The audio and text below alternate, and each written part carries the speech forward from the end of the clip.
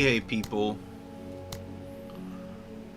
we're gonna speedrun a mission in Menace and then we're getting right into the tournament. Let me actually go, let me make sure that I've got a couple people who are gonna be joining my lobby. We'll grab Jimmy and we'll drop him the invite.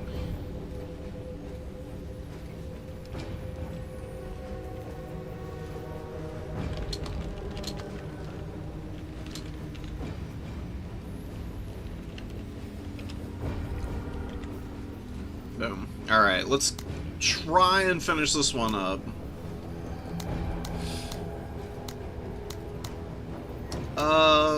We're just rolling with some of these guys. I've been playing a lot of Menace. This game is so freaking fun. My dirtbag son here, one of my favorite squad leads.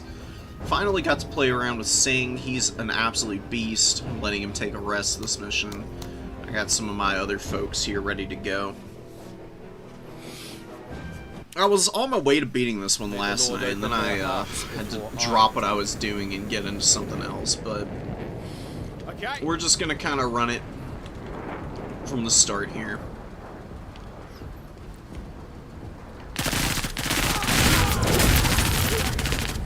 Not bad for a pug. Absolutely brutal. This guy's actually a pretty good squad lead. He's on the weaker end in some respects, but he's actually pretty accurate. Coordinates received. If you set up his skills to synergize around his good like baseline accuracy stats, essentially giving him Vanguard and just letting him start in the middle of the map, he gets pretty crazy. Move it, Marines! As God wills it. Eyes open. Darby has like a million things on to make her invisible, so she is all gillied up right now. She's going to be an absolute monster in this mission. Who, sir? And Pike here, he's not really doing much of anything. Gave him the AT rifle if he needs it. He's got a laser designator. Sir. All of his little skills to increase AP and whatnot. So, he's just kind of a mule. He's not really meant for doing much of anything else. Alright. He's got, yeah, okay, that's his baseline skill. Orders! Moving!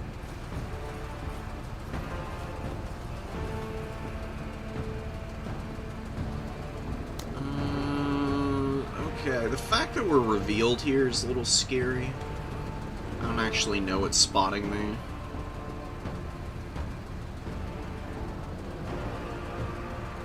We're gonna just back up.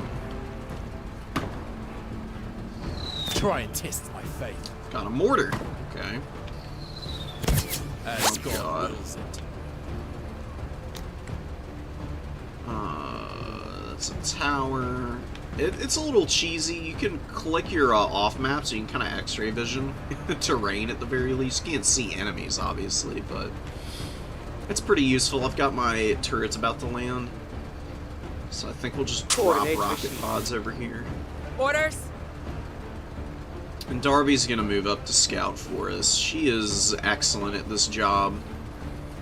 Very easy for her to get into a position to check the enemy out with a minimum of effort.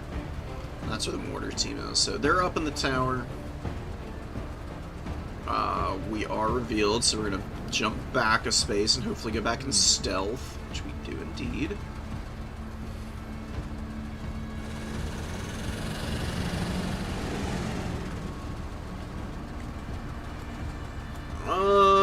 There's a bunker over here. We can't hit the tower.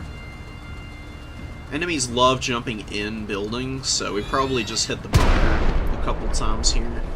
Call it a day.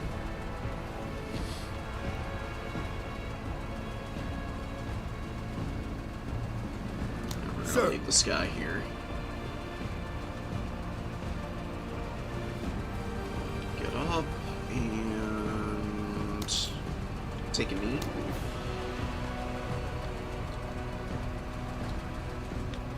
Hey, can I really LOS'd from here? Ready on my under heavy fire! Okay. We'll get Lim up and he can sit behind About Gabriel. time, mate.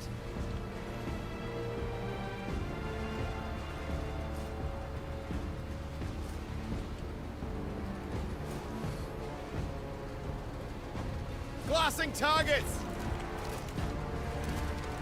Some We are infantry victor! running away from me. Really want these to Orders? actually land in here. Alright, we'll just scoot forward. And I think 2 volleys on a mortar team that are in pretty good terrain should kill them. Apparently not. Oh, that's frustrating.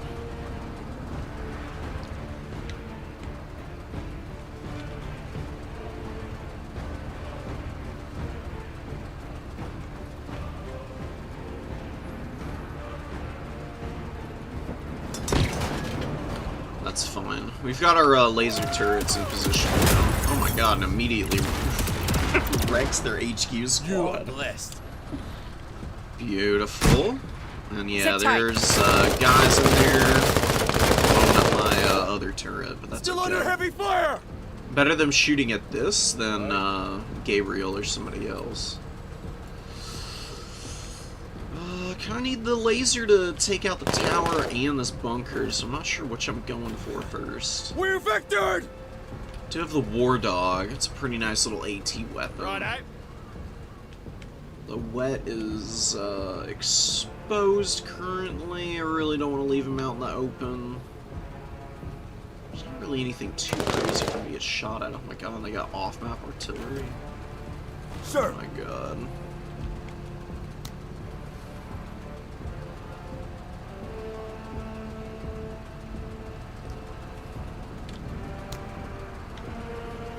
So we are LOS'd here.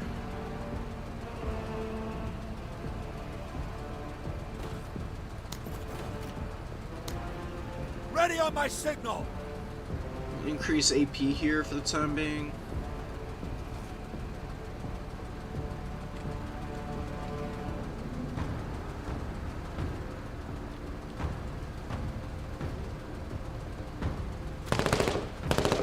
We'll drop to a knee here. There's a turret, which is Still under heavy fire! fine. We've got Gabriel with a bunch of extra AP here.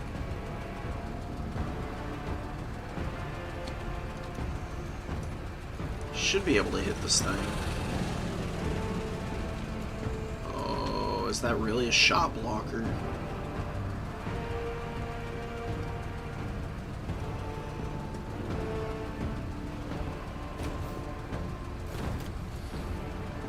The autocannon is a little scary. I think taking out this tower, though, is a pretty decent starting point. Apparently not going too well, though. Oh, God. Alright, let's bend. That's a little sketchy. We are Okay, they jumped victored! out, thank God.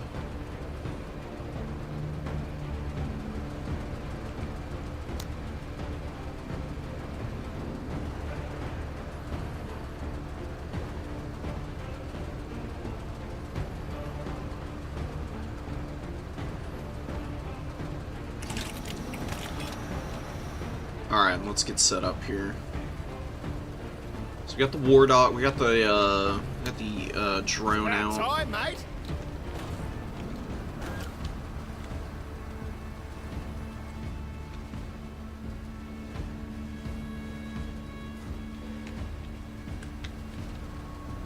A bullet for every taker!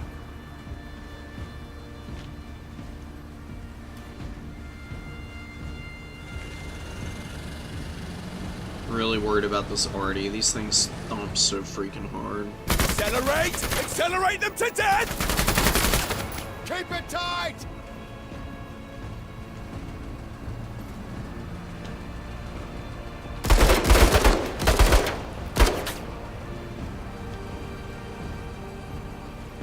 More infantry. I'm not worried about the APC, really.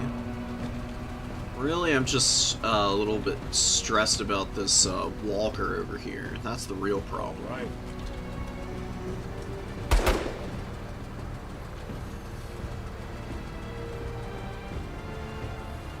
Orders! We use the war dog now, just to hit this walker. Oh, I didn't think it was gonna one-shot it, but okay.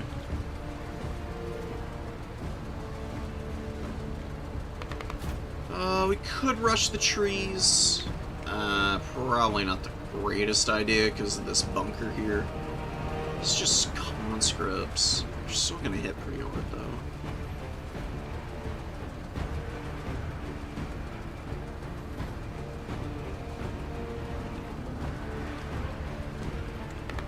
Not too far for me to actually shoot though. Probably not even gonna do that much damage to begin with. Okay, so that's their attack range. On our Just way! scoot up over here then. Just chill there. Oh, we only got a few minutes left. Rip.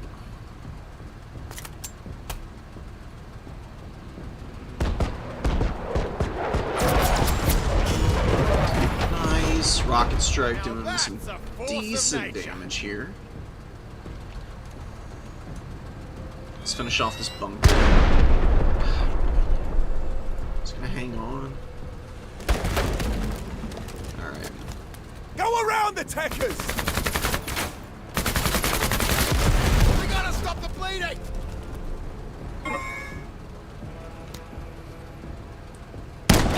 Engaged! Alright, perfect. Move now up. I get up on the trees here. Eyes open. We avoid the artillery, thankfully. The thing Oscar is Mike. just an absolute monster of a unit. Maybe we can kill it. A little bit On of damage target. on them. It's about time, mate.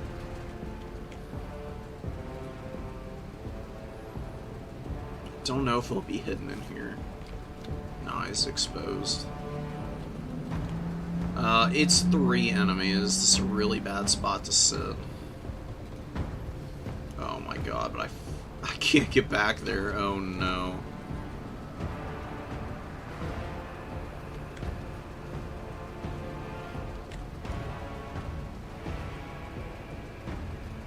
Okay, maybe we can pick one of these guys off. Oh, not likely. Oh no.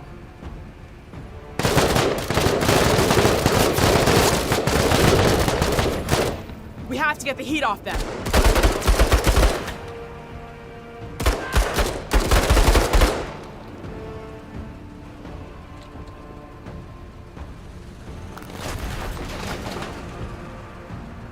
Orders? Unit rolling in. Alright, but I got one of his Going squatties north. killed, so we gotta get him out of here.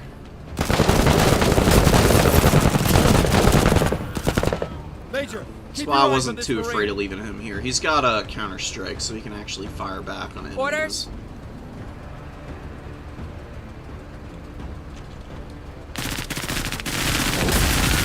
Mortars down. Nice shooting, Marine. Moving to waypoint. Vehicles can't Enemy spot movement. for nothing. Oh, but there's special forces over here. Oh my god. Well, that's a little bit more intimidating.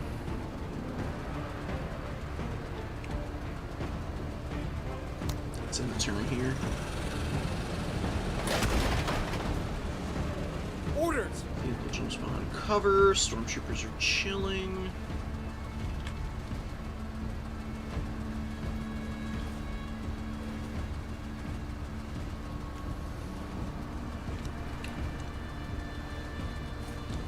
Actually get up over Tell here. command we'll get this sorted. Okay, and they're getting in the bunker. Still gonna close ground on the artillery piece. I don't think we can stick around though. Tournament's about to start, so we're gonna jump out of here. It's been okay, Ross. I hope yours has been good too. You know. Oh, whoops. More than anything, it's been,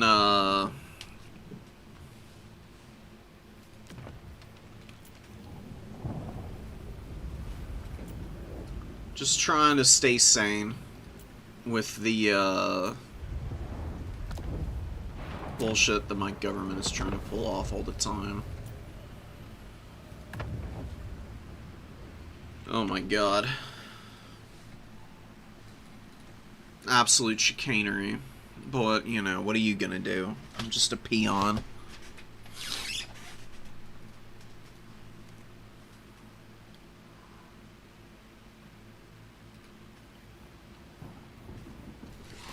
You know, you hope that your government tries to make moral decisions and then they fail spectacularly.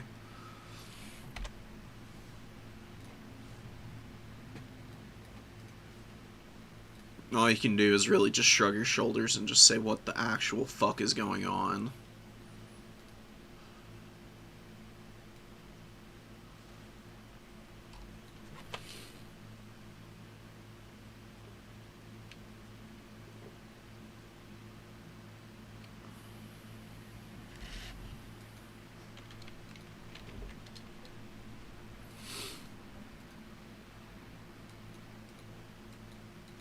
Yeah.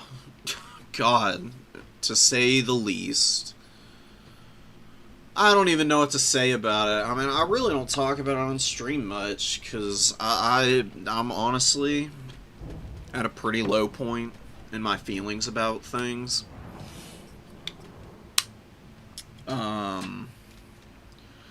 You know, I went out and I tried to register people to vote for the last presidential election, and nobody cared.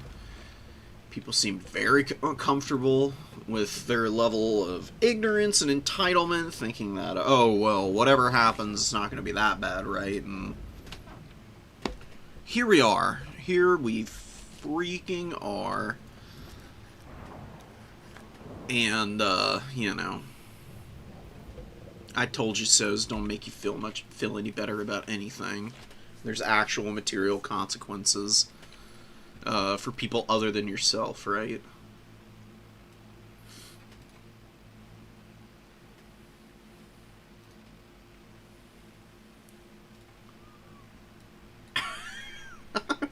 Number 3? Alright, let's go, fellow evil government sufferers.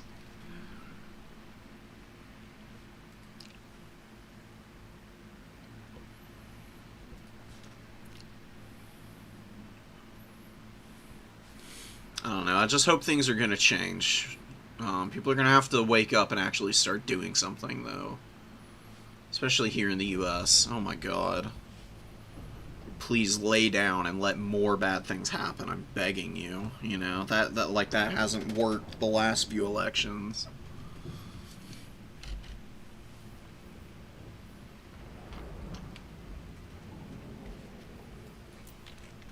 Anyways, let's get back to some Warhammer for the time being. Maybe I'll make like a whole standalone video where I just get into all this. I think that'd be a lot better than trying to talk about it on stream right now.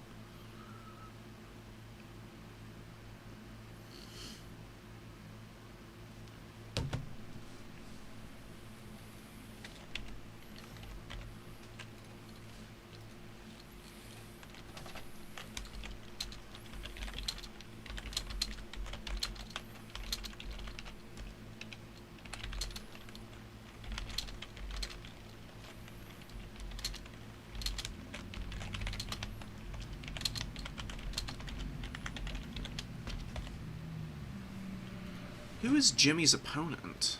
Hello?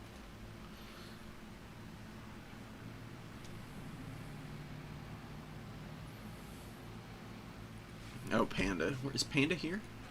No, Panda's not here. Let me go find Panda real quick.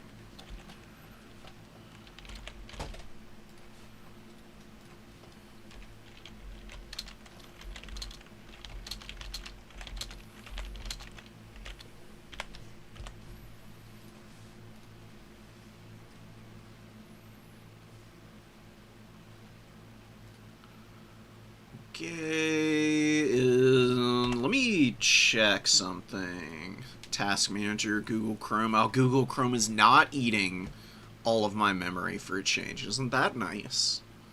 Thank you, Google. See how long that lasts. Sometimes it just decides it wants literally every last bit of RAM that it can get its hands on. I have no idea why. It'll literally jump to using like well over like I don't even know, like half of what I've got available sometimes. It's like, oh yeah, I'm trying to use just 16 straight gigabytes of all your RAM. Don't worry about it, bud. I think the only thing that gets close to that level of ridiculousness is Escape from Tarkov, which just has like ridiculous memory leaks. It literally does not matter how much RAM you have for that game, it's just going to use it all regardless, and it's not really going to perform that much better. It runs slightly smoother, while still getting jitters and chicanery like that. It's wild. Yeah, Mamdani is great, honestly. I'm excited. We'll see how he does as mayor of New York. He's got a pretty tall task ahead of him. And he's got to juggle the most fragile man-child's ego of all time, so it's not going to be a simple matter.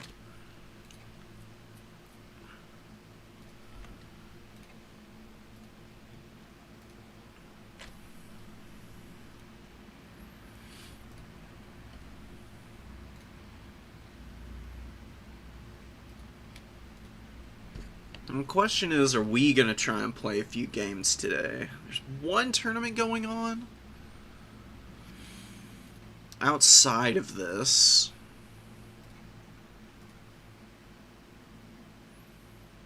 God, I really want to get some games in, but I think we stick to the new player tournaments today.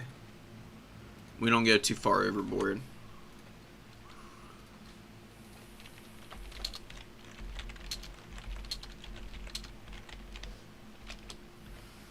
I don't know where Panda is. Just chilling here, waiting in the lobby. He's been AFK or missing for a hot second.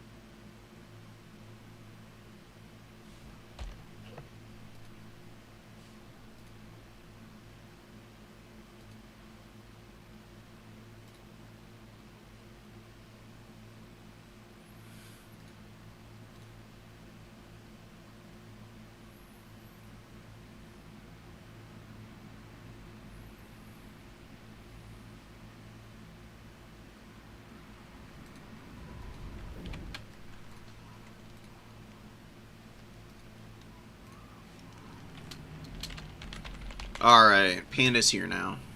He's on his way, at least. Still haven't seen a lot of the corruption variants for a lot of these maps. Really curious what Twilight Forest looks like.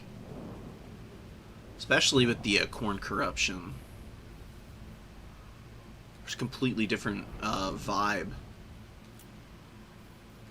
Ragnarok Lair looks really good. I've seen several of the variants on that one. I don't think I've ever watched anybody even play Blasphemous Snowfield. Maybe I should do a tournament with some of these maps that never get played. Dunes of Setep isn't even a bad map.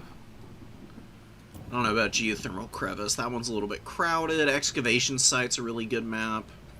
Just really big, doesn't get played a ton. I love Geyser Bluff. Glade of the Everqueen, we see it all the time. I haven't seen people playing on it a lot lately, though. Glinty Tooth's Crag is kind of cool. Love me some Haunted Vale. Nehakaran Wastes, which I don't think I've seen many people play on.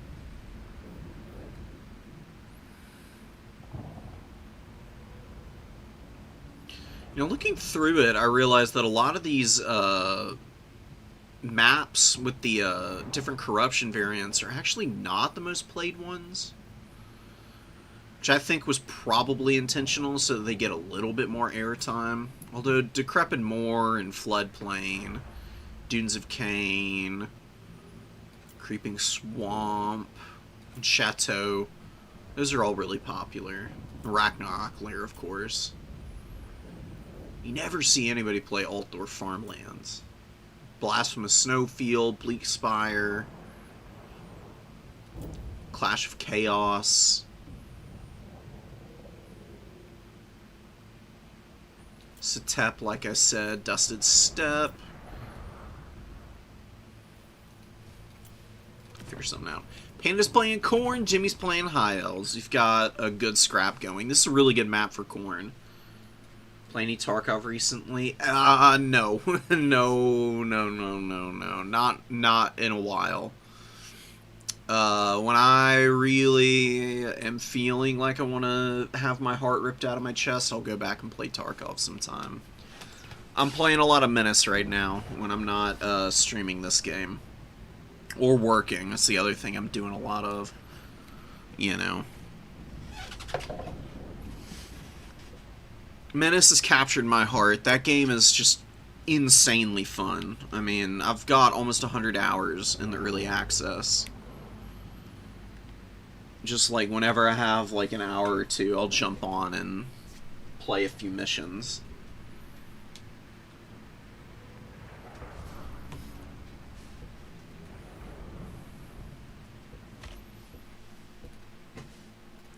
Tarkov just requires so much more time investment.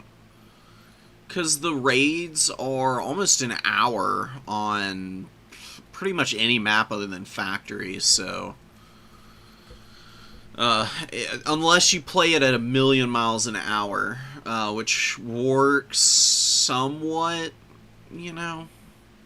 It's a lot riskier to play that way, and especially when you have, like, fairly limited amounts of time. Can work out for you, but I don't know, dude. Get really frustrating. Tarkov is just a whole mess, honestly. It's really the long and the short of it, and I'm not interested in getting into it right now. Eventually I'll get a hankering for it, because it really is kind of a one-of-a-kind experience. Nothing else quite hits the same peaks of, like, loot and shoot kind of gameplay.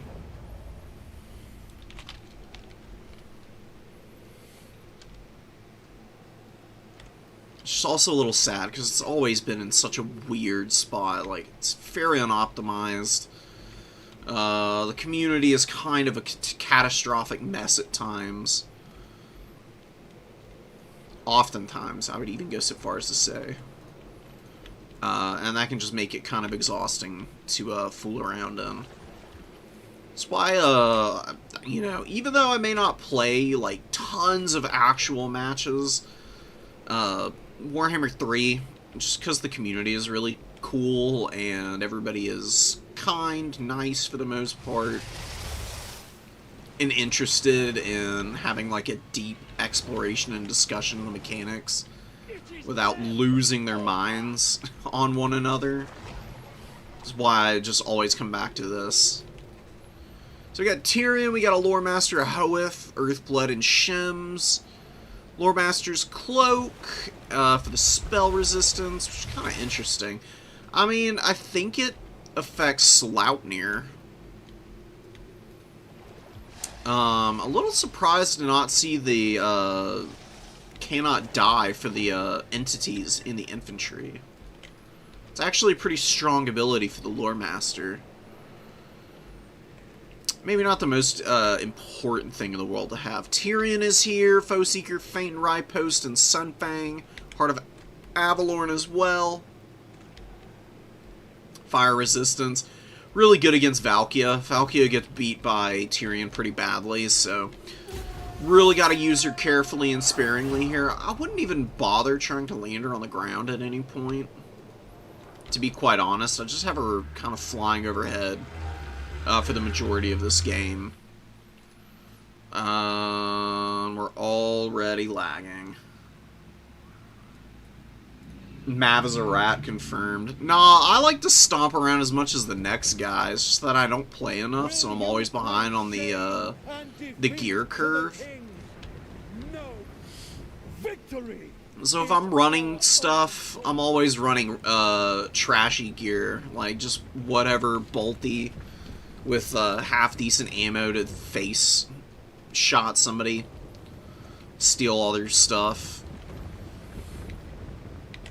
And I do actually enjoy doing a little bit of questing on occasion. Alright, we closed Google and now things are actually running a little smoother, so I think it was me on my end, perhaps.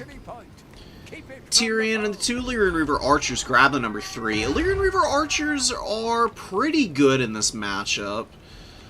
A little vulnerable at times to stuff like the Hellforge Bellowers, which can really chunk down the number of models on them, because the missiles just hit really hard. The Vortex does a decent amount of damage to the cavalry as well.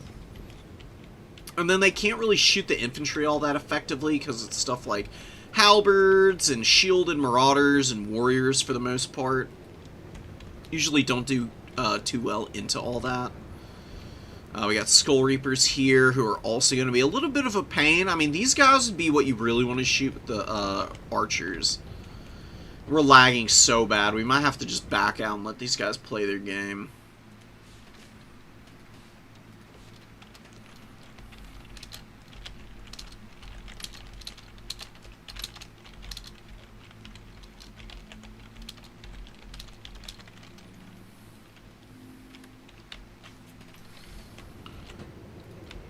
This is absolutely insane. Okay, I'm gonna leave and hopefully it evens out for them. And I wish them well. We'll get the replay. And we will find something else to do. LMFAO, yeah. What a great replay. Let me go to my little bank of replays and see what I've got lying around. One of my own games from recently that we can get into.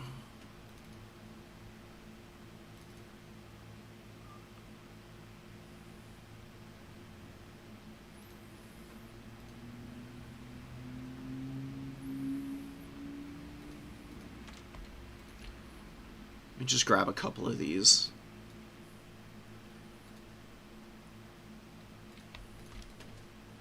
And see what we've got in here.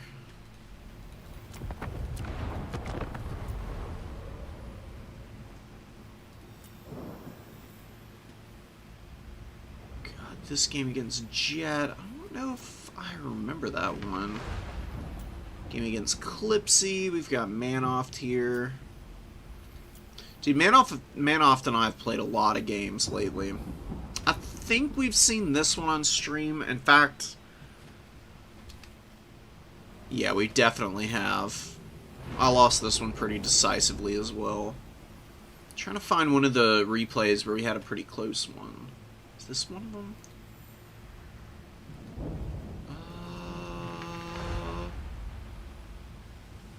No, I think this one's also been on stream. This one I don't think has those, so let's actually take a little peek at this one.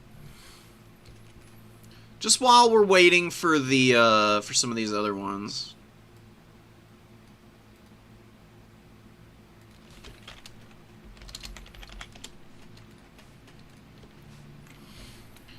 Yeah, sorry about it, guys. I just don't know why they can't get dedicated servers. It would fix things. I mean, even if everybody was dealing with a little bit of input delay, it would be so much better than the peer-to-peer shenanigans that we get right now. It sucks. So anyways, I'm playing some Warriors of Chaos here. I'm actually running a couple of Corn Halberds. I've got the Rotting Riders, who are always really good in Bretonia. Companions of Quenelle are over here on the other side. I've got Mounted Yeomen, 3 of them. I've got the Dreadmaw. It's just going to be popping in and out of the ground. Cause some problems for the Bretonians. Terra's always nice. It's a pretty cheap source of Terra as well. And I've got Archeon and the Rotting Riders as well for 2 additional sources. This is arguably maybe a little bit overkill. Could stand to maybe just bring some more basic infantry and be just as well off, but I figured they'd be pretty good if there were any peasant bowmen, obviously. Not bad against skirmish cav in my experience either, because this Dreadmaw really is pretty disruptive with the burrow and the deep tunnel ability. Excuse me. It does quite a bit of work against cavalry units in particular, it seems. At least low-armored ones like Mounted Yeoman. So Archie is running around over here trying to grab the point. I've got the Dreadmaw just looking for time and a place to re-burrow again. Do some more damage to the Mounted Yeoman and get them on the run. Lewin is looking for an engagement. I'm going to try and deny it to him here. Archeon gets stuck on the edge of the Marauders, but I've got the Halberds here, so man off some good micros, just going to jump up and get away. And Dreadmaw actually terror routing the Mounted Yeoman is really nice for me, getting them way out of position already. You can see it hawking a nice big old loogie there. Its shooting is actually fairly effective. It took me a little while to realize that. Hadn't really used it for the shooting so much usually, but it can usually take a few models off of skirmish cav, and then stuff like infantry, if you get side shots in their formation, can actually cause some pretty serious damage. So over here, really nice pick for me. The Mounted Yeomen were just poking the back of my Marauders. The Companions of Quinnell got in there and got a good charge off, but these Yeomen got way too deep, and the Hellstriders come out. And we get a beautiful sandwich right here, just surrounding everything right now with my cav. But a really nice Lion Shield. I'm sure the sort of Corone is about to go down here. In fact, it already has been procced. Lewin does run out of the radius of the Rotting Riders, though.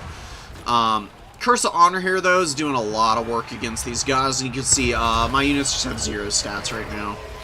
Pretty brutal, but we get a beautiful Searing Doom. Just absolutely ruins the Companions here, who are basically dead already. I mean, 1,500 gold unit down to basically nothing with only about 280 value is nasty work. And the Rotting Riders really not looking too bad. They got a decent amount of value, and they're looking fairly healthy. More Questing Knights come in. Another Mounted Yeoman over here is routing, and the Dreadmaw is looking for some good positioning here in the back. I'm just trying to get it on top of some of these infantry to start maybe terror-routing them, getting them nervous and antsy and out of position. Marauders are taking the fight on the middle. We're not capping it, but I've got my Halberds in place here just to hold. And Chaos Warrior Great Weapons holding over here. And Chaos Warrior Halberd's going to loop around the back here to look for some engagements. One Hellstrider went down, but got decent enough value. I believe it got close to 500, and we get a beautiful Burning Head here. Oh, you gotta love to see it. It hits multiple units, lots of Men-at-Arms dead and gone, and even clips the back of the Spearmen-at-Arms. Takes about 10% of the HP off of them. Archeon with about 1,000 value is looking pretty well set. And the Questing Knights are going to engage the Chaos Warriors here. A little rough for me, for sure. Definitely not loving the position that these guys are being put in, but Archeon with his ITP aura is just a beast. It is so nice to be able to imbue Chaos Warriors with ITP. It makes a huge difference for their performance. And it makes life very difficult for the Bretonnians, because normally Lewin is able to tear out stuff that they get their heavy cavalry onto, and the 1-2 punch with him and the cap charges just ruins leadership on tons of units, and it becomes very painful. My opponent is getting a really nice Curse of Honor here out, though, right now. I mean, you can see again and again the stats on my units are just getting put in the absolute pits. Thankfully, the Rotting Riders are holding fairly well here. We get another beautiful Searing Doom. Knights of the Realm get pummeled. The Questing Knights got pummeled pretty badly as well. They're trying to pull out. They're down to less than half health, though. And the Dreadmaw is mucking up the works. I actually got it onto the back of this fight, and it's actually drawing a lot of aggro from the Knights of the Realm here, as you can see. With the immune to flanking, it's actually fairly hard to hit, too, which is doing numbers for me. It's working out to be a really nice situation overall. Chaos Warriors are getting beat up a little bit. They're not trading terribly, though. The Rotting Riders are really struggling now. Just a lot of bodies around them. This Searing Doom misses a little bit. The Rotting Riders take a little bit of that damage, and I'm trying to pull them out through my Chaos Warrior lines here. Archaon beating the snot out of Lewin right now. He actually takes him down to about half health. And I'm just going to get right back in there. If my opponent wants to try and engage on Archie with Lewin, it's actually a pretty good fight in Archie's favor. The reason for that is that while Lewin does have a perpetual heal, here it is, the Ladies Champion, it's only 0.10. It's really just a regen effect. And with the flaming damage that old Archie has, he's mitigating that by half. So he's actually able to put some moves on Lewin oftentimes. You gotta avoid Lewin when Sword of Corona is active, and you know, these curses, man. The Curse of Honor here has been a nightmare for me so far. But we are hanging in there. We do have a bit of a value lead, and we get another Searing Doom off. This one's smack dab on the center of that Knight of the Realm. And they can't quite pull off of the Chaos Warriors in time. The Chaos Warriors have been holding firm for me just amazingly. And we get a beautiful deep tunnel from the Dreadmaw as well. Doesn't have incredible value, but like I said, drawing tons of aggro and making life difficult for the Bretonnians and all my halberds. The Chaos Warriors of Khorne with the halberds are just a damn near impossible unit for Bretonnia to counter effectively. As long as you don't massively overextend the Chaos Warrior halberds, there's really no worries in just letting them grind into whatever Bretonnia throws forward, because they do have pretty decent stats with the Frenzy and the melee defense and the weapon strength, the bonus versus large. Obviously, they can grind through an awful lot of the Bretonnian armies. The only thing they need to be worried about is Foot Squires and Trebuchets, and you rarely see those. Foot Squires sometimes, but not that much. Archie, by the way, just beats the living hell out of Lewin and puts him down bad. Trolls got in there and surrounded him and then let Archie get the finish. And you can see that Knights and a lot of units getting stuck up in here on the Armored Trolls. Armored Trolls thump pretty hard against Bretonnia as well. And we got another one over here getting into the mix, breaking the peasant mobs and the spearmen that are in here. And now the Royal Pegasus Knights trying to escape. Forsaken all over them, Trolls all over them, Dreadmaw all over them. Dreadmaw with 117 kills and 600 value is not bad at all. Especially for how hot and heavy this game has been. And we've just broken the back of the Bretonnians here. Manoff after the game just said, I didn't know that, I was not familiar with Archie's game, which is understandable. Archie is just an absolute raid boss of a character, man. Nice HP pool, no heals is a little rough, but his stats are great. His magic set is absolutely impossible to deal with for most factions because he gets such a nice spread of spells. He gets Burning Head, Spirit Leech, and Searing Doom, and between those three, you've covered your bases against most factions. Because whatever faction you're playing against, they're going to be vulnerable to one of those three spells. And especially on a combat character as powerful as Archie, Spirit Leech becomes even more effective because he can really go character sniping, depending on what your opponent brings. I didn't bring Spirit Leech this game, I just brought the Searing Doom and Burning Head. I mean, perfect spell kit against Bretonnia. You roast all the peasants, you bombard all of the cavalry, and then you grind out 4,200 value by killing their king and making him look like a silly fool in the process. Manoff's army really didn't get a whole lot done. I mean, some of the Knights of the Realm traded okay, but the questing Knights were pretty lackluster. Not to say that my cavalry was doing that crazy. One Hellstrider got some okay value. The Trolls were coming in and doing alright. Really, it was the Chaos Warrior great weapons. I mean, 956, close to 7 there. Pretty efficient play from them. The halberds held really nicely, and the Dreadmaw was another X factor for me. A fun little quick game. It was nice. It was a nice evener for me and Manoff. Yeah, you can take the Nurgle caster in reserve, but it's using a mark, and Fleshy Abundance is expensive. It's so costly, man. I'd rather just play carefully with Archie and his HP than try and fit that in, because then you just don't get as much magic for actually doing damage with our boy here, and it just starts to feel a little bit bad at a certain point. Oh, this is the Blight Boil game.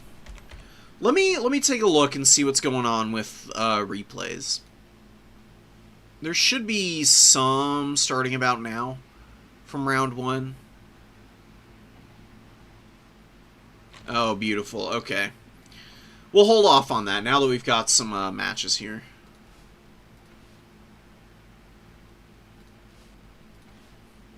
Absolutely beautiful.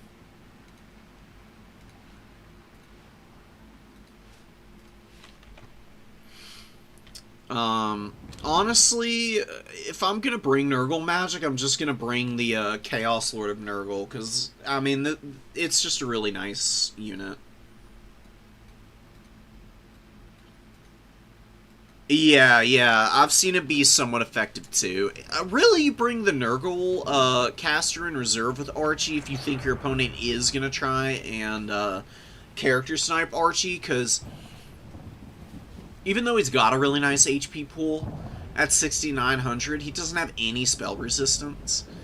He's actually a little bit vulnerable to Spirit Leech in return. So against certain factions that have access to death magic, and maybe don't have like a cleaner way of dealing with Archie, if they all in with Spirit Leech against him, it's actually pretty effective. So you can bring the Nurgle caster to work around that a little bit, just to use Fleshy Abundance on him, because obviously losing Archie is kind of a disaster, depending on the circumstance. If you really have to, you can just use your Searing Dooms and then the Fleshy Abundance. Searing Doom is just a really great cheap spell. Burning Head is a little pricey. Spirit Leech can... it's a little more expensive than Searing Doom. There's ways to work it in, but I don't think it's that good, typically. It's a give-and-take situation. I think factions like... who would be most likely to bring Spirit Leech against you as Warriors of Chaos? Beastmen probably would. Beastmen actually would do pretty well to snipe Archie that way. Because Archie is pretty strong otherwise against them. Vampire Counts would probably bring it against Archie. Ogre Kingdoms might, although I don't know about that. They've got pretty good anti-large stuff. Nurgle could use it against him. Yeah, I think that's about it. I think those are the factions that would try and do that to Archie. Wood Elves and Dark Elves might try to snipe him with, like, Doombolt or something. You could bring the Nurgle caster there, just to hedge your bets. That's if you want to give up 700 gold and a Mark of Chaos, though, which can be a little prohibitive.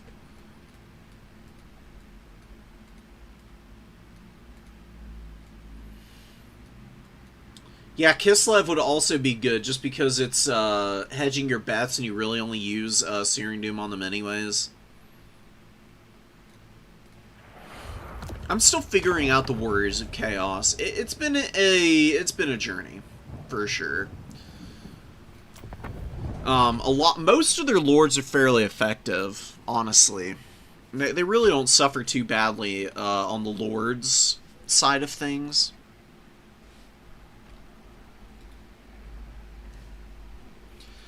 The Warriors of Chaos weakness is,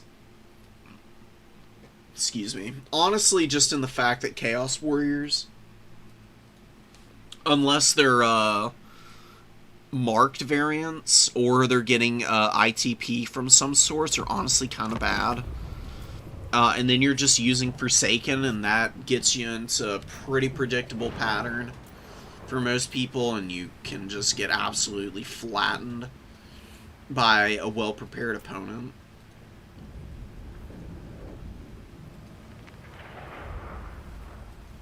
It's a little bit of give and take. I don't know if we're going to go over this one, to be honest. This is an awful matchup for Ogre Kingdoms. This is as close to unwinnable as it gets in the game. We'll probably get around to this, and maybe we can point out some things that you can do better, but I don't know. I mean, Tomb Kings just, like, frighten all the Noblars off the field, and they terror out them with the big monsters, and they survive through a lot of the shooting that otherwise just kills all other factions in the game. Chosen the Gods hard counter lead belchers pretty thoroughly. You've got like sepulchral stalkers and like cheap horsemen. They can swarm as well. Ogre Kingdoms don't really thrive against either. It's just too many things that go against you. Let's watch some Norska Skaven. I don't believe we've seen Corsair in a long time, and Corsair runs these pretty cool Skaven builds with the Veil of Shadows. And the basic Warlord, I don't know what he's on. Very curious to see that. He's got Warp Fire Thrower teams. They're not terrible. They're a little lackluster. Look, I really like the leadership debuff that they apply. The damage output isn't bad. I wouldn't bring 3 of them. I'd get 2 Globadiers and 1 Warp Fire Thrower, because the Globadiers will do more damage. And then you can follow that up with the Warp Fire Throwers to break leadership on the remaining units. I think that's the 1-2 combo that you really want. But that's just my personal opinion. Veil of Shadows is here to be overcast, and it's basically a giant snare for 26 seconds. It's really brutal if you're not familiar with it. This will catch you out and ruin your day, man. It is disgusting. So, Eshin Sorcerer pops the concealment bombs immediately. He's stealthed. It's going to be very hard to see. With the Night Runners here, you know, normally this isn't a bad call. Having your horsemen here just to, like, try and cap the point. Ooh, the preemptive Veil of Shadows, though, is actually a little bit out of position, and some good maneuvering from Captain here. This is Marauder Horseman out of the worst of it, really. I mean, got 1 horseman over here is in danger of getting wrecked by the Night Runner volley here. Otherwise, though, it's really not been too bad. And, oh, I think it was not an overcast one. It's very possible. Usually, it seems like the radius is a little bit bigger than the actual effect area. So usually locks stuff down a little bit better, but it is what it is. Broodhorror is going to chase one of these Marauder Horsemen off the field, terror routes, and then actually breaks their leadership. So, looks like they're going to be gone in the Night Runners, man. You know, Night Runners, not the best unit in the world. Very limited on ammo, but they do hit pretty hard, and they just shred other skirmish units if they get in range. Their trading is just so efficient because of the price point and what they hard counter. Not so good shooting into shielded stuff, but not the end of the world. They push back the Marauders. They get the cap on the #1 here for the Skaven, and Norska normally going to be dominating the points early, but here it's the Raki getting into a pretty nice little position early on. Broodhorror is looping back around. Nice control on that guy. Chases off a Marauder Horseman. It's a lot of value that's not being reflected for Corsair here. Now it's 550 gold gone. Got Marauder Hunter Javelins are kind of waddling in behind. You got a Burning Headcaster. I actually do really like the Throg choice here. Throg with 8,000 HP and Wintertooth Crown, Fight or Die, nice little buffs. He is crazy hard to actually get rid of because of his regeneration.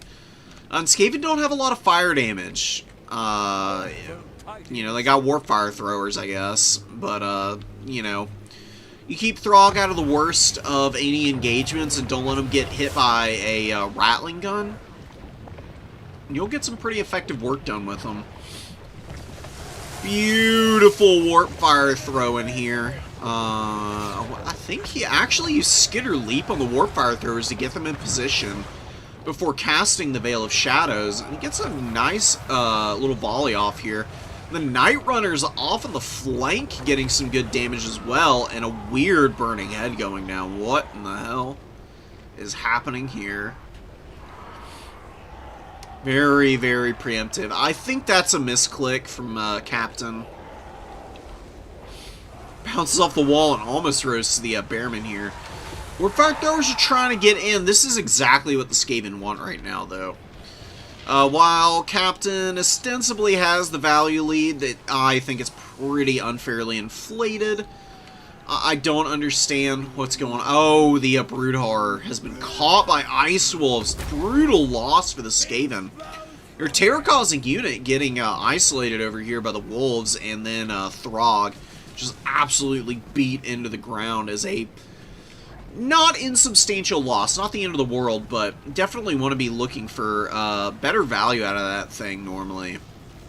It's a very nice tool for rushing around and breaking vulnerable infantry. Well, there's not really a lot of that. It's mostly Marauder Bearmen, and they have ITP, so they don't care about anything. They just grind for, 50 years, and you struggle about it. They're just a really solid infantry piece. Beautiful damage from the Warfire Thrower there. Right up onto the flank, and over here another beautiful volley. Oh, the Skaven Flamethrower teams showing their metal here, actually getting some effective damage through onto a lot of these targets. Burning Head going down, but weapon teams have 70 armor, so really not that effective. Plus, small number of models with per model pretty big HP pools. Flimsy overall, but against this one specific spell that otherwise wrecks the Skaven, this is the one place you don't want to use Burning Head. You'd rather use a Burning Head right here and just try and roast all this stuff. All these Night Runners, you got a bunch of Clan Rats over here, Skaven Slaves. Anything like that would be a better target. Over here is also a good spot. Clan Vulcan Tail Slashers are over here. They do have fire resistance, but Kindle Flame will nullify the buff. And then an Overcast one will just wreck a 25 armor unit. Skin Wolves fighting Clan Vulcan Tail Slashers, Clan Rats, and Skaven Slave Spears. Warlords grinding, not really doing much, but hanging in there. And Skaven steal the back point. This is one thing Skaven do really well, because they can bring so many bodies against more elite factions like Norska, who oftentimes aren't bringing 39 units to the field. You can cause a lot of problems for them just by getting up on points and not letting them actually move or do much of anything. You just run in, throw bodies up, stuff them back, bring your weapon teams forward and roast the right targets. These Warfire Throwers get some beautiful volleys. They do have flaming and magic damage. And Corsair is looking like a Gearbrain genius for bringing these guys. He actually breaks the Trolls leadership. That Veil of Shadows doing some leadership debuffing as well. And you can see Skinwolves and Trolls routing out of here. And leaving the Marauder Bearmen all by their lonesome. Norskin Ice Wolves trying to get deep, but they're just running into a million guns. I mean, Teethbreakers out here on the flank, Rattling Guns here. Pretty healthy, do get charged, but the Warfire Throwers turn around and start roasting down the doggies. And they get absolutely destroyed. Beautiful defense in depth from Corsair over there. Warfire Throwers with 1,000 value over here, and being attacked by Marauder Horsemen and still shooting. Get a nice volley off on the Hunter Javelins, and Rat Ogres need to just rush up in here, get on top of these guys, and over here you need the Wolf Rats and the Rat Ogres to immediately deal with those Javelins.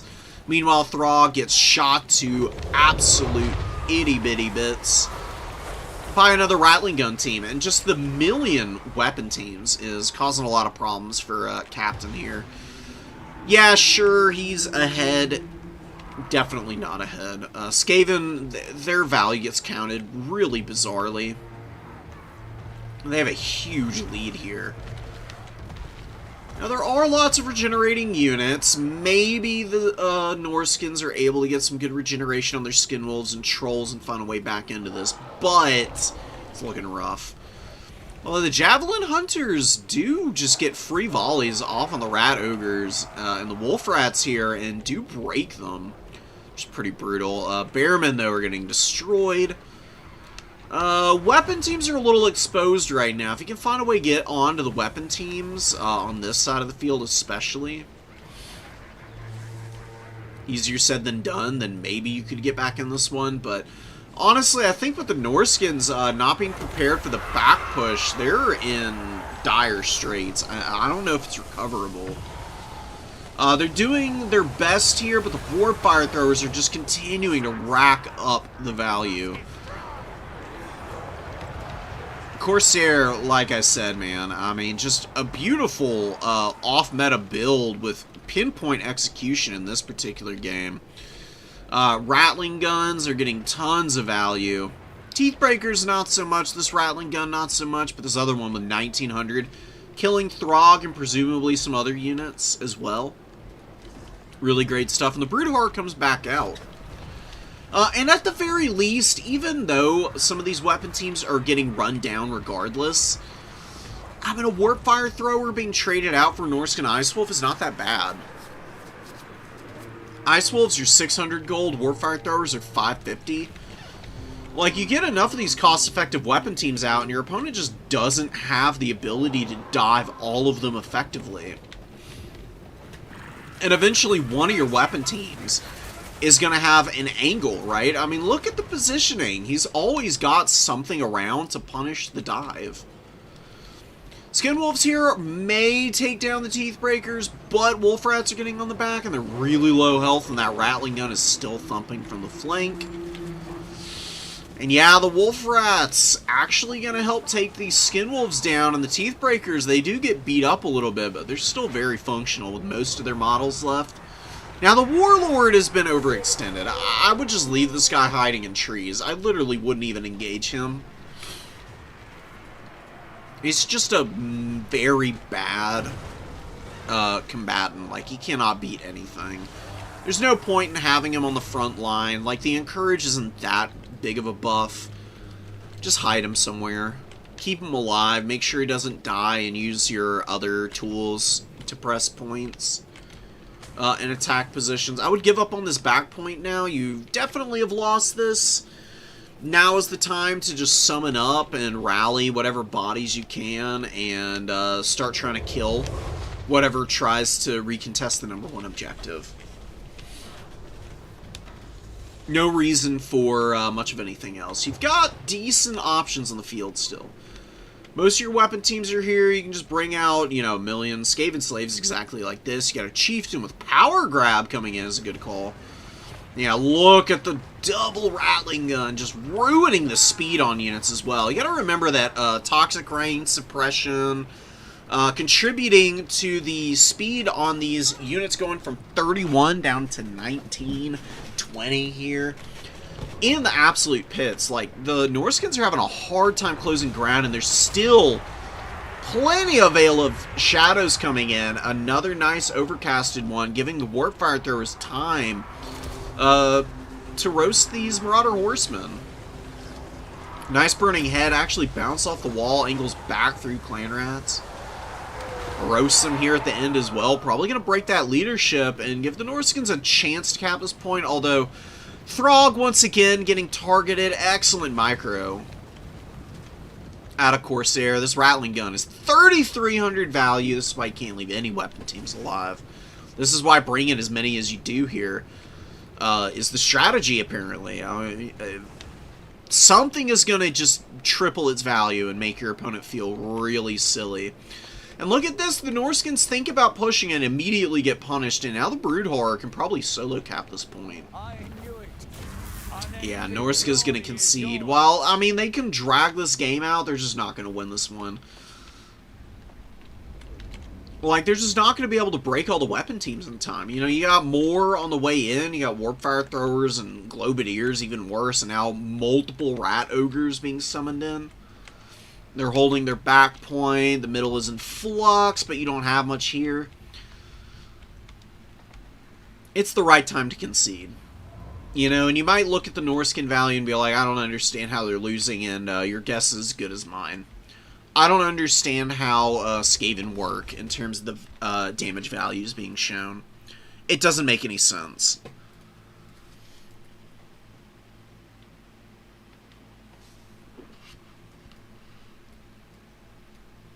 Yeah, right. Something weird with the value tracker is just the name of the game. That's why you gotta read the battlefield, guys. Don't ever, ever, under any circumstances, rely on the damage tracker to tell you what's going on. It doesn't track healing. It doesn't track damage from a lot of spells. It doesn't track certain abilities. It's really broken. And you should not ever look at your damage value and think, I'm doing great. You should look at it and then be like, okay, I'm ignoring this. And then look at your units on the field, where they're positioned, and what's going on with your opponent's stuff. And that's how you should make your determination of the battlefield position that you're in.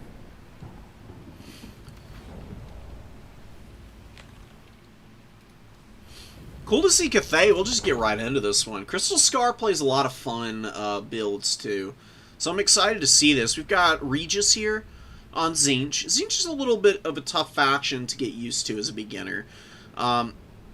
Very, very weird business with them. They play very differently from most everybody else.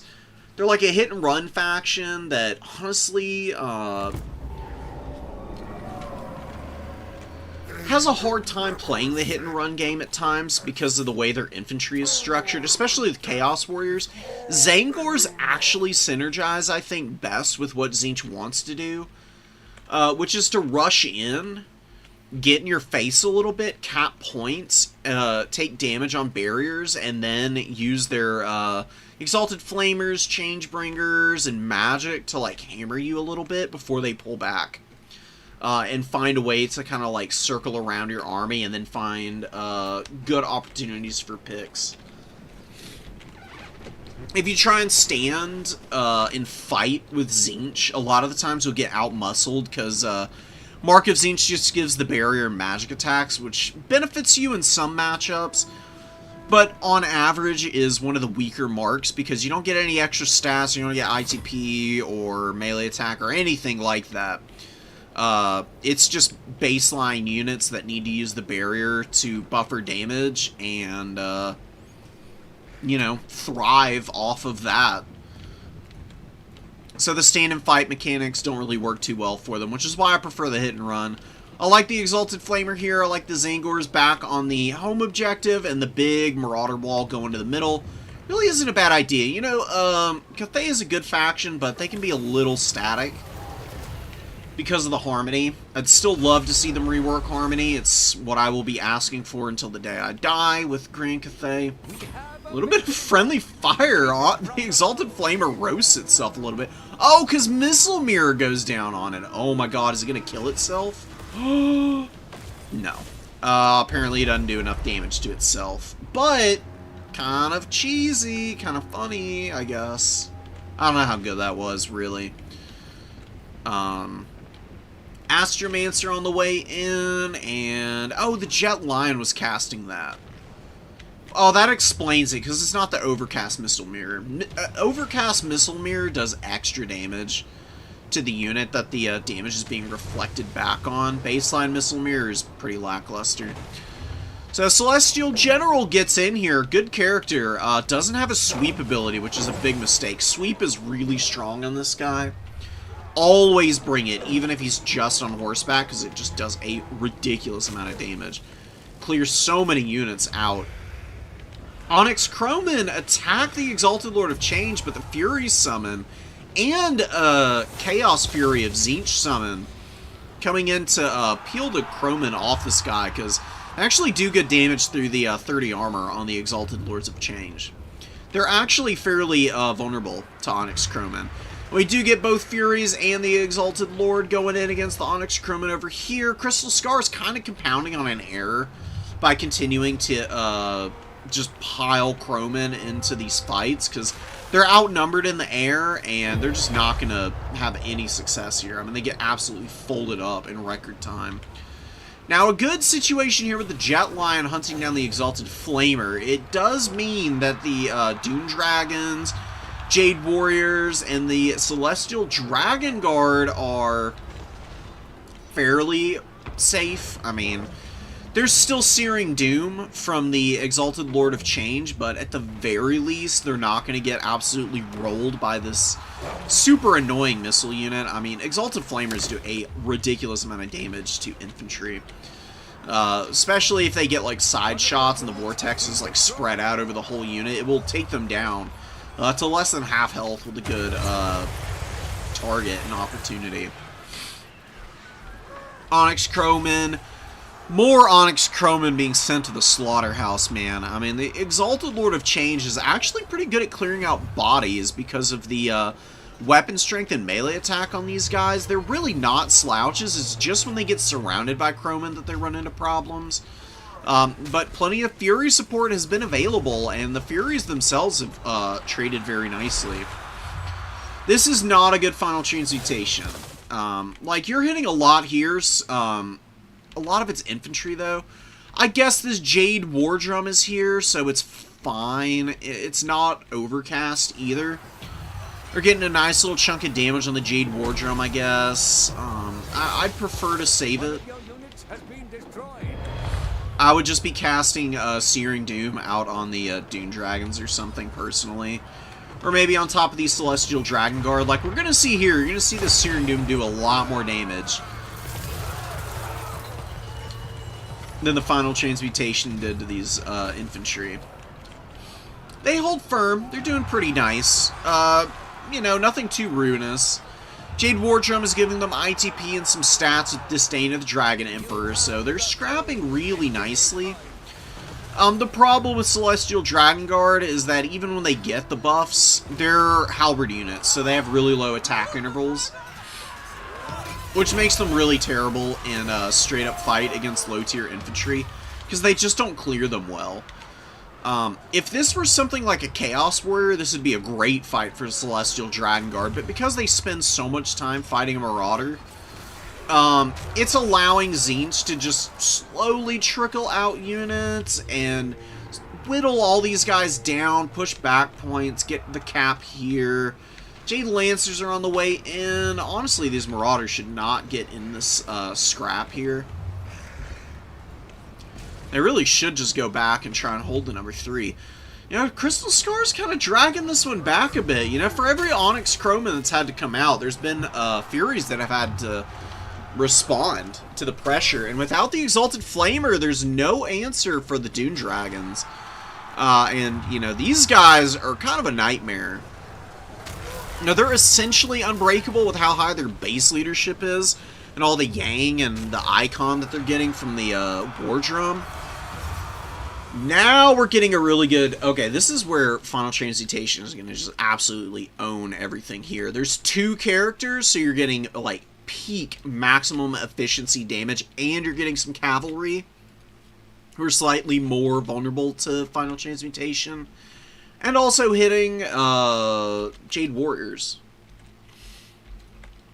So, while it's not great against infantry, you've got multiple other targets that it's super effective against, which are just getting absolutely run over by it. And Exalted Lord of Change can land in here and start beating up on this Jade War Drum, which is exactly what's going to happen. Plus, you got the Tier 3 army ability about to nuke the other Grand Cathay units over here fighting A-Cold. Celestial Dragon Guard going down really hard right now, and the Jade Lancers get punished by a Searing Doom. That's how you take a lead back. I mean, you're fumbling a little bit, your opponent catches up, and then you get a couple good spell casts and army abilities, and now you're back in the lead. Still not clear. Still a bit of a tough scrap ahead for Tzeentch. They've still got to find a way to deal with the elite infantry. Dune Dragons are going to hold here for quite a while. Jade Lancers are trying to swarm, but Big Bird is going to do a really good job of keeping a lot of these Tzeentchian units in position. Some encourage shenanigans. You know, it's 4 extra leadership. It's better than nothing. There's terror routes available if you can get rid of the big cart, which it actually does look like Big Bird got rid of the cart. Yeah, Jade Wardrum is dead. Huge kill.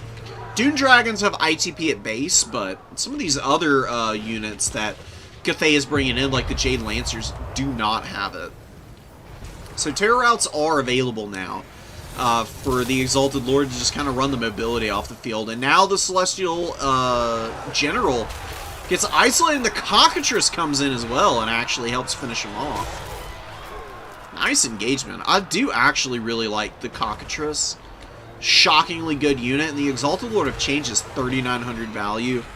Hard carry Lord performance here. A-Cold not doing bad either. He's got about 800 value, which is really good for a foot character.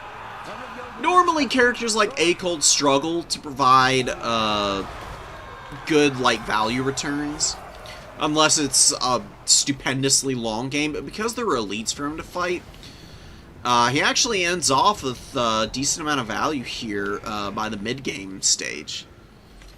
Grace of Kuai Yin is coming in. Honestly, out of some of the Grace of Kuai Yin as my first unit. The reason is the magic damage and long range on these guys is going to just absolutely roll the Exalted Lord. If he gets hit by one volley from these guys, they will chunk him. This unit is disgusting. They do just vile amounts of damage. And they've also got this Mark of Yin ability. I think people forget about this. It's got the same range as their missile as well,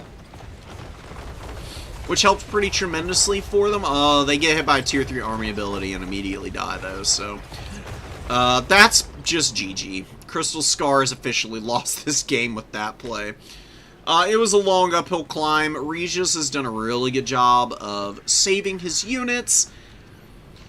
You know, Marauders and Zangors getting pummeled is fine, especially when you're able to bring out your big monsters behind that and just run stuff off the field like that Cockatrice is doing right now. You get good magic, and you can make up a lot of the value difference. You can see the charge damage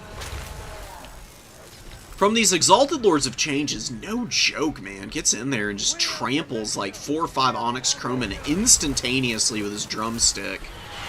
And a couple karate kicks, you know. Not the most graceful of monsters, but they can do some pretty good work. Anyways, the Grace of Kuai Yin would have been good early, because it would just force the Exalted Lord of Change to keep more space. They can come in and help shoot infantry and clean stuff up. And they also outrange the Exalted Flamer. The Exalted Flamer is 130, and those guys have 180, so instead of having to super heavily commit to a risky dive with the Jet Lion and the Celestial General, you can just have your Grace of Kuai Yin close to the front line, benefiting from the harmony, and just kind of boxing with it. One volley from the Grace of Kuai Yin will kill an Exalted Flamer, basically.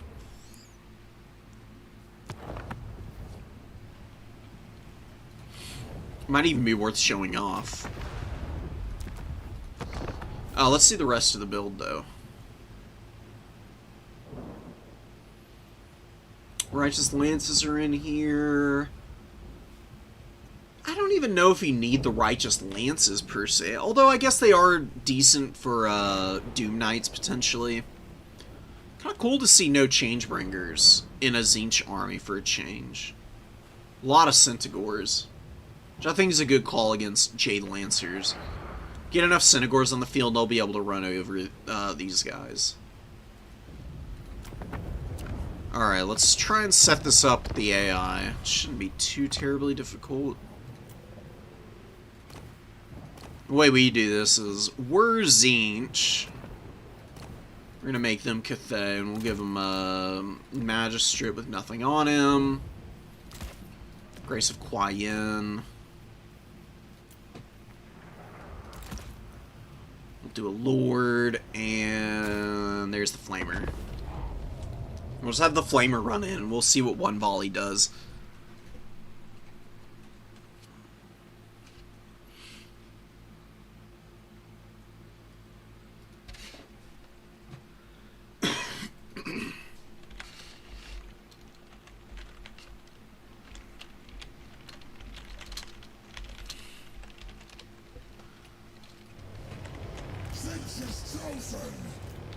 Well, Hattie's in Discord saying he gets a chance to watch A Knight of the Seven Kingdoms, which sounds like a good buy around to me. That show is freaking perfect, by the way. Oh my god. Oh, it's 150 range. It's still a range disadvantage. I thought it was 130 for some reason, but whatever. 20 extra meters is really nice for the Flamer, but you still gotta contend with the fact that this unit is gonna get in position before you. And all you need to do is slip up one time with this poor beastie. Are you gonna use the ability? Doesn't look like it. Yeah, here at max range, instantly lose the barrier. You know, the barrier saves you a lot of headache. I mean, it's 800 HP. It gives you one chance to get out of the way, but these guys fire so fast, as you can see.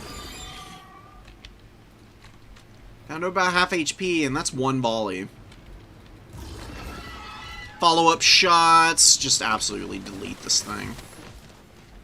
Pretty brutal. You can see they break the leadership way before they actually get to the HP. He rallies for a second. Now he goes down.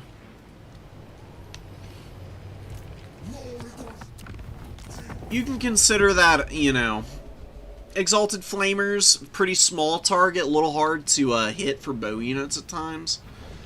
Those guys are accurate enough that they can still do it pretty quickly. Imagine them shooting at an Exalted Lord of Change, just a big flying chicken monster. A little bit of setup time and decent protection from the Cathay front line, and those Grace of Kuai-Yin will blast this Exalted Lord out of the air. They're also hard to dive, because the Grace have really good melee stats. Like, they're not gonna be killing, like, anything too quickly, but 34 and 41 with 33 weapon strength is actually pretty chunky. I mean, that's a Chaos Warrior territory in terms of stats. You compare them to the Tzeentch Chaos Warriors, and you see that the Chaos Warriors barely outclassing those guys. Really just the HP that they're ahead in and the charge bonus. Grace of Kuai-Yin's actually faster too. Not that that's amazing. I mean, it's 2 speed more. Something interesting to notice. More Tzeentch. We got Norska Wood Elves here. Oh my god, we got a Treeman build. Okay, let's watch Treeman build. I actually really love Durthu. He is an absolute raid boss. He thumps, dude. He is so good against infantry builds, too, with Sword of Daith. I mean, if Roderick doesn't play his cards right, he's going to watch these Marauders and these Bearmen get absolutely rolled with a couple of good spell casts from Durthu. Greater calling than that of the Dark Gods. Serve them with blood and bone, and be richly rewarded. So you got Burning Head here. Honestly, the one thing that I would say, like, yeah, Double Treeman is hype. You could bring Durthu and the ROR Treekin and be better off. The ROR Treemen have a fire resistance aura, which would be really good for your Dryads, obviously. The Firebark Elders also are just really well statted and hold up really nicely against Skinwolves and stuff like that, so they can fight ferociously in this matchup, and it's a little bit of a shame to not see them. They would make this front line a lot less vulnerable to the Burning Head magic. This Shaman Sorcerer could eat here. I do like the inclusion of Hagbane Tip Riders. Great skirmish cav unit, absolutely incredible with the magic damage. They will just wreck all the mobility for the Norskins, provided they don't get hit by volleys of javelin fire. Doing a pretty good job of avoiding that. They take a couple casualties, they get a little return fire in there as well. Fairly even, and a nice Early Flock of Doom only hits one of the horsemen, though. I thought I hit both for a second, but a little bit off. Dirthy, though, with a little bit of value. Actually brought Lamentation of Despair. Now, this can do pretty good damage. It just travels in a straight line, and it's a little bit like a magic missile, like Vindictive Glare, basically. It's a little janky because of how short range it is, but it is actually pretty powerful.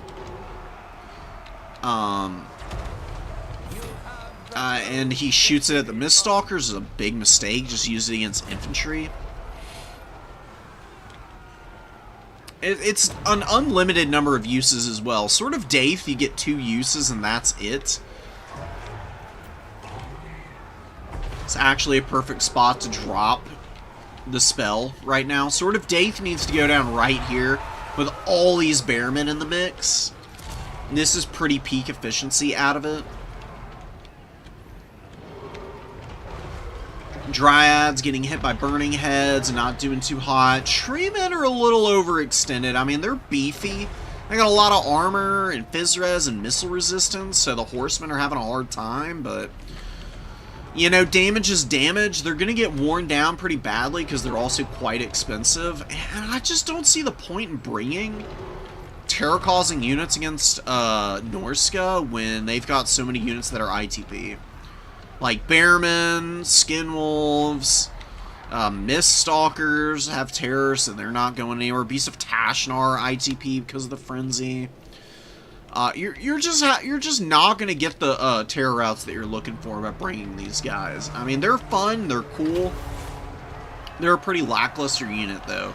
And they do not clear infantry very effectively. They're pretty mediocre at it. We'll see what they can do this game. I'm very worried though. Firebark Elders are in now, and they do help that War Dancer survive the spellcast there, but the Dryads on the other side get hit pretty hard. They're not holding up too well. All these Dryads out here have been roasted by fire damage as well. They're also looking a little lackluster. You just don't push so aggressively. If surprised, just use 2 Dryads to hold the number 2 back here and focus the rest up here, waiting for the Firebark Elders to get in position. I think you would have been a little bit better off. Azrai Spears are actually a shockingly good unit. As long as they're not getting hit by the magic and they can hold in for a decent amount of time, they value trade very nicely.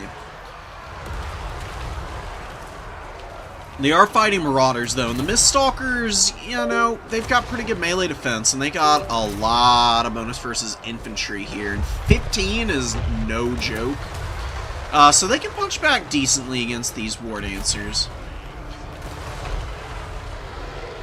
Durthu is mixing it up. He gets a very large Flock of Doom over here on these Bearmen and the Skinwolves. Sword of Daith, he has used one. I'd hope to see the other one here in a moment. Just drop it over here for the exact same effect. Or you look to get within 100 meters and hit all these skirmishers and the Hunter Javelins. Now, Marauders get run over by a Treekin and the Dryads rallying over here. And the Hagbane Tips jumping out to help recap, and Bearman being intercepted in the backfield. Very even game, and yeah, I mean, the Treemen are just getting filled full of Javelins. They're taking a long time to wear out, though. No combat characters for Norska. No Werekin. I actually think Ephemer Noble. This might be the one matchup where Ephemer Noble is a good choice. You see a nice Flock of Doom going down over here on the Bearmen again. I'd love to see that Sword of Daith back here. Sword of Daith might even kill the Horsemen. Looks like there's going to be some repositioning here, but not getting them all out of the radius of a potential cast. Lamentations is probably up in a minute. Marauder Champions getting charged by Treekin. The Dryads helping out. Kurgan Horsemen dual weapons coming in now. I don't know about that unit in this matchup. Kurgan Horsemen are alright, but really the Grey Weapon variant is the better option. You don't really need that against Wood Elves. I mean, you got plenty of infantry clear with the Burning Heads. You don't really need to be bringing these guys. I can see the argument for doing so. These Devastating Flankers are so effective, and they do have pretty good weapon strength. Even without the bonus. They can definitely hit pretty hard against something like a Wildwood Ranger, I guess. Maybe just one. If there's just one in this build, then I would say it's pretty well situated. Just don't know about it, though. The other Sword of Daith gets used. I missed it, man. I love watching Sword of Daith just delete enemy positions. I do think it was used on the Horsemen. You can see they're down to about half HP or less here. Same with the Hunter Javelin. Never underestimate the triple strength of Flock of Doom that's bound. Plus it lowers armor. I mean, it's not like the biggest effect in the world. But 17 seconds of minus 30 armor is nice for the Wood Elves because they have a lot of really powerful missiles that have low AP values, like Swift Shiver Shards, Hagbane Tips, and those benefit immensely from lowered armor values. And against Norska, also really effective because they're fairly low armored overall in general. Just get everything down to, you know, like sub, like 50 armor. Or even completely remove the armor values and just run around and laugh at your opponent. Spellsinger's out on the field with Earthblood. Honestly, a pretty good choice, especially if you have Durthu. He's just using Flock of Doom anyways. Very cheap spell. He's also a great combat character, so why wouldn't you bring Earthblood and just try and heal him and whatever is around him up? Wood Elves have been having a hard time flipping this point. We finally get a Lamentation down on an infantry target, but it hits a front-facing Marauder Hunter. Gets a few model kills, but nothing significant, so Norska surviving through it pretty nicely. And looks like, yeah, that push onto the back objective, just a little bit hopeful. Wildwood Rangers and the Treekin continue the grind, but I think they're going to get out-paced here by the Marauder Champions and the Skinwolves. Plus, you got the Riders of the Mighty Serpent on the flank. Ooh, but the Lost Sylvan Knights get the Bearmen and the Kurgan Horsemen here. Riders, though, with their magic damage missiles are going to really hurt these poor Sylvan Knights if they start getting volleys off. But you can't force path through all this stuff. It's a little bit too much to have to try and push past. Hagbane Tips being thrown in just to sacrifice themselves is definitely the right call, but I'd be pulling the Sylvan Knights back now. Rotate them around to link up with Durthu, break the Javelins here, and then rotate back around to get your number 2. This is not really something that you're saving.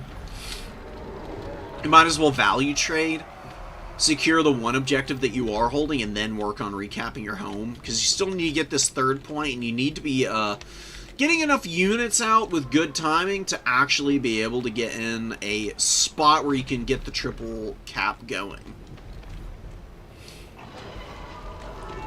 These Treemen continuing to get hammered. Lamentation of Despair, again, showing why it's kind of a haggard ability. I mean, it's not terrible because you can use it a million times, but it is, it's a little whack if you're trying to shoot the front of a unit. It's for, like, side-shotting infantry.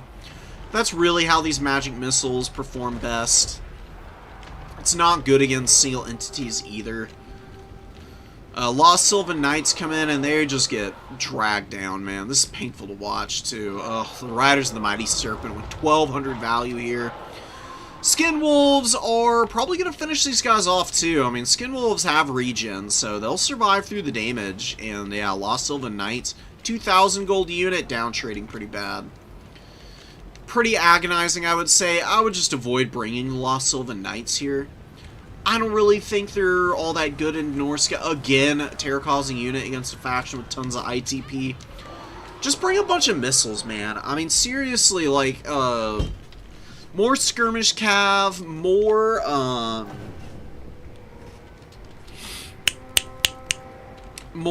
Glade Guard Hagbane Tips or Deepwood Scouts with Swift Shiver Shards, I think would just be better.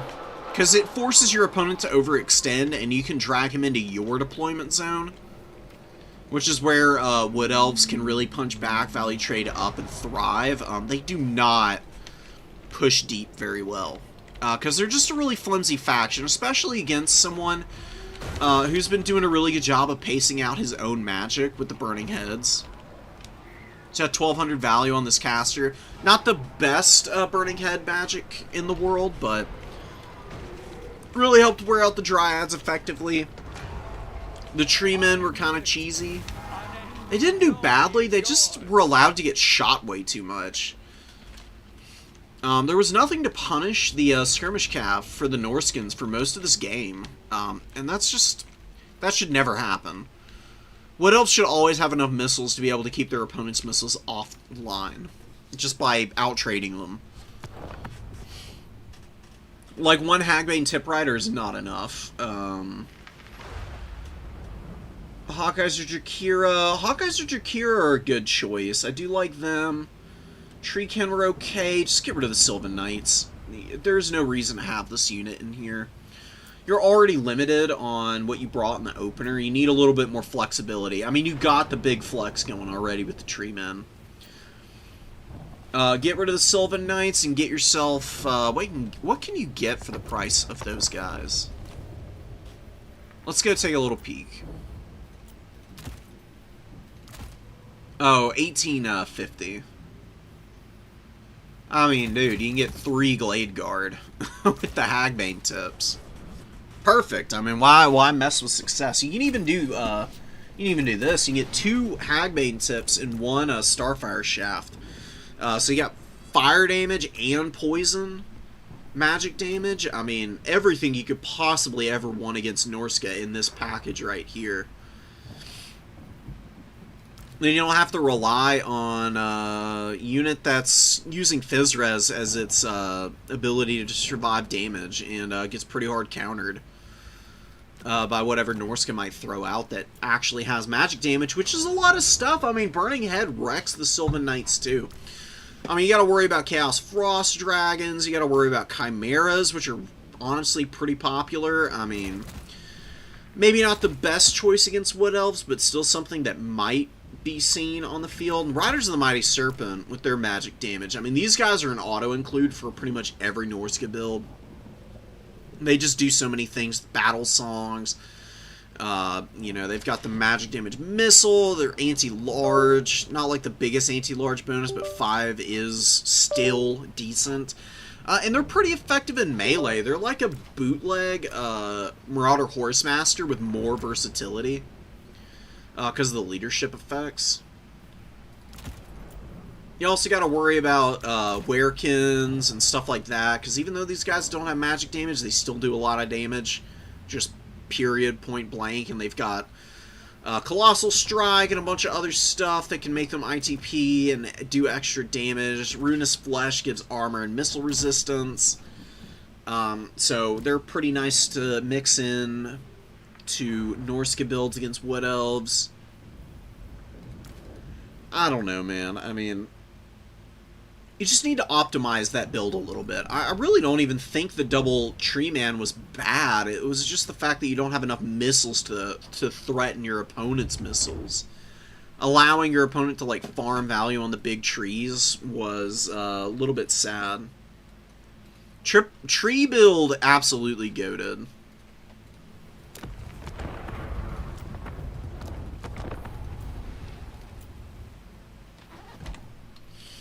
Alright, let's get off round 1. We've been doing it plenty here. Got some round 2 games that we can get into now. We'll try and get some more Khorne action going.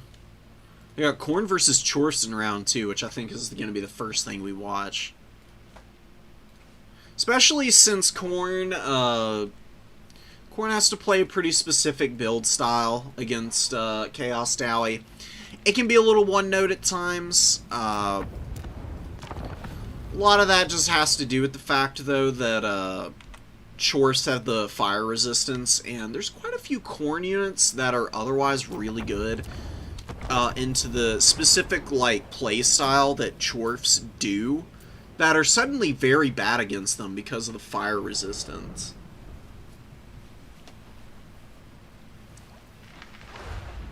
So I got Panda versus Fizzler. So Fizzler is somebody I'm not tremendously familiar with. We did watch Chorf's win last week. Meat Not Included came in with some really clean builds and just absolutely ran over the competition. Had a couple close games. But bringing the Lamasu character with some really nice and interesting magic choices, including some goat fireball usage, really opened my eyes up to some alternate Chaos Dowie play. Got some Infernal Guard blunderbusses. I really don't like blunderbusses against Khorne. They're too short range. I mean, they will get good damage off with like a volley, but anything closing on blunderbusses will just kill them. Even Khorne Marauders can outfight them, because the melee attack values on the Marauders is way too much for 32 melee defense, and these guys don't have that much HP. Like, 6100 isn't bad, but it's a little low. Arball's coming in here. I really like Arball in this matchup. He thumps. He's got a really nice infantry clear ability. With the Fury of the Blood God, does a surprising amount of damage, actually.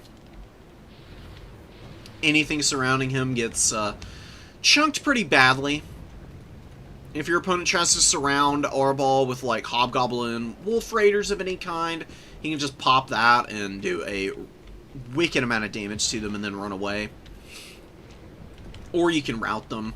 He also doesn't have fire damage, so he can very effectively, like, punch into the Sorcerer Prophets if they're on the ground.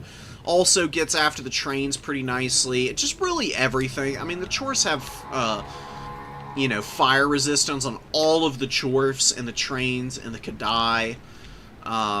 Bull Centaurs I don't think have fire resistance, but I'll need to double check that.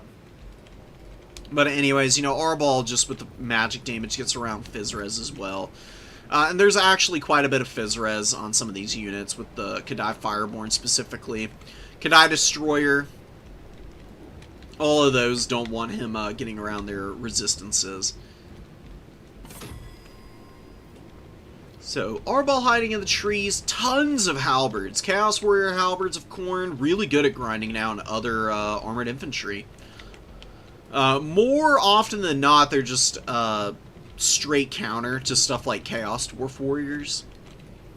Because they hit about as hard, but they got AP, you know. And they've got really good melee attack values, even without the bonus versus large, just because of the frenzy. Demon's Tongue gets a nice little shot off with the flamethrower. Kills 5 of the halberd models. It's got quite a bit of ammo, and it fires fairly quickly, as you can see, so it's really starting to chunk this unit down. Hiding Arball is definitely the right call here, although Scylla, I would be looking to maybe get out of the trees here and look to close the gap on the blunderbusses and get after the Demon's Tongue. The Sorcerer Prophet really not getting a lot done over here, and Final Transmutation's not really going to be that effective against these Khorne characters because of the spell res. It's not going to be bad, but you're leaving a lot on the table by focusing on bringing this spell. I think Searing Doom is just really all you need, and honestly, I wouldn't even bother bringing a Sorcerer Prophet of Metal. Draz Hoth is the best option against Khorne. These Baltor's characters are pretty good, but leave a little bit on the table compared to Draz Hoth, who just hits a little bit harder and has some good items that can help you out. And Flames of Asgore just doesn't even care about spell res. Flames of Asgore just absolutely destroys Khorne blobs. Like, you could delete all of this here. It would be gone with one overcast flame. Demon's Tongue using its flamethrower, not really charging any infantry right now. It is really good at clearing out bodies, and it looks like it's going to go after the Marauders, getting some good damage there. Chaos Warhound's chasing off some Hobgoblin Wolf Raiders. Wow, multiple Hobgoblin Wolf Raiders getting killed on the flank. Fizzler kind of losing track there and getting punished for being out of position. Goblin Laborers just holding on the back point. I mean, that's fine, just to keep Khorne from stealing it. But the Chowie Warriors not doing too hot, and the Halberds and the Skull Reapers together are going to be a match for the Kadai and the Chaos Dowie Warriors here. Demon's Tongue is on the flank, though. It's going to get really great damage here, which is why Arbal and Scylla need to find a way onto that thing. They need to just start beating up on it and forcing its movement. The more it sits here and shoots, the quicker it's going to rack up that huge price point that it costs. I mean, it's a very expensive unit. Searing Doom goes down, does more damage to the Chowie Warriors than it does to the Halberds and the Skull Reapers. Halberds over here getting surrounded, but it's just crappy gobos, not really going to do a whole lot. Hounds of the Blood Hunt hanging around, Chaos Warhounds, and Scylla could just attack here. Scylla is naked, doesn't have the Rampage, which is fine, you don't really need it. Naked Scylla is very cost effective. Now he's going after the train, and the Fleshhounds and the War Doggies going to get after those Hobgoblin Wolf Raiders, drag them down. Where are the Infernal Guard? Oh, here they... Oh, man, they're getting bullied by the Skull Reapers over here, and the Halberds. You can see the Halberds not get... The Halberds are a very slow grinding unit through infantry, same as Celestial Dragon Guard. They're a little less expensive than Celestial Dragon Guard, and the Chaos Dowie Warriors are close enough in price point that it's an effective trade. Need to shut down this blunderbuss. A Fury's coming in. Fury can just go after that and get it. And look at Arbal and Scylla just ruining this Demon's Tongue. I mean, just a few moments engaged in melee combat against this thing. And they get some incredible value and a beautiful spawn of Khorne. He gets below 20% HP and he gets his eye off. And now Chaos Spawner buffering against the Bull Sensor Renders. That is a massive play. I think that's a game-winning play even. I was worried for a moment there. I thought, oh, Arbal and Scylla are about to get surrounded by a hard counter unit. But then we've got a really hard-hitting spawn underneath these guys. That's just all gravy, baby. Spawn are going to get like 1,000 value here by the time they crumble out, potentially. We'll see. It looks like they're not hitting too hard against the Bull Centaur Renders. It is giving an opportunity for Arbal and Scylla, though, to help clean up these Chaos Dwarf Warriors. We got enough Fleshhounds and Chaos Warhounds here. Run in behind and start cleaning this stuff up. And the Khorne Infantry, beat up. Beat up for sure, but still hanging around. Just enough of them to keep disrupting and being in the way and forcing some unfortunate trades out of the Chaos Dowie. They just can't quite get the leg up that they're normally looking for against Khorne. And look at that Sorcerer Prophet with the two characters just dogpiling on him. And Scylla and Arbal already just about paying for themselves. Arbal's a little overcosted with Thirst and Destroyer here, but they're not terrible abilities to pile on. He's still got a respectable amount of value, and now they've shut down the Blunderbuss, which is really the last good value trade tool that the Chowie have here. They just keep losing these Wolf Raider bows to the Furies and the Hounds. They just can't keep them protected. Those Wolf Raiders are a huge liability if you can't micro them effectively. They are much cheaper than they once were, but they're still fairly expensive. And diving Scylla with your Bale Taurus character is never a good idea. Scylla is just an unbreakable beat stick.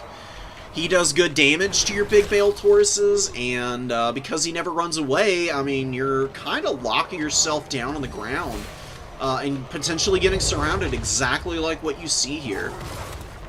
It becomes a very muddled path and method by which you're retreating against these characters, because they actually outspeed you on the ground. Scylla doesn't, but Arbal does. Arbal's able to keep pace, and he probably gets the kill here. He gets a little trapped on his own halberds. Beltor's character may be up in the air, but not quite. And Arbal gets one last smack into him as he's going. Now he gets up and he's going to run away, but that's terrible, terrible. Terrible situation for the poor Chowie here. Got some Corn Warriors trundling in. Kind of an interesting choice. Not really my cup of tea in this matchup. The shields are nice, but they don't really provide a lot of utility. If you need to kill infantry, Skull Reapers are the way. If you need halberds, Corn Gores, and Chaos Warriors are the answer.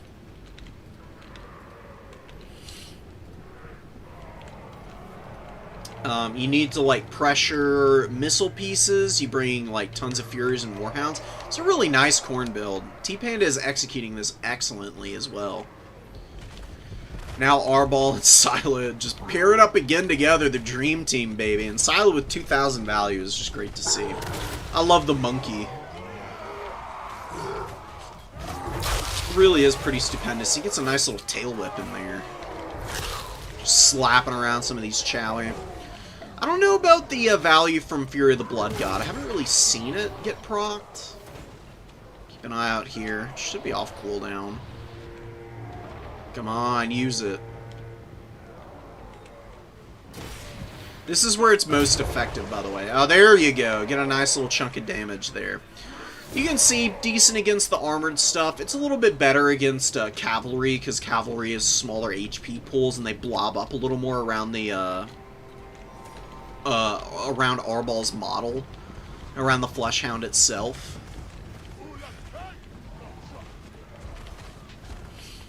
But even against a pretty spread out infantry unit, you still get about 100 value out of that ability. And it's unlimited uses, right? Unlike Sleipnir, where you just get 2 and that's it.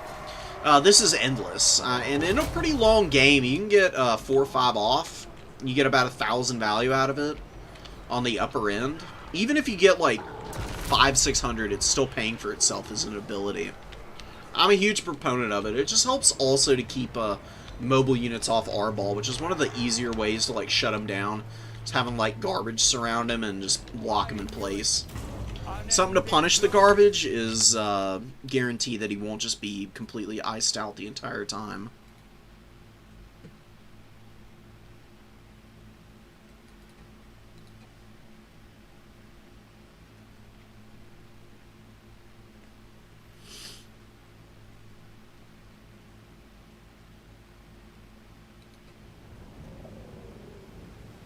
Good value on Skull Reapers. Halberds did good. Marauders didn't really do much, but that's, you know, not too shocking. They were getting run over by the train. Didn't really have a great time in that respect. Silent Arbol getting good value, and then you got the Hounds and the Furies getting in there and chasing all the mobile units off the field. I wouldn't really be trying to bring multiple Bull Centaur renders, like just Kadai Fireborn is enough with a Demon's Tongue and blunderbusses. I'd also leave those at home. Fireglaves are generally just a little bit better. They're still vulnerable to Furies and whatnot, but they're a little bit more resilient than the blunderbusses. That's why I prefer them. Ooh, Grail Guardians.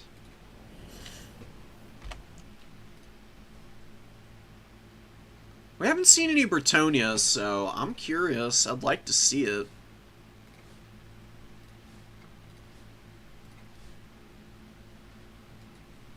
Good to see you, Smiley.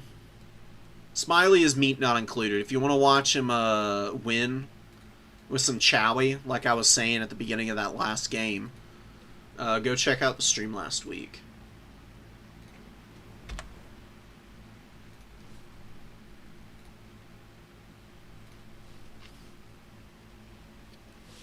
Alright, give me a minute to blow my nose, and we'll get into some more games in a second here.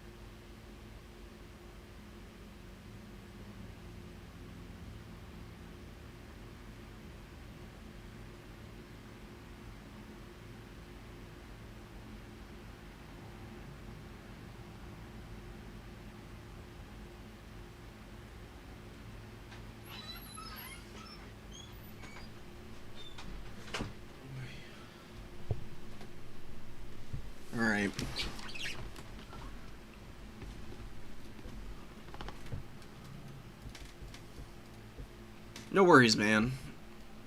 Good luck in the rest of your tournament games, by the way.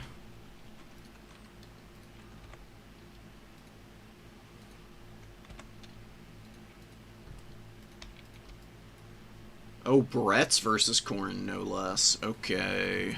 Oh, man. Wow, double Grail Guardians. And it is against Panda. Panda actually brought Karnak. Ooh. I actually like that. There's a lot of Khorne strategies that can work. Yeah, the problem with Khorne, the one thing about Khorne that ends up being a little bit hard to manage is that you have limited numbers, usually, because of the cost of your army, generally speaking, and then, weakness to kite play. Can be kind of hard to dive artillery if your opponent's paying attention, and because you don't have magic, sometimes you just don't have an answer for stuff. We'll see about it, though. Halberds, dual weapon marauders, and then 2 shielded marauders. Probably want to just have the halberds push the number 2. Shielded marauders hold the number 3. With maybe one of these halberd warriors to back them up. Karnak and Arbal. Excuse me. Just running around looking for somewhere to sit and hide. One thing I will say, as nice as Arbal is, and he's not bad against Bretonnia, Skulltaker is definitely the optimal choice here. He just grinds through Bretonian peasants like nothing. I mean, they literally are just chaff. They're just wheat for him to scythe through. It gets really disgusting how effective Skulltaker can be in this matchup, and he also fights Lewin pretty effectively.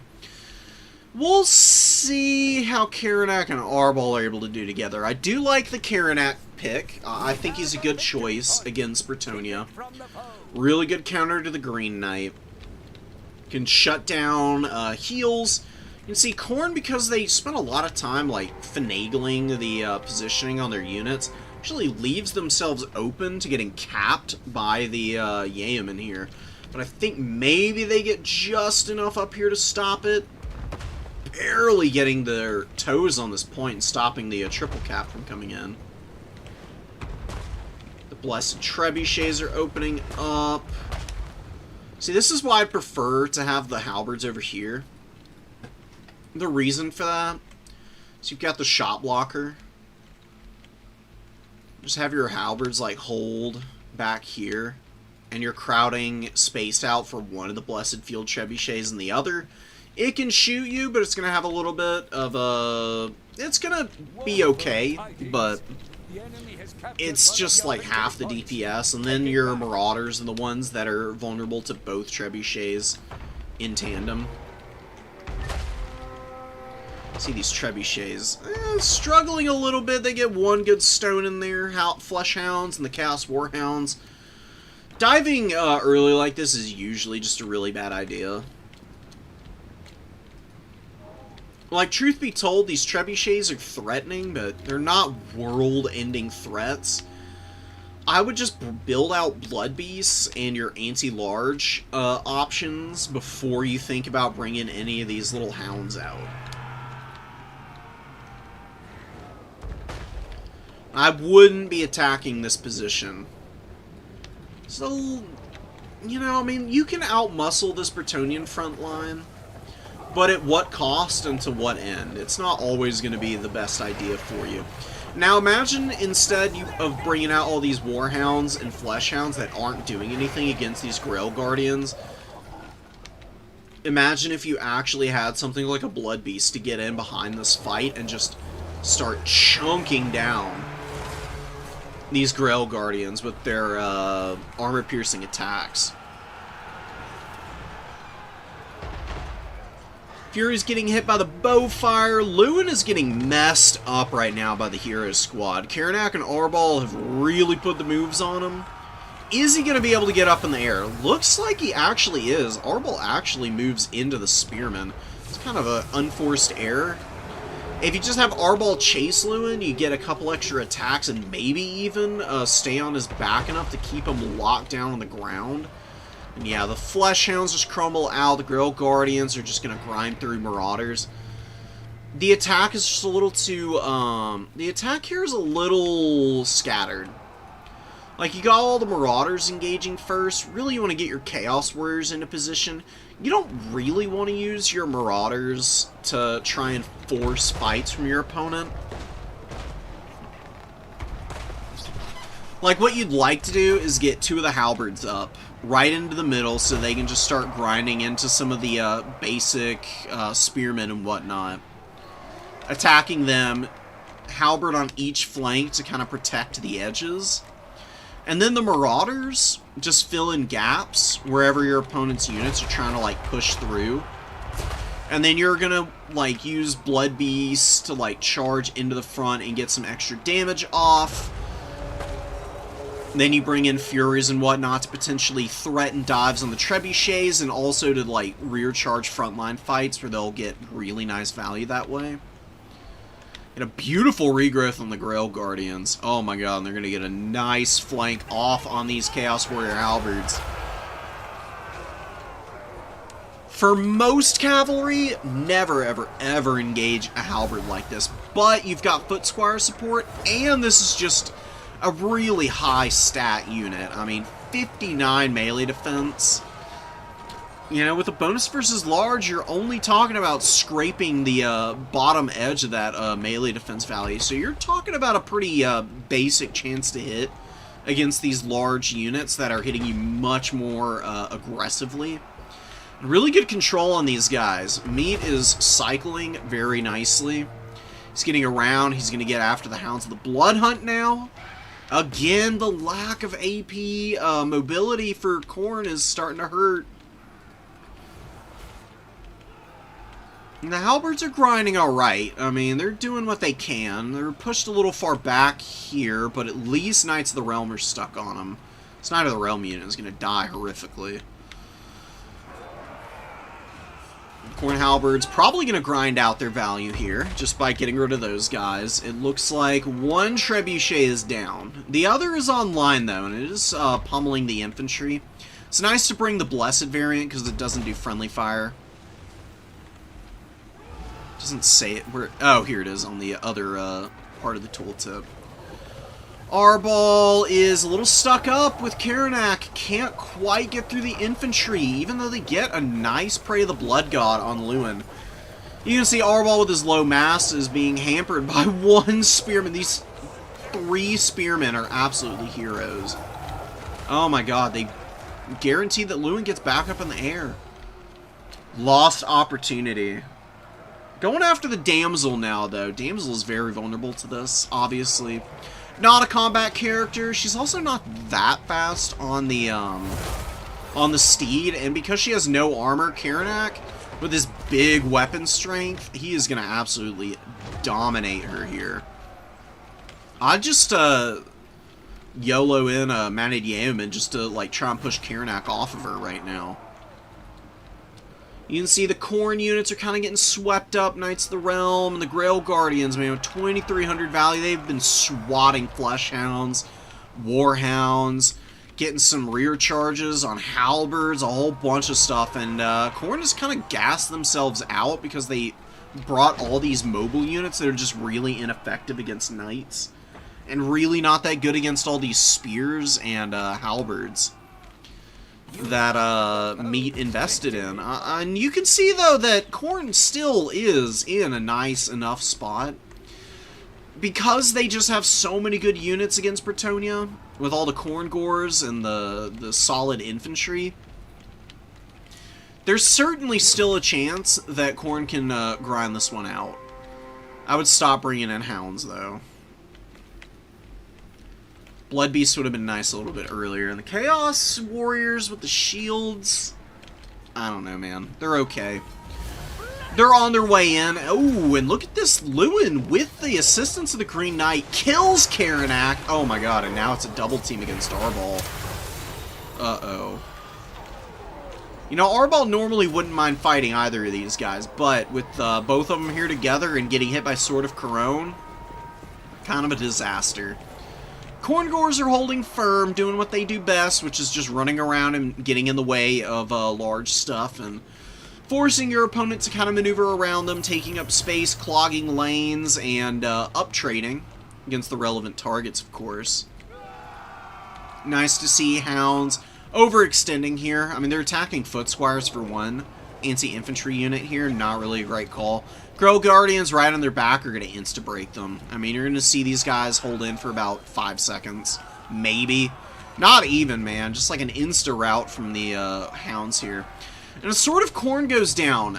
See, you can grind up Sword of Corn against Bretonnia pretty nicely. There's not really a good spot to use it right now. Honestly, instead of using that sword, you pop Horn of Corn here and give a melee attack buff to all your units. That way the Corngors can grind a little quicker.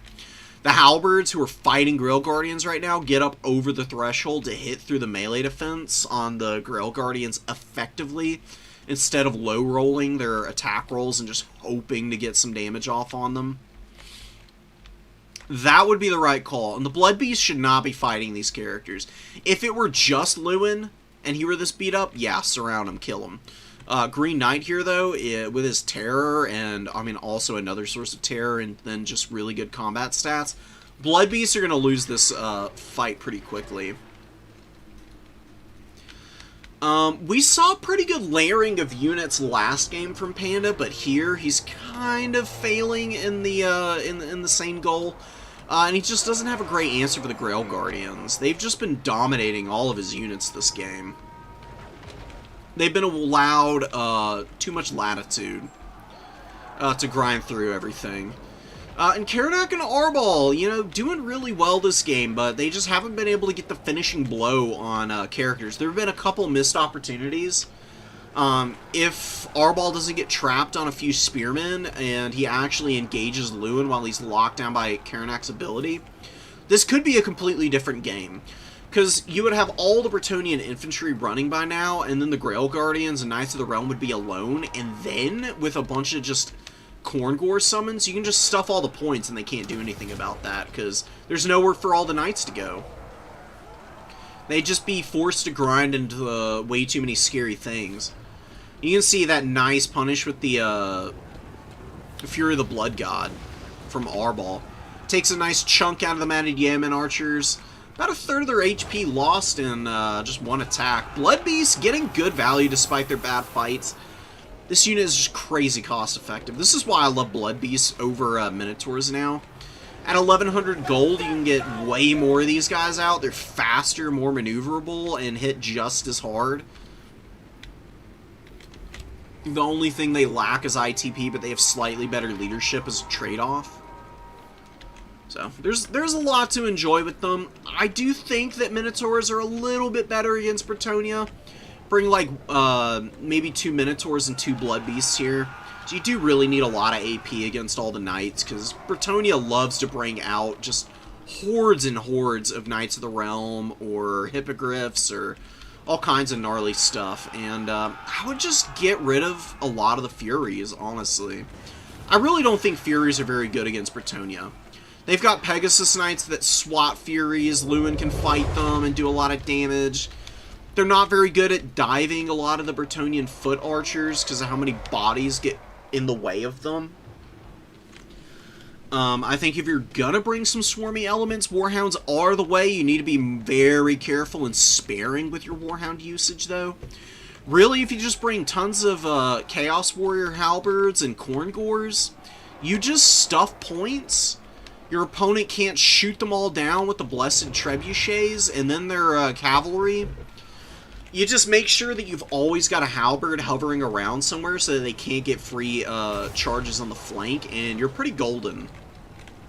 And Warhounds just run in, get underneath the feet of cavalry and force engagements, and then Blood Beasts get follow-up charges and start to really grind out some good value. Either that or Minotaurs. Arbal actually kills the Green Knight here. He's got 2,900 value, which is amazing. So nice to see a well-played Arbal. And he actually has Destroyer almost fully charged up here. In fact, it is at 100%. Why is it at 100% despite not having the kill totals required? I don't know, but I guess no point in questioning it.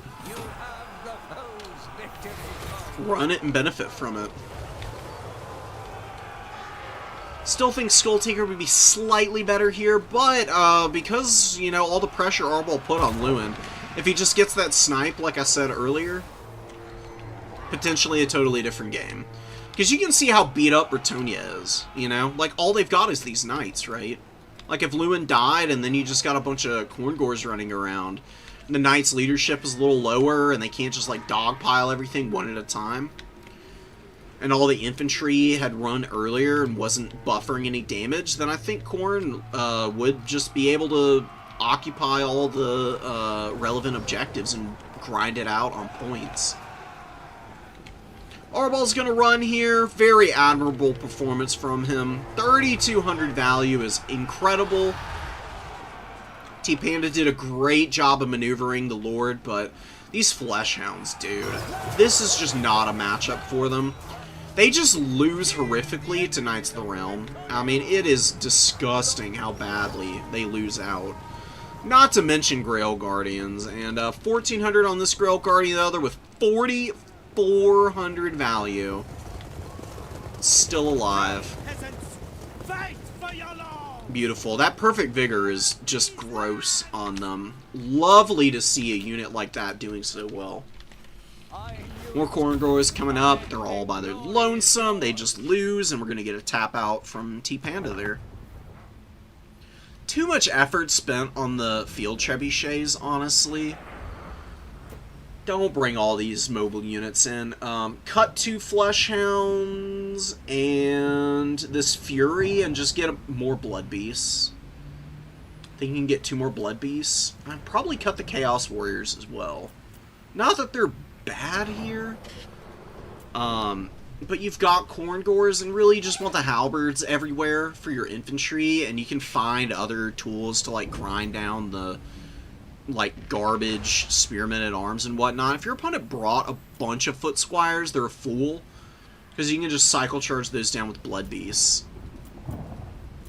Meat played very cleanly with his cab, and he made sure that Panda is going to regret not having enough mobile AP.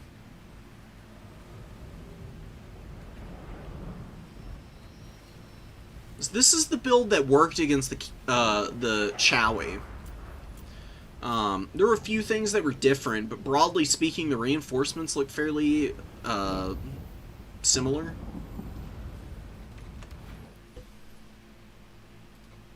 You know, you can work around the Kadai Fireborn and the Bull Centaur renders of the Chowie. If you can kill their trains, then those 2 units are a little slower than your Fleshhounds and Furies, but Bretonian Knights are numerous enough and fast enough that they're going to close ground on all those squishy mobile units, and they're just going to run them over. And it's going to bleed you dry so fast.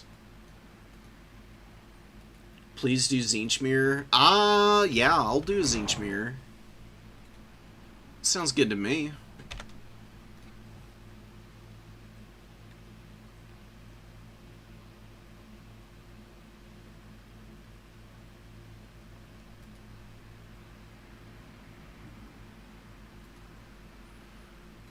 Alright, where at is the replay?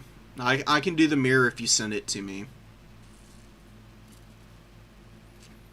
Oh, I assume it's this one. That's some Norska corn. You know, Norska's been dominating corn pretty badly as of late. I'm curious to see if somebody figures out a build that can kind of work against them.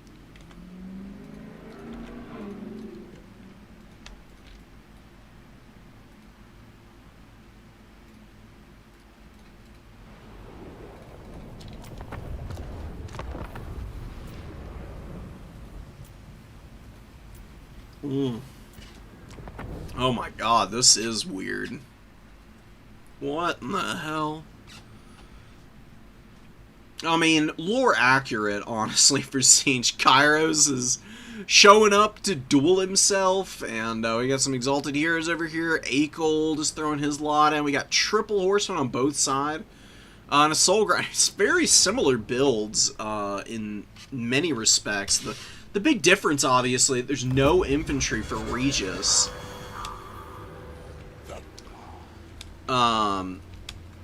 Well, Mr. Fly brought 2 Blue Horrors. I really think the Blue Horrors are just going to be a liability here. I mean, there's not really anything they're going to do. Well, they can box out a little bit against the Marauder Horsemen of Tzeentch that Regis brought, so that's something, I guess. Regis went very bare bones on his Kairos, partially because he brought the Exalted Heroes. These guys are pretty expensive, so, you know. I don't hate it. Mr. Fly decked his Kairos out. I'm not really sure how this is going to play out. Glean Magic is going to be pretty nice to frustrate Regis, though. I mean, you can pop that on his Lord and suck some Wham away and, you know, lower that power recharge. It's not bad. And Void Pendulum, too. No magic coming in for Regis probably right now.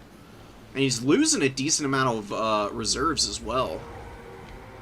This Void Pendulum, you know, you don't get a ton of uses of it, but it's no joke. I mean, it removes 2.5 Winds of Magic, plus the loss from Glean, which is another, what, close to 3? Yeah, man, that's pretty sad. I mean, you can lose like 18 Winds of Magic pretty quickly just from 3 uses of Pendulum and 3 of Glean Magic there. Definitely can keep you pretty honest. Soul Grinder getting hammered right now. Those Exalted Heroes, man. They got in with the Colossal Strike, and they really chunked those guys down. Getting pushed back now, and one Exalted Hero gets punished by the Soul Grinder on retreat. But Regis's Soul Grinder now, because the shield on his counterpart is popped early, going to get very effective multi-javelin shots in here. Although he does get staggered by the return fire. That barrier might start replenishing in a moment here. Oh, it's a 10-second delay. Not quite working out, so the Soul Grinder of Tzeentch is hanging in there, doing what he can. Kairos, what's Kairos going to do? You know, gaze a Fate on one of these horsemen, and then a Firestorm wouldn't be bad over him.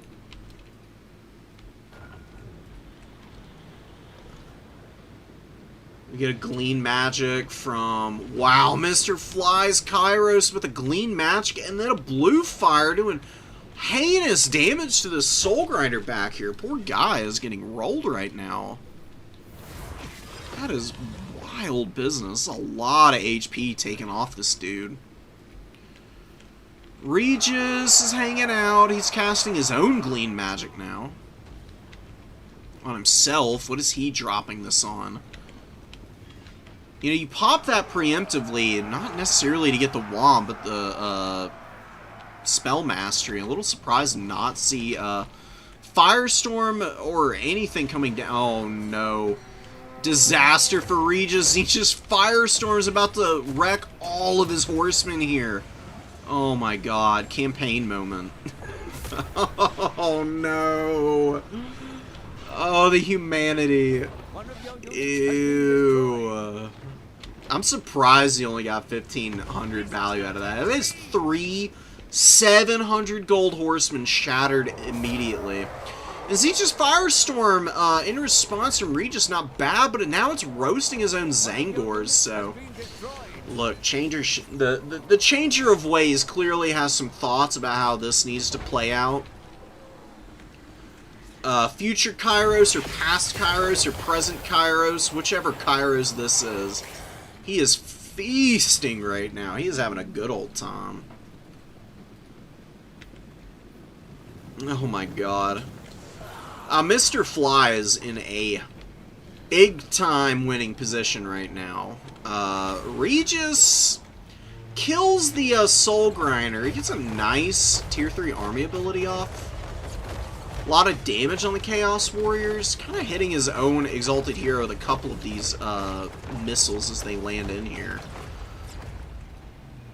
Nothing too bad, but you'd like to see a little bit more mileage out of that army ability. But what are you going to do? I mean, your opponent just got, like, the cleanest Tzeentch's Firestorm of all time off against you. Punished you for your bad positioning, and, I mean, is just walking away with the win at this point. His Tier 3 army ability gets your Zangors real low there, and the other one over here, it's on the edge of the radius, and it still gets pummeled for about half its HP there. Finding a Chaos Warrior of Tzeentch as well, struggling a little bit. Kairos gets hit by Kairos.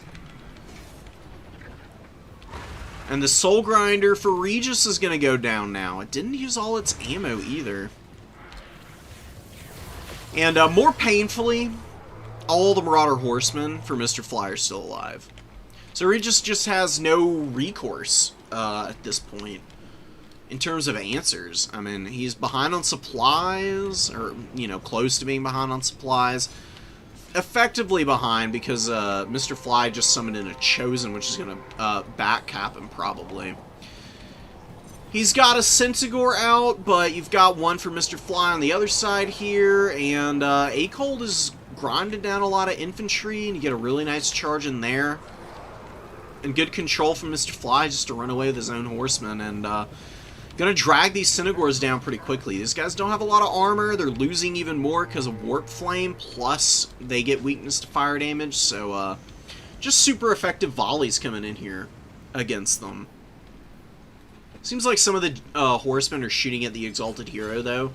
Definitely not great. Mr. Fly can bring out something to try and peel those guys off, and he'll be fine.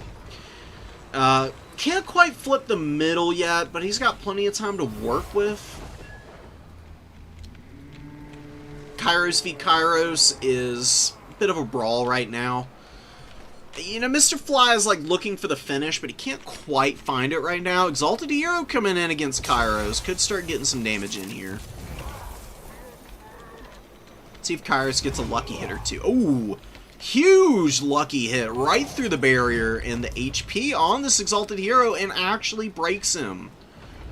Wow. Just high-rolling everything right now. See Zangors get run over by a Centigore summon. The Centigores back here actually did catch all these horsemen. Wow, huge win. Very fortunate catch back here. Oh, but Ace on the Fallen coming in for the late game. I don't even know what you do at that point. I mean, you can't really engage Ace on with Centigores. Because the problem with that, Centigores have ITP with Primal Fury active, but Aeson, just using like Tides of Transformation and Maelstrom of Change can get some early damage on them. Then he can just like kind of trundle in and get the Mortis Engine going on top of them. Start ripping them up, and then he can terror route them pretty fast. Nice Gaze of Fate from Regis, and he follows it up with a good Fury dive, but the Furies are not going to last long here. I mean, Aeson is literally right next to them. He alone would do a pretty good job of clearing this out, but, you know, the Centigores and the Chaos Warriors are attacking from both sides against these little Furies, so they're not long for this world no matter what is going on. One more Firestorm. Actually does okay damage to monstrous units. It's because there's 3 Vortexes. You can see that it actually applies semi-effective damage as long as the actual Vortexes are making contact, but right here they rotate a little bit out of position away from the spawn. Acold needs a little bit of milk here, for sure. But Kairos... Mr. Fly's Kairos is really not in position to help out because Regis is chasing him down. The Exalted Hero and his own counterpart. 2,500 for Mr. Fly on his Lord. Aeson getting a little crunk over here. Get those Mortis Engine, get that Mortis Engine damage going. Aeson's also just got really good melee attack and weapon strength. So even though he's an anti-infantry monster, he's still fairly effective at clearing out cavalry. See him with his big, cool laser attacks out of that portal on top of him. Having a good one. 500 value on him already. He's pretty expensive, so you hope that he can get value back pretty quickly. I've seen games, particularly with Berserk. Berserk loves Aeson. Brings him all the time on Warriors of Chaos, and I have seen him get like 5,000 value out of Aeson before. It's pretty gross.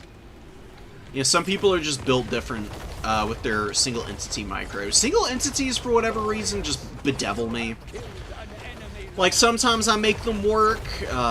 Some I click with a little bit more than others. I don't know what it is, man. Yeah, some people are just better at certain aspects of the game, right? A-Cold is routing out of here, but the spawn are going down, and you get the triple cap in. Aeson is going to beat the snot out of this Exalted Hero. Well, I mean, if he's not hitting him, I guess that could flip around. Disorientated is being applied to him now, though, so he's losing a lot of stats. A lot of melee attacks, specifically, because of the exhaustion. Losing some of the melee attack. Speed is in the toilet right now. And now you got Kairos from the other side, so pretty nice 2v1. Regis lost his own Lord, so the Exalted Hero is just doing whatever he can to try and make this happen. It's a lot to ask of this poor guy, though. You got the Chosen pushing for the back cap now. It's been a little while, you know. They've been a little slow to get up here, but they're making it happen now. Mr. Fly is controlling the mobile game, and you got a bunch of horsemen coming up for Regis, but they're, you know, suffering, because Lord Dead penalty is pretty brutal on units with 48 base leadership. You see the Exalted Hero isn't even able to hang in effectively. Kairos closes ground and misses his attack. Probably terror routes this guy. Unless he can pop his ITP ability, he's just going to run away again. He gets hit. Leadership tanks below the threshold, and he is going to route, and now Kairos just chases him off. We get a beautiful rear charge and insta-terror route from Aeson here. 1,000 value on him. Just going to fast forward through this. You get an army ability, a little bit of chip damage on the horsemen. Senegor's interrupting. God, just chasing these guys so far back.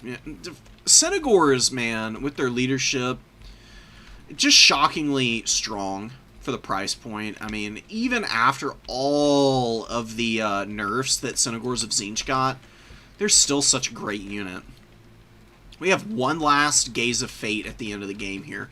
Good pacing, hanging on to those hanging on to those snare abilities for truly impactful moments. You know, just getting rid of like Regis's last few units on the field, and then grinding away with the Chosen and Aeson together. Really nice stuff. Very well done by Mr. Fly. Look at the value. Oh my god, 3,400 value here. Soul Grinder was not that good. The Exalted Heroes, one got 1,800 value and the other 397. And the Horsemen, forget about it. Poor guy's got absolutely flattened. And Mr. Fly tripled the value on one of his Horsemen. Good Senegor play. Thank you, Windows. I get it. Oh god. It's starting.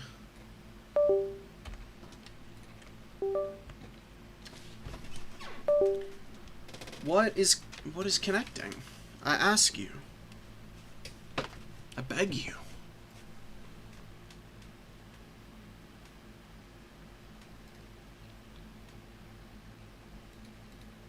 Okay, we should be good now.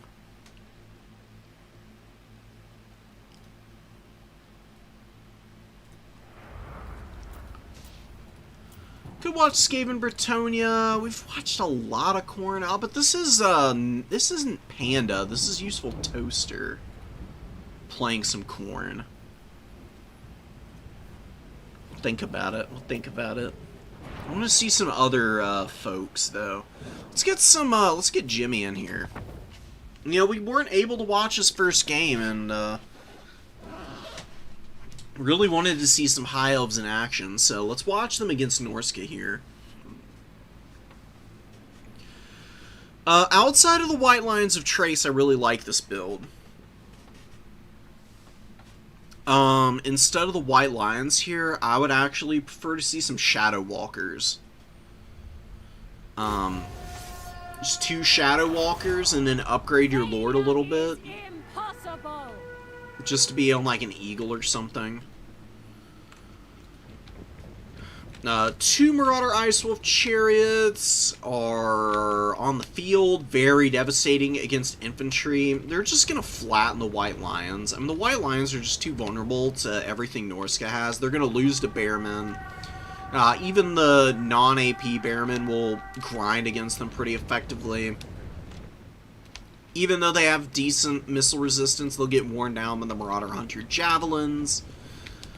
And I just think there's so many more things that you could try and mix in to really put pressure on the Norskins early, especially against all this light armor, man. If you can pull Norska out of their line of advance and make them start to overextend themselves, you can really pummel them as the High Elves. High Elves have a lot of really good stuff against Norska. Kind of just need to know the priority on your summons and whatnot so that you're not over-investing into some less than optimal units. I really don't like White Lions. Just not strong. They're like an infantry unit that wants to sit and grind, but they don't have the HP pool for that.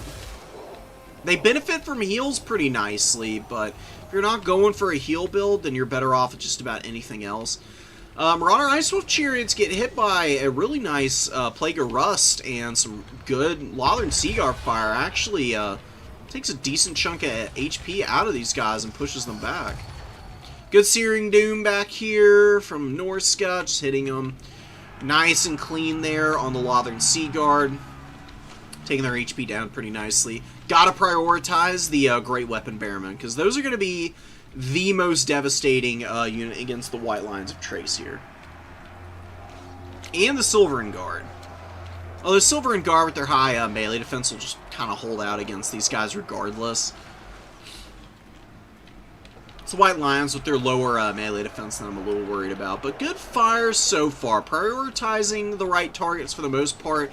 Very, very unwise charge from von Karstein here. I mean, it's a Silveren Guard, man. Like, you can see them. Don't try and break through Spearmen with your chariots. I know Marauder Ice Wolf Chariots are strong, but that's just a little too hopeful. Doing stuff like this, though, driving through the gaps in the front line with your chariots and then getting into the secondary line and getting side charges onto the Lothern Seaguard, very effective work. Now they're going to bounce out and they can rear charge this White Line of Trace in the front line. And they can just keep that rampage going.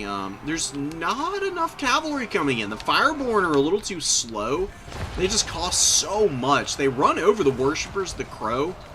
They occupy the attention of this Marauder, but more Bearmen coming in. Just a massive wave of infantry.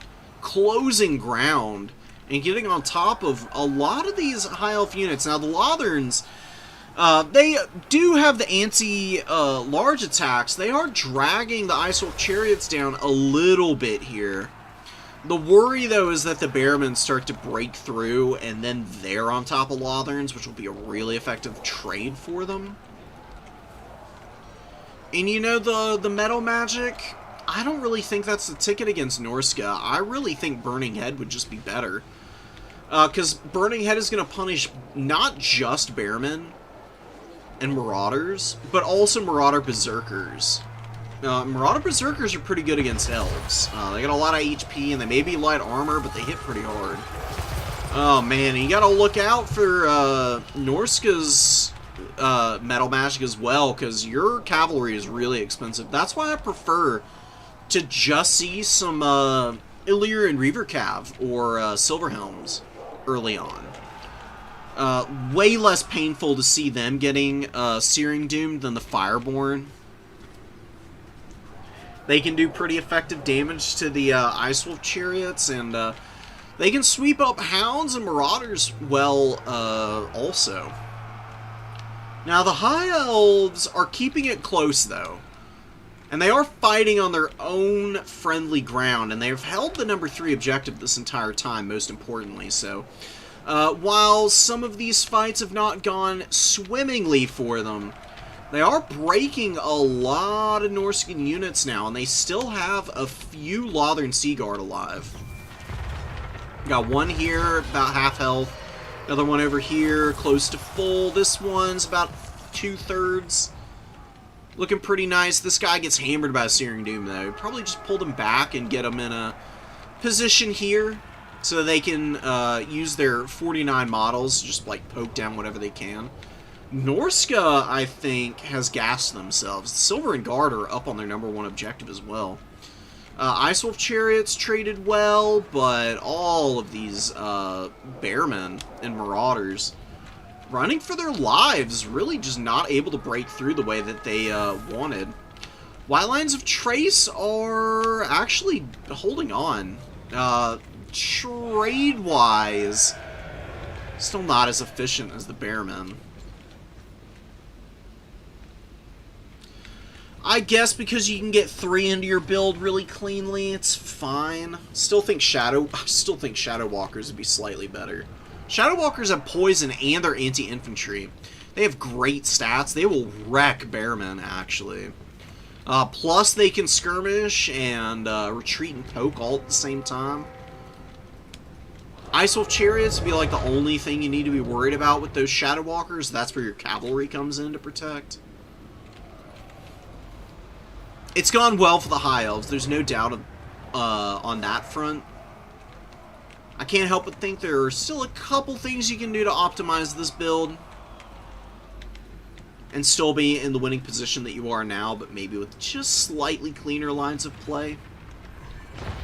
But huge, huge kudos. I mean, excellent work just surviving this deep dive. I mean, you get all your archers up and you start poking a little bit and your opponent panics, and then you just, by hook and by crook, you just break all of your opponent's infantry away.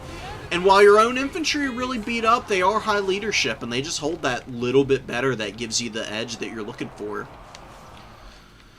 This is actually kind of nice. I mean, yeah, you're losing an Illyrian Reaver Archer over here, but they're literally on the back of the map. That's 2 decently impactful units that are just completely out of position. That could be running down some other skirmish cav, or like trying to break the White Lines of Trace, or running after the Fireborn even. Silver Helms are cleaning up some beat up Bearmen, doing a really good job of crushing them. Lothern Sea Guard are continuing to fire and starting to get their value back, which is good to see. Another Illyrian Reaver coming out. Gonna get a nice rear charge in the back of these Bearmen that are getting on the Lotherns. See, even though they're down to way less than even 20% of their HP, they still got 2,000, these Bearmen. Kind of wild. They're gonna rout, though. That is the one nice thing about Bearmen, is that their leadership is, it's kind of shaky at times. Especially once you start stacking some debuffs on them, they will break. It's really the ITP that's frustrating on the Bearmen. Ice Wolf Chariot got its value back, but not a huge uptrade. The Searing Dooms have been nice. I can't help but feel like, though, like I said, the Fire Magic for both sides would be the better choice, because for Norska, they have to be worried about bow units, right? And all the High Elf archers are very lightly armored. There's not a single one with armor greater than, I believe, 40? Maybe Sisters of Avalorn have 50 armor. That's still pretty weak to Burning Head. You've got answers for Silver Helms with Skin Wolves. Like, you just need to not let your Skin Wolves get completely swarmed by the High Elf Cavalry, and you'll be just fine. You also got Fimmer Great Weapons. Like, honestly, you kind of need to pick a lane. You either bring, like, more stuff to, like, grind through the main line of the High Elves, and you focus Searing Doom on just killing cavalry, or you bring Burning Head to roast the back line. and you just grind through the melee troops in the front, and you defend the flanks with your skin wolves to keep Illyrian Reavers and Silverhelms off the back of those fights. And if you really wanted to, you could go two Lords of Magic here.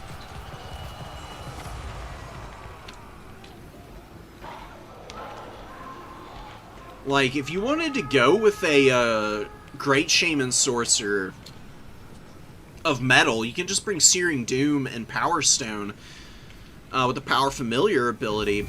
You get those extra juicy Searing Dooms and Final Transmutations potentially. You can also throw in a super dirt cheap Burning Headcaster just in case. Because, I mean, all you're talking about is like cutting the Worshippers of the Crow from your build and just putting a Burning Headcaster on foot. Or, even better, getting rid of the Fimir Noble. I mean, Fimir Nobles are not as bad as people are out here saying. They're a solid single entity. Still don't know if you really want one against the High Elves. The Armor Sundering is okay, and the Bonus versus Large is fine, but these guys don't have amazing melee attack and melee defense. High Elf units, generally speaking, just have excellent stats overall, so the Fimir Noble is not going to be hitting very consistently. And I still think that a Werekin, just because his regen is going to be a little bit more dependable. There's a few ways you can go about it.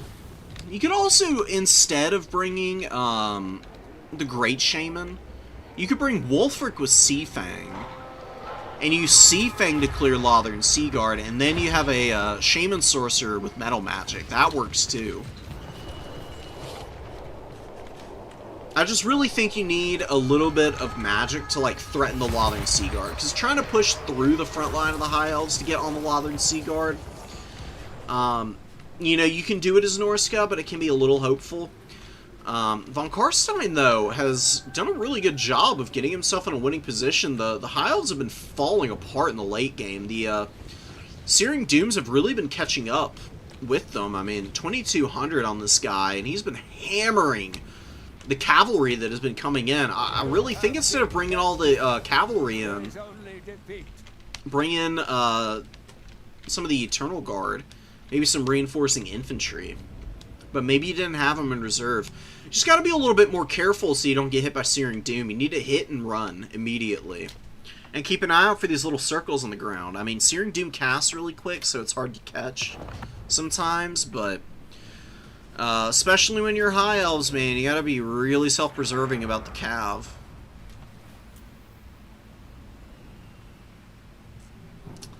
White Lions, none of them got their value back. Such an annoyingly disappointing unit. Honestly, just like another 2 Silverin Guard even would have been better. It's my personal opinion, but I really do stand by that White Lions of Trace are just a bad unit right now. I mean, Norska just outmuscled the High Elves here. They just had more HP. They did enough damage with their chariots, and then just reinforced well enough that with the damage from the magic, they were able to just outlast the flimsy elf units. Kind of the classic break point for the High Elves.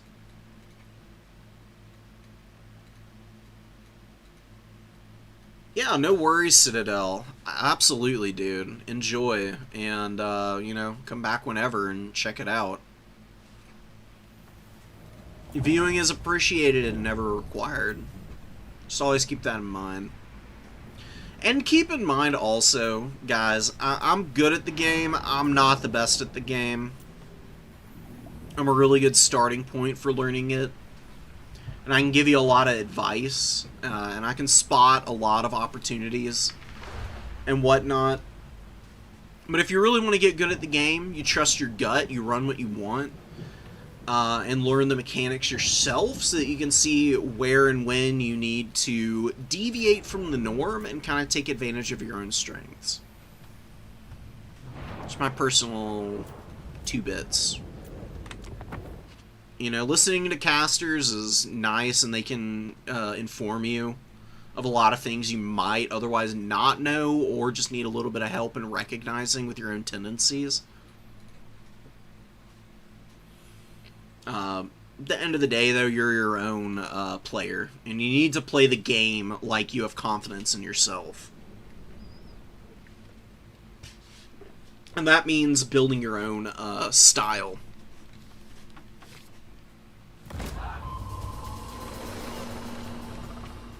Fight with courage and the blessed knowledge that the elements themselves are with you. Nice. Zhao Ming coming in here. Dragon Breath thumps against low armor. It is so good at clearing out stuff like Orc Boys. Crimson Kills and the Black Orc great weapons, though, are going to be a bit of a problem. And Grom... God, man. Okay. There's a few factions that struggle against chariots. In Grand Cathay, they get absolutely flattened by good chariot play.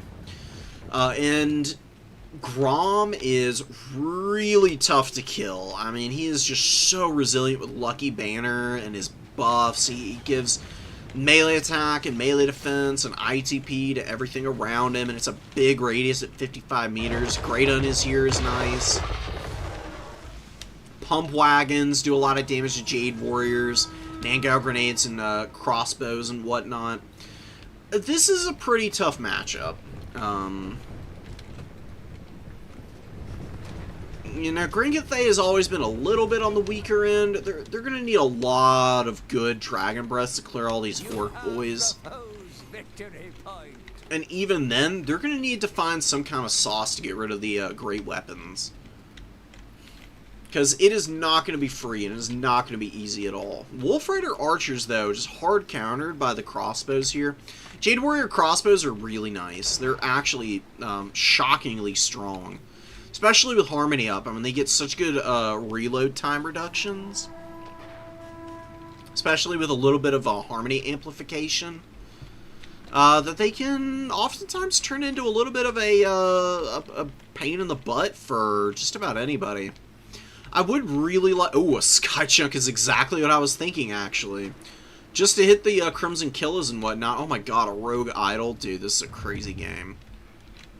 It's kind of funny that Emperor Luku is fighting Crystal Scar here.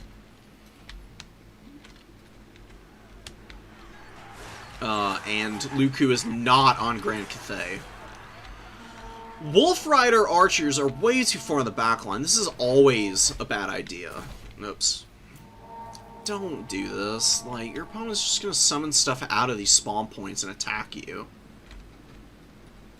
Like, just keep the Wolf Riders in reserve. Like, they don't have to rush in and do nothing to the Sky Junk and then die.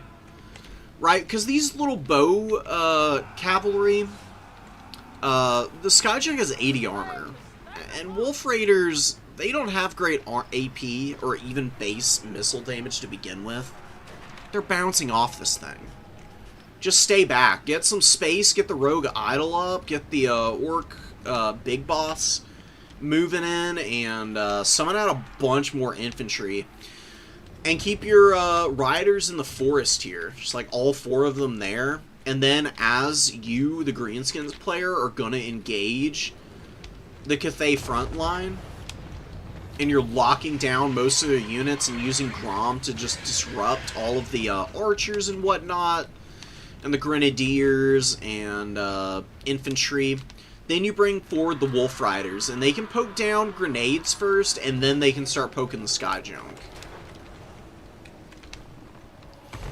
Sky Junks do okay damage, but it's just one, like, rocket launcher type of thing, and it doesn't have great AP values. Here it is. You can see that the AP on this is mediocre. It's fine. Especially this explosive damage. You can see at max range, really not that accurate against the Crimson Killers. You know, just like ranging the artillery is really not a bad idea ever. What you do here is you just keep pulling back with the Orc Boys. Instead of just running them in to get killed by grenades and crossbows, There's no reason to, like, overextend here. Just cede ground and allow Cathay to waddle up to the point. It's actually not a bad idea to let them cap here. Like, you've got the ticket lead, right? Like, you're up.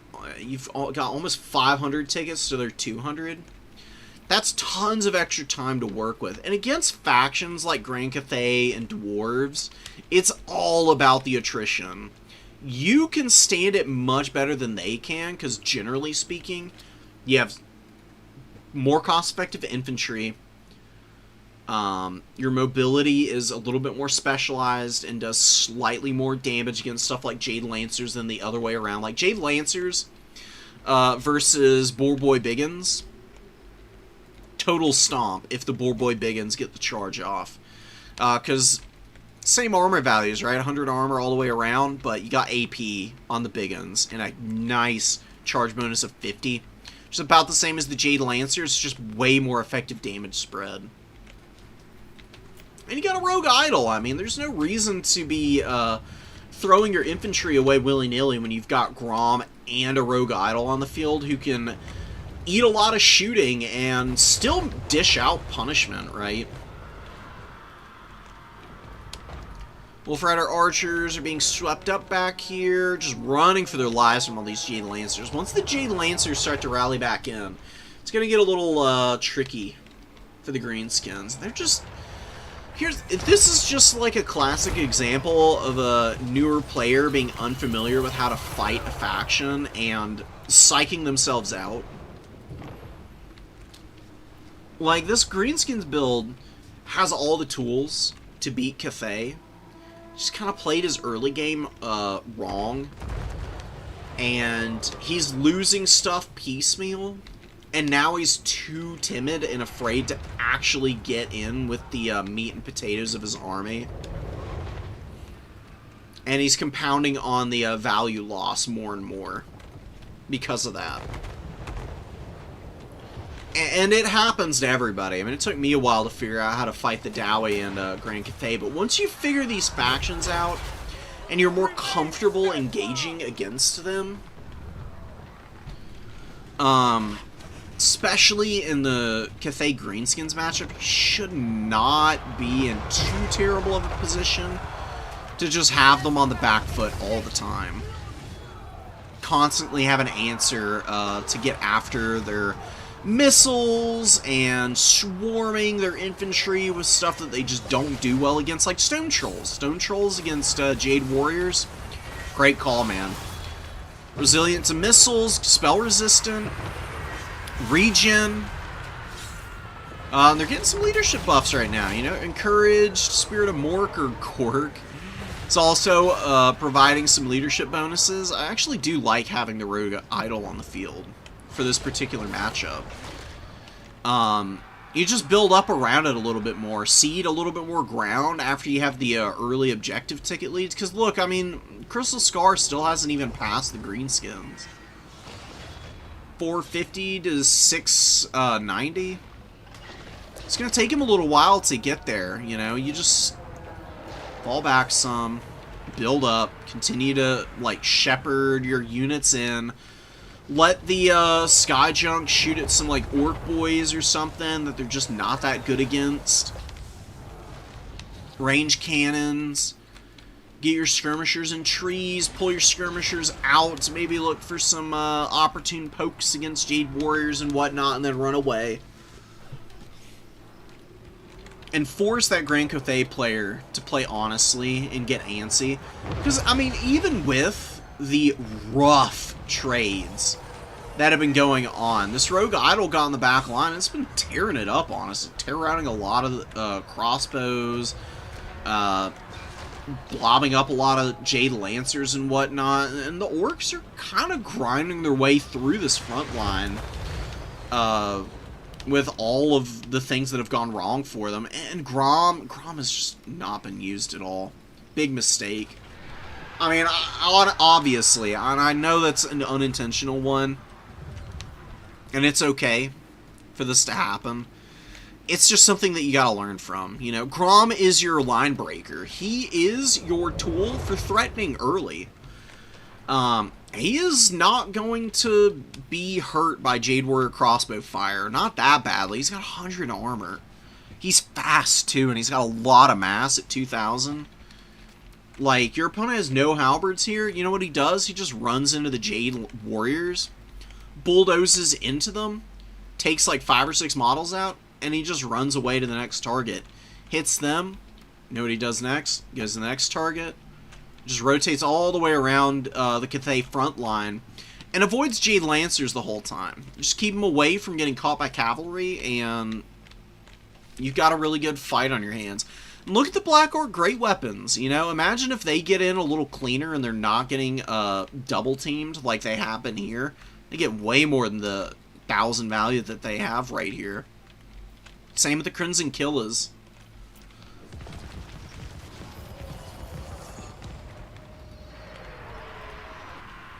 Yeah, the Orc Boar Boys, they're just not in a winning spot, and I don't see any pump wagons.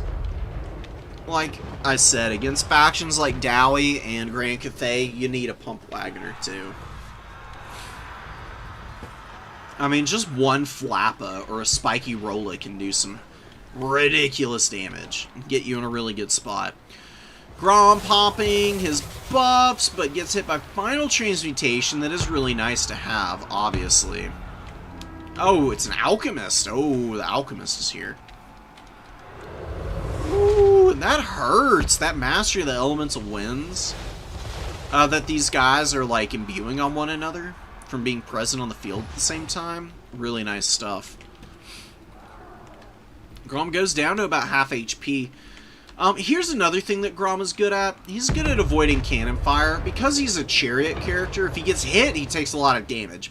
But since he's so fast, oftentimes he's doing stuff like that, where his attack animations just take him out of the path of danger to begin with. You can see how quickly he racks up value. I mean, he's got 300, he's only been engaged for a short period of time, trying to get away from the artillery. Cannon just punishing him as he tries to run away, though. The Grand Cannons of Cathay are just so vicious. These things are probably the best artillery piece in the entire game, just pound for pound. I mean, they are crazy accurate with even a little bit of harmony on them. Even without it, they're still really accurate. With harmony, they rarely miss. I mean, you have to use terrain to avoid them at that point. Black Orc Big Boss, some okay value. The Broken Tusk Mob are back in, running over some Nagao grenades. Not doing much. Zhao Ming with okay value. Really, it's been the crossbows and the sky junk. Like, the crossbows have gotten pretty good work done. The Grand Cannon has also gotten about 1,800. Junk with 14. Just a good, solid, all-around performance from Grand Cathay here. I mean, no hero units per se, but just solid, dependable value all the way around. Most everything paid for itself, except for a few of the infantry units. And even if they didn't pay for themselves, they still offered a lot of protection for an extended period of time. Durkit Squigs, cheeky unit. I do like Durkit Squig Hoppers. They're actually pretty decent, all things considered, but I do think that they leave a little bit to be desired in this particular matchup. Like, the things Durkit Squig Hoppers want to be attacking is stuff like the Jade Lancer, or not the Jade Lancers, the Jade Crossbows. Don't want to get stuck on Peasants. They're okay against Jade Warriors, but Jade Warriors are about the same price as them, and Durkits are going to lose HP against them. Durkit Squigs are not the tankiest of fellows. And it's really against units that they just have, like, an advantage against in melee by virtue of their stats, that they really perform well. And I think for the fact that Cathay plays pretty tight formations, this is a matchup where they're a little bit less effective than they might otherwise be against maybe, say, Chowie or... Yeah, Dwarves spread out a little bit. It's just the fact that Harmony has such a restrictive range on it that Cathay's formations are really tightly packed. They can be really hard to break through without the chariot play. And the Boar Boys were just really not selling it. I like the Rogue Idol. I think it's actually a great call. I think you bring a few less Boar Boys. I think you don't bring any Goblin Wolf Rider archers, honestly. They get massively outranged by all the Cathay shooting, and Onyx Crowman can run them down pretty easily, and Jade Lancers or something that can run them down, and Peasant Horsemen. Like, there's just ands all the way around for these guys, and, yeah. Save yourself the headache. Cut these guys and get some more infantry. Because you'll win against Green Cathay in melee. You will not win the range game against them. Need to hammer a little bit around the edges of their formation before you can really break through. Like, I'm going to build a cheeky little Greenskins army that I think would be really effective against Cathay. So yeah, you get Grom, cut Axe, you don't really need it. Great in his ear is alright. I might even cut that and just go Language of the Boys and Lucky Banner. Lucky Banner is an auto-include here because it is a huge boost to damage resilience. Cathay has lots of good snipe tools with boosted Final Chance Mutation, artillery. They've got a couple of monsters that can beat up on Grom. So, Lucky Banner, just in case he gets caught or hit by some spells and needs to get out of dodge. You know, nice to have, cheap, affordable. Language of the Boys is enough of a buff for your entire army that you're not really missing out too much on the melee attack buff from Great Un. I do like the Black Orc Big Boss. I don't know about the War Boar, though. Honestly, I would just bring him with the Brass Cleaver and Rabble Rouse. Because Rabble Rouse, that gives ITP to everything around him, and you get 8 more melee attack from Brass Cleaver. Just bring this guy to, like, run in underneath stuff and, be an annoying buff tool. Also, I don't think we saw any magic out of the Greenskins, which is always a big mistake, because they have some of the best lures in the game. Like, honestly, you just bring a Night Goblin Shaman with Gorkle Fix-It, Sneaky Stabbin', and have a good old time, like, running around, debuffing speed on Jade Lancers and Crowman and running them down with the speed differential in your favor at that point. Vindictive Glare can be nice to mix in, too. You just do Sneaky Stabbin', and Sneaky Stealin' lowers power recharge by a lot. Minus 40 is pretty painful. And Cathay loves to cast magic, so you can just pop this, or you can just have this going every time you're casting one of these cheap spells. You can just make it absolutely miserable for the Grand Cathay forces to get their spells off.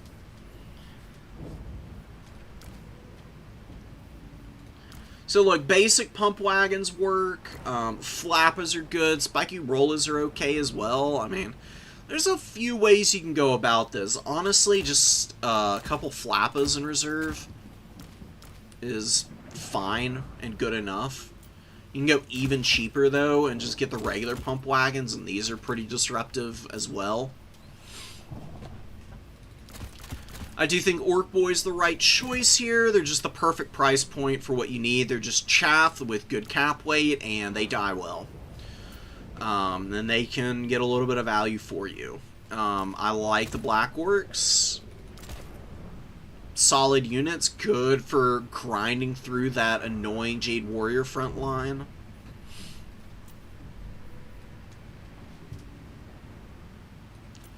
And see, alright, here's where the, you see how much these Wolf Raiders cost? 2,000 gold for 4 of them. You got 2,200 here. There's a couple things you could do. You could go double Stone Troll early, that way you've got extra punching power and some speed to close the gap quickly, and you don't have to wait so long to just build up some more stuff behind that. You can go like another Orc Boy and a couple spears, or honestly, do you want the Orc Boy spears? Maybe Orc Biggins. Maybe Savage Orc Biggins.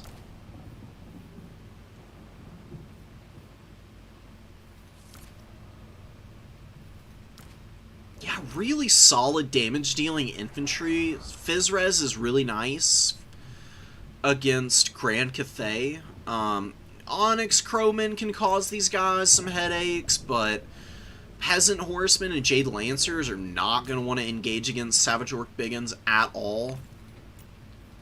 Can always defend the back of these two guys just by using your Boar Boys. I do think Boar Boys are nice. You can probably mix like 2 of them in. I do think you need a couple of the Biggins here. Got 2,300 gold left. Honestly, like a Goblin Rock Lobber, or maybe even the Hammer of Gork isn't a bad call. Like, just get 1 Rock Lobber even. Just to hammer from long range and do a little bit of damage to your opponent, kind of get them bugging out a little bit. Still do the Rogue Idol, I guess, if you want to. Maybe you go cheaper on the infantry and just do regular Biggins. And then you can get the Rock Lobber. That's a very clean spend. I think this can work. You just need to be really careful about the engagements. Like, you get everything out on the field before you even think about going in against Cathay. And you don't really need those trolls, so maybe you do, like, 2 Savage Orcs. A lot of infantry. A lot of clear with Grom. I mean, Grom's going to run over the Jade Warriors. He's going to be really good for clearing all that out. And then you win the mobile game with your spells and your superior cav. And then you walk away. Happy as can be. And the Rogue Idol just eats damage like crazy, because it's quite expensive, but it has 16,000 HP. And you saw, I mean, it got about 1,200 last game, and it's not like a terrible unit like it used to be now. It's got some utility in domination mode, I would say. You can always go for the gumballs, though. Gumballs against Grand Cathay is also a good call. Like, these Colossal Squigs just run over infantry. And the Acid Burpa with its stinky farts. S-tier unit at clearing out bodies and wrecking Jade Lancers that might be surrounding it. It's disruptive, too.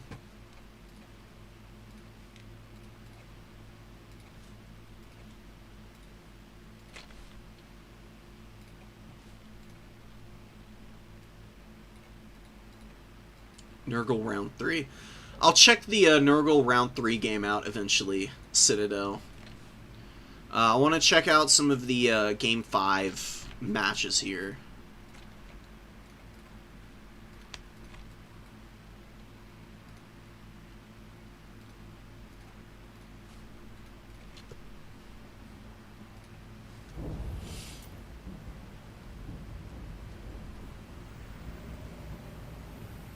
Like it's Spirit. I do like Death Magic on the Chaos Sorcerer Lord of Nurgle. It's actually a pretty good toolkit for him. Soulblight and Spirit Leech. We got Fate of Buna and Spirit Leech on the other side here. You know, we'll go ahead and watch this.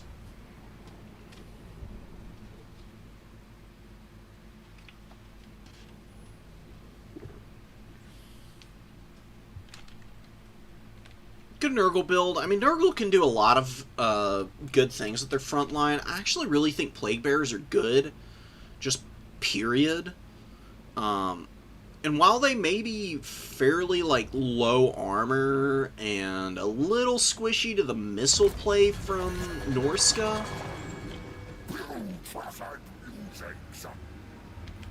They do have Fizzres and magic damage, which is really good against a lot of Nurgle units. you completely nullify the existence of skin wolves with just having plague bearers all over the place. We have a victory point. You just don't let them get nailed by like burning heads and whatnot, and they're gonna be fine. Nurgle throwing axes will just win. They are simply better. There is really no other way of putting it. They have more HP. You know, their melee attack is a little lower, but that doesn't matter because they never get caught because their missiles have poison and they have 90 speed, so forget about catching them. I just like them. I like them. They're a great unit. They're beautiful, perfect little angels that can never do any wrong for Nurgle, pretty much. I mean, they're an auto-include in every build, every matchup just about. There's like 2 or 3 maybe where you don't bring them, like Vampire Coast, maybe. Although, even there, you need them for, like, Lampreys, maybe. I don't know, man. There's just so much that they accomplish just by their statting, the shield, and damage output. Best Marauder skirmish cav, period. Like, they out-trade even the Tzeentch Marauder Horsemen, who are probably the second strongest. Khorne comes in at a very respectable third with their melee Marauder Horsemen, and in some ways and in some matchups, those Khorne Horsemen are superior options over all the other ones, but they're a little bit more fragile without the shield. You know, the dual weapons are a pretty nice trade-off for losing the shield. But it does mean that it makes them just straight up more squishy in the skirmish game. That's part of the reason why Khorne loses the skirmish game so hard, is because their horsemen are just bad at actually skirmishing. Which is kind of hilarious. Like, they're okay at it, I guess. Maybe I'm being a little hyperbolic, but speaking from experience, it sucks to have your guys constantly at a disadvantage just by throwing their axes against other skirmish cavalry. Marauder Hunters are here. Now, actually, this is another reason why the Plague Bearers are really good, because, okay, who cares about Shield Breaker if there's no shields to get through? And Chaos Warriors of Nurgle aren't really even going to trade very well into Bearmen or Marauders or even Marauder Berserkers. Plague Bearers are actually pretty decent against the Marauder Berserkers because they're really high melee defense, especially once Cloud of Flies is active. Plus the Fizz Res and the high HP pool, they do pretty well against the Berserker front line. Bearmen getting around the back onto the Plague Bearers. Plague Bearers are grinding okay, but they are running into some annoying units. There's Trolls. Of course, they got to get through all the HP on these Bearmen. This one is surrounded over here, and they might break pretty quickly. And Throg is pummeling them some, too. Throg is taking a little bit of damage, though, so he's not loving life right now. Chaos Knights with Lances, Spawn of Nurgle. Not so sure about Chaos Knights here. Chaos Knights against Norska, usually not that great of an option. Outside of the Khorne Chaos Knights, who have fire damage, which is obviously really effective against Nurgle for a lot of reasons. Just bring Rotting Riders. Rotting Riders, instead of the Spawn and the Chaos Knight, would be way better. The Rotting Riders can just get right in against the Norscan Ice Trolls and just bulldoze over them. Also might want to think about maybe getting some Furies in a little earlier next time. It's not going terrible, though, for Nurgle. I mean, these Soul Blights are doing a lot of work at keeping the Norskins in check right now. And there's a little bit of a problem back here for Captain Insano. He is not spacing his missiles well. So what's happened here is his missiles are just overlapped on one another, and they don't want to shoot because, you know, they're circle jerking a little here. You know, they've been on Reddit a little too long. They need to get offline, and they need to go touch some grass so that they can figure things out.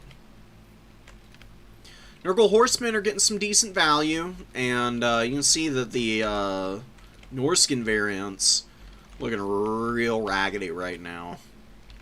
Marauders are holding. Marauder Bearmen break and run over here. They got a lot of HP left. Kind of shocking that they're running right now. I don't know what happened to them. Clearly something terrible, though.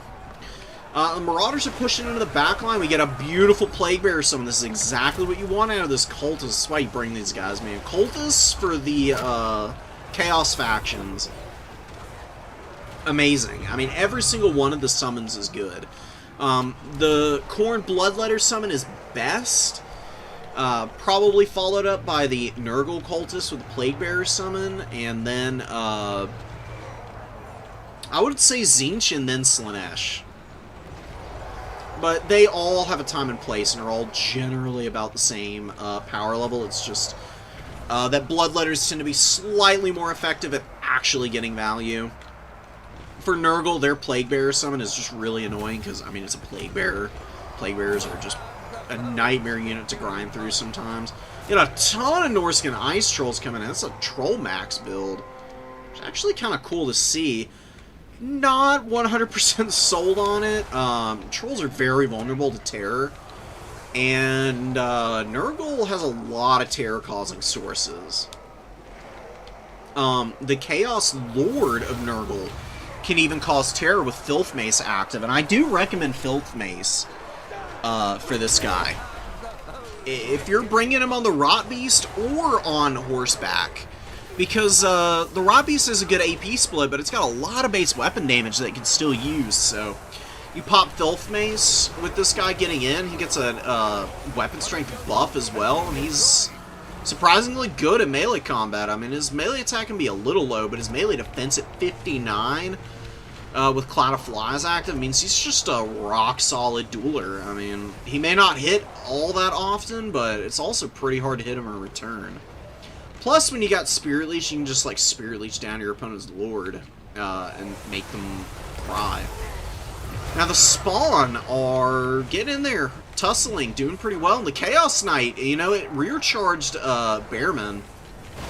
Crushed them pretty quickly.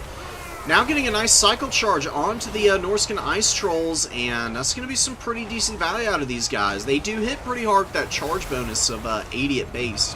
Even though they're very tired, they still got 60. And you can see, getting up to almost paying off for themselves. Marauders getting dove on by Furies. Bearmen also getting locked down. Furies.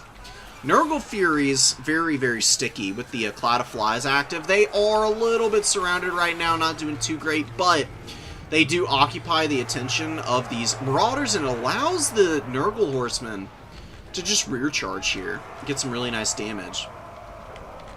One Ice Wolf is not going to be quite a match for all of those horsemen either, and there's two Nurgle Furies now.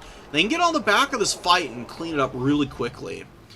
Nurgle does have that back cap right now, and look at the horsemen here. Chaos Knights just sweeping up some Marauders here. Probably could do to chase off those trolls, but I guess getting back over here is just as fine. You don't want to see the value. Yeah, paid for themselves. Plague Bearers here, not quite, and not quite, but they've been on the field the entire game. And this Plague Bearer did pay for itself. You can see just how sticky they are, man. The 11,000 HP in Physres is honestly really difficult for most units to get through. You need specialist tools, oftentimes. You need the right magic. And, you know, as good as death magic is against Nurgle, there's too many passive heal sources. Your opponent just, you know, brings the Chaos Sorcerer Lord. I mean, he's got Crown of Everlasting Conquest, a big heal. Very hard to grind that guy down with Spirit Leech. And Fate of Buna, not that effective against the big HP pools on a lot of these Nurgle Horsemen.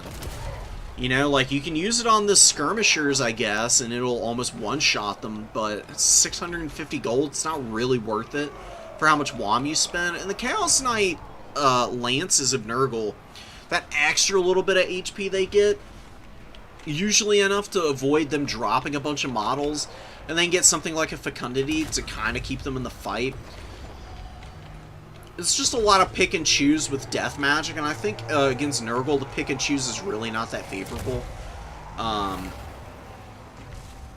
Metal magic, fire magic, going to be way more consistent, higher impact.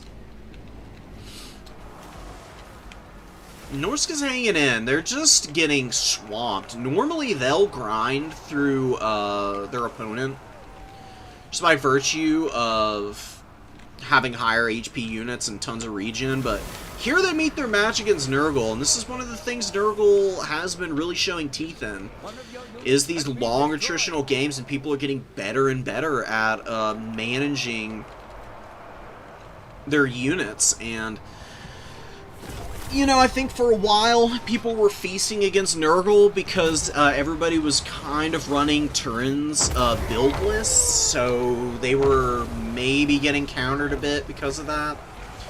But as of late, I've been seeing people deviate from Turin's recommended builds a lot and doing way better. And that's what I love about Domination Mode, is that there is a meta that eventually develops. But because of how many units there are and how much flexibility you have with your build lists, there's almost always an answer to the meta. It's all about being just ahead of the curve. And if you watch people like Daniken or Berserk or Tim the Wilder, all the top level guys are doing stuff that people are just not prepared for, right? I mean, surprise is the ultimate advantage. There is nothing that you can do against your opponent if you're just like, wait, what in the hell am I looking at, and how do I beat this? If you've got your opponent saying that, more often than not, you are walking away from that game with a win. Now, some of the other things top players do is they're also really good at rallying from being surprised. They may struggle a little bit at first, but they don't overcommit themselves, and they usually have some way of bouncing back if they're struggling early on.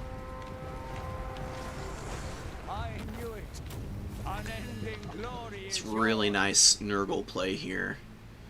Just getting in those nice big blobs, having the right characters and units available to punish those Norscan Bearmen. You know, Bearmen were kind of the scourge of the meta for a while, but they've kind of fallen off a bit. Because they just get brought every game, so people are prepared for them. So, you know, if you're a Norsca player, hey man, start mixing it up more. More Berserkers, more Champs again. And maybe just more baseline Marauders. Because baseline Norscan Marauders are still good. Way better than the Warriors of Chaos variant. Because of the Norscan Rage mechanic. Their Marauders just work better. They're 25 gold more, but they get 8 leadership, Physres, and melee attack. Just for fighting, which, I mean, hey, that's, you know, literally their job, right? I know the Bearmen get it too, but Bearmen are 175 gold more than Marauders, and you can fit a lot in. You see the cost of maxing out the Bearmen, you got 6125 to work with. You max out the baseline Marauders, you got 7,000 to work with. Like, that extra 900 gold is big business, man. 900, give or take. You know, you can fit in like a Mana Core for that price point, or a Marauder Horsemaster, or, you know, cut somewhere else in your army for a little bit of gold and get a Dreadmaw. Skinwolf for a little bit of a change. A lot of things you can do. Get more abilities on characters. Get a slightly more expensive Lord. Honestly, Sail might be the way to go against Nurgle. Because you got Wind Blast, which is really good against the Plague Bearers.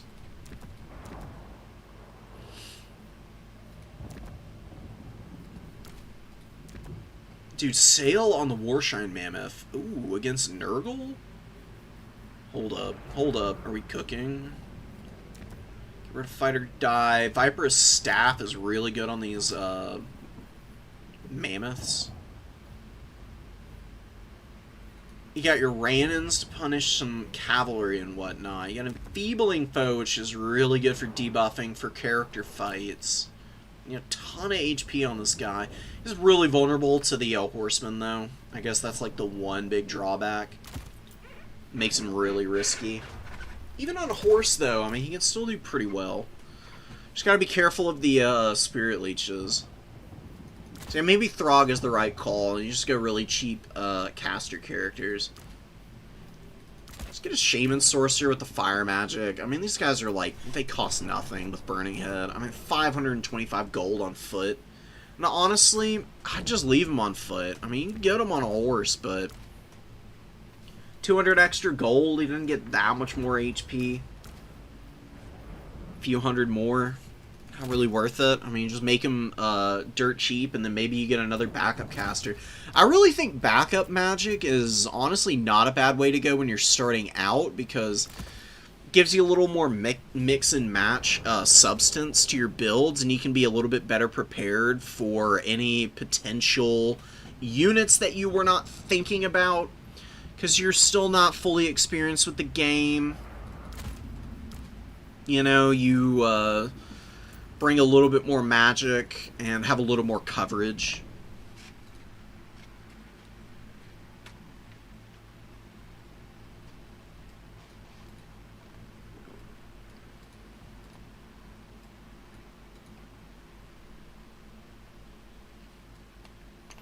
Demonette Summon is 100% better than the Tzeentch one.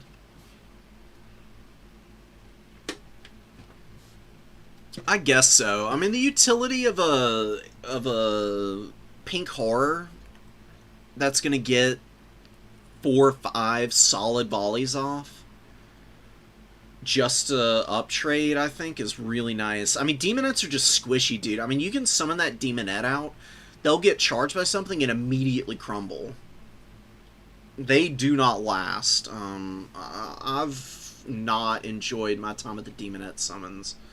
And I really don't see people bringing them all that often as Slaanesh to begin with, for various reasons.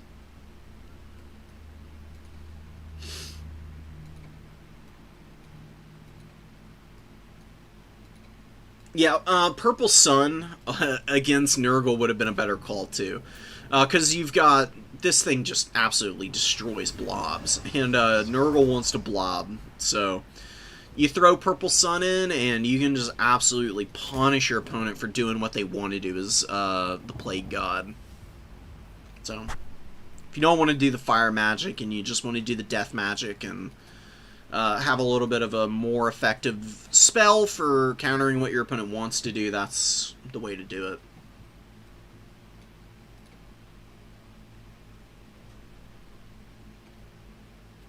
Well, Slaanesh just breaks the meta and is the meta at the same time. That's the problem. You literally cannot adequately expect everything that Slaanesh has and be able to find a proper counter for it. Because they just have so many weird things that they can do to break the game.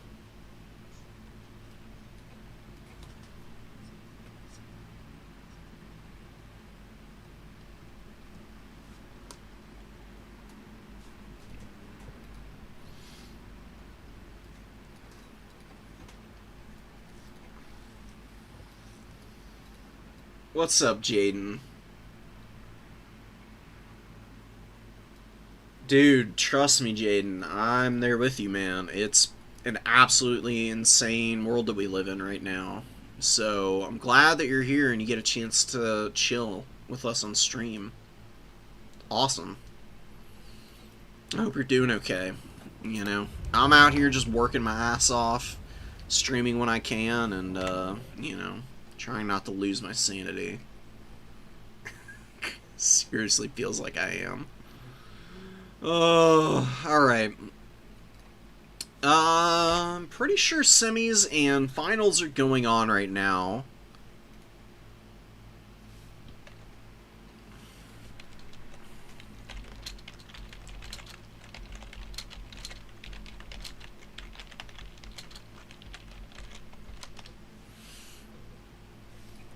I'm pretty sure they're in them now. We're just going to let them actually play the games before we jump in and cast them.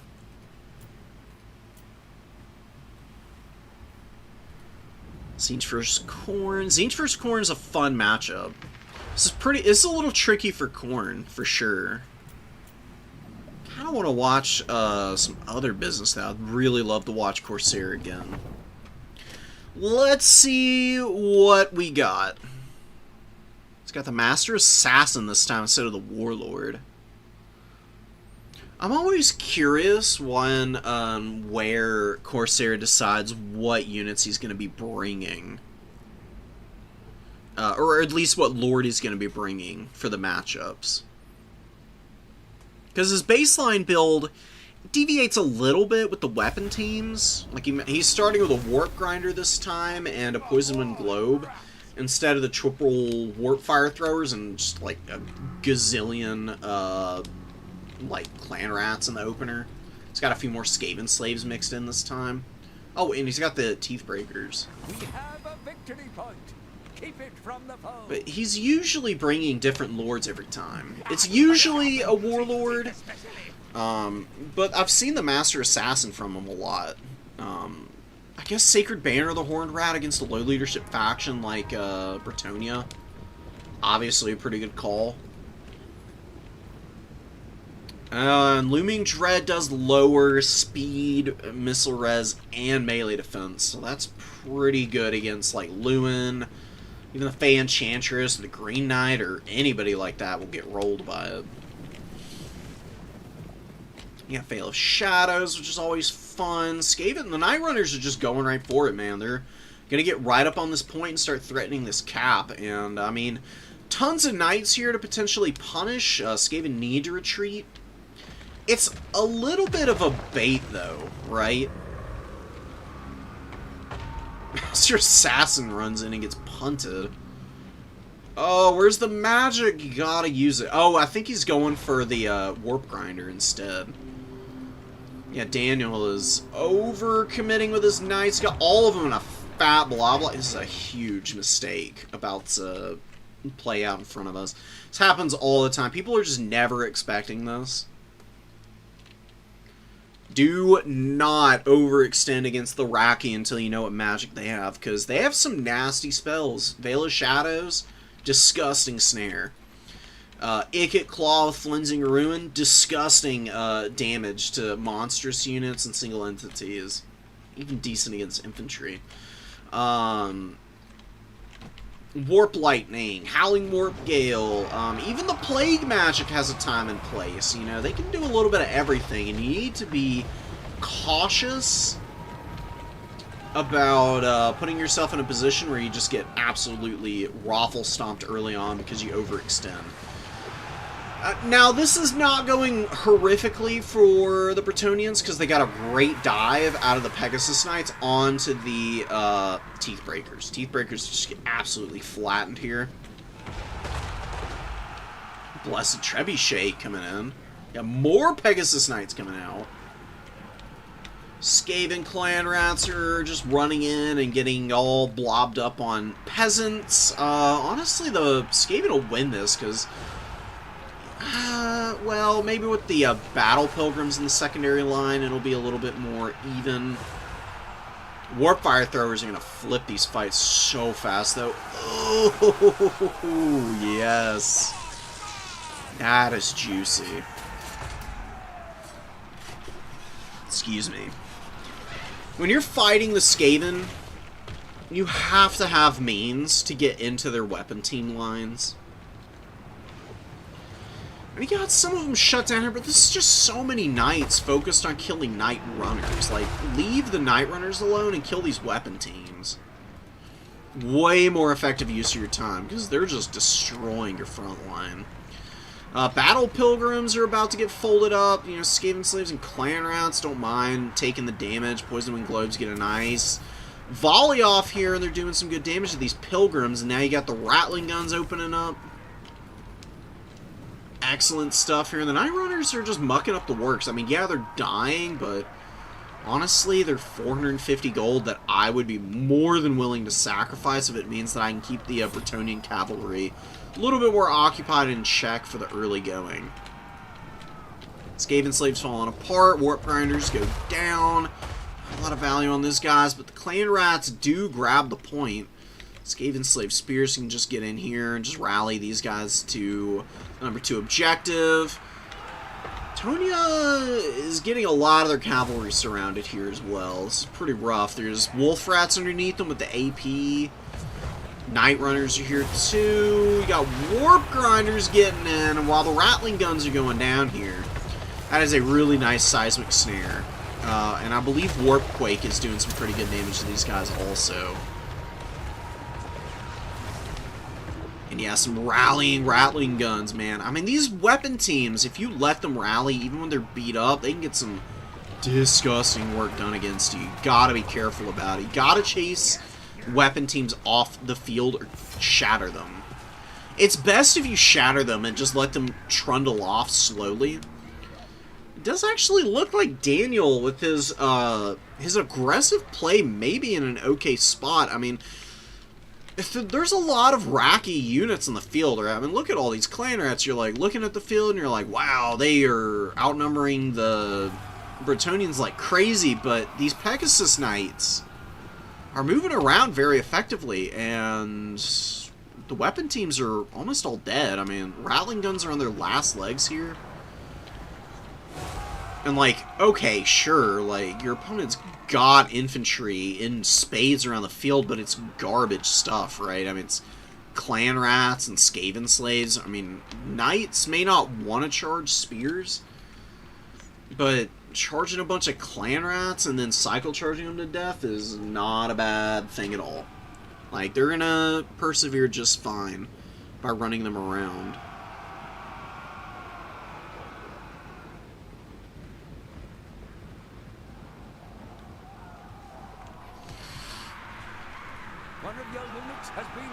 What are these? Oh, Knights of the Lionhearted are still doing pretty good.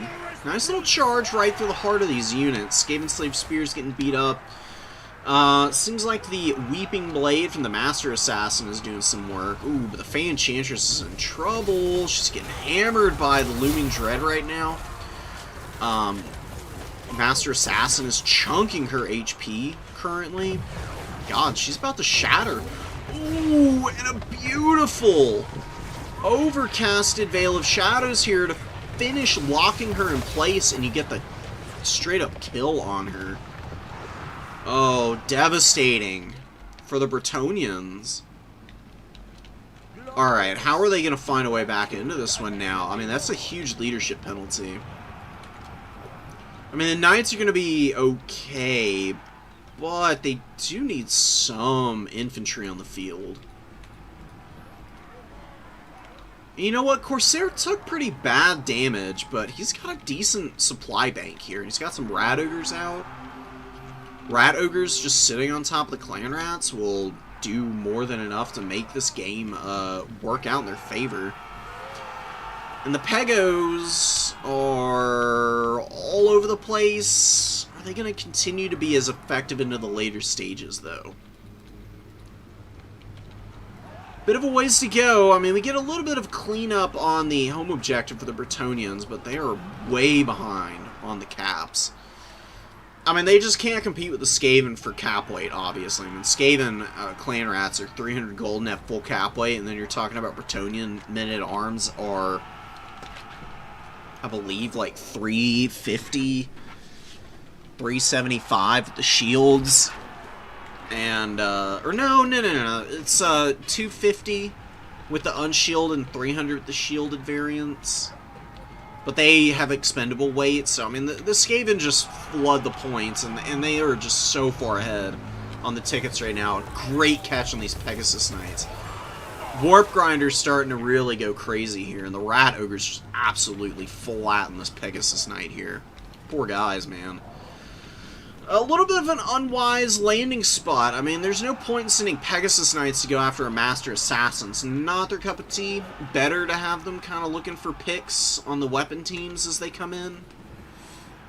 Easier said than done. I mean, Corsair is just so scrappy, dude. He's down in value, and it doesn't feel like it at all. He actually uses the Veil of Shadows on his own unit to stop the Pegasus Knights from getting in. What a play. It doesn't seem like doing any damage, though. It's kind of weird.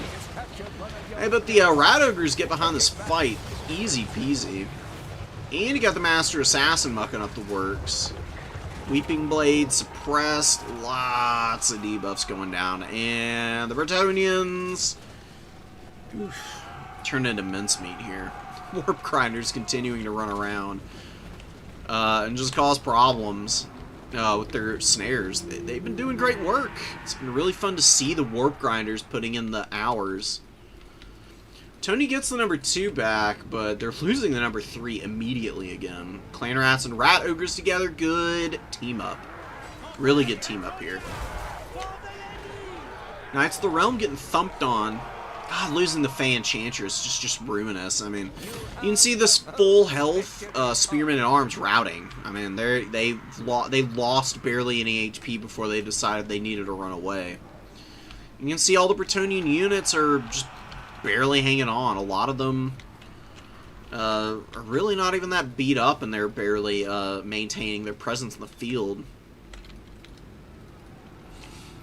Wolf Rats just running after these Knights of the Realm. Rat Ogres and Clan Rats getting in, doing a little bit of thump. The Warp Grinders, dude, with these... all these snares, just so frustrating to deal with. I mean, it's a bunch of peasant mobs, so it's not really that bad for Bretonnia, but keeping them back here and not letting them, like, get up the field and start stuffing units back is pretty nice. Definitely something. You can see immediate leadership leadership breaks in all these guys because they just can't handle the heat. Rat Ogres going down over here. Not terrible value trading. The other one is getting onto the back of this fight. Should be able to help the Skaven hold on this point for just a little bit longer. They're just swarming with numbers. I mean, you can see how many more guys they've got coming in as a reinforcement wave. Vermintide lives on. I mean, 39 units is just really hard to clear through. And Bretonnia doesn't have any offensive magic to really do it either. Whereas some factions will just be able to counter stuff like this with Burning Head and just roast a million rats down. Bretonnia's best offensive magic is Beast Magic with Flock of Doom, and it's not bad against the Skaven, it's just not that great against the Skaven.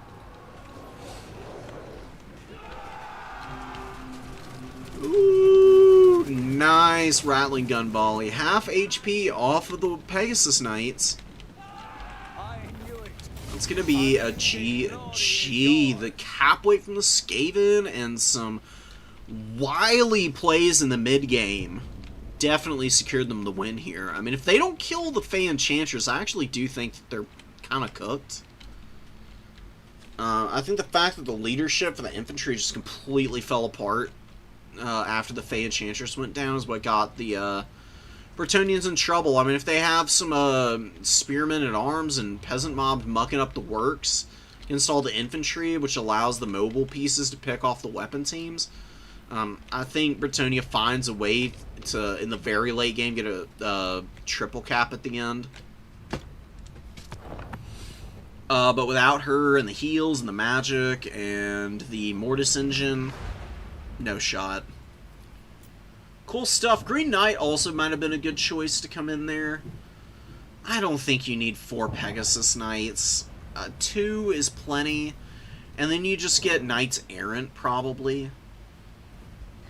Knights Errant are respectable mobile pieces, and they can hammer just about everything in Corsair's army fine. I mean, maybe not like the greatest unit against Rat Ogres, but I think the Peasant, or the Pegasus Knights are a little bit overkill in that regard.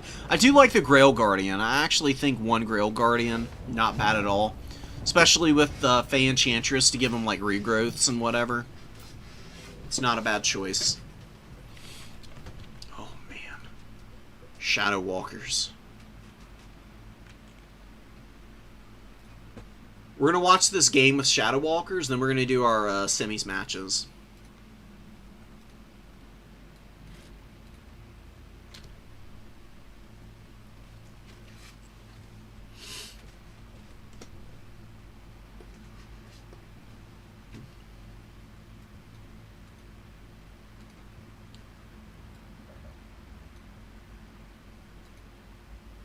Skaven brought so many weapon teams.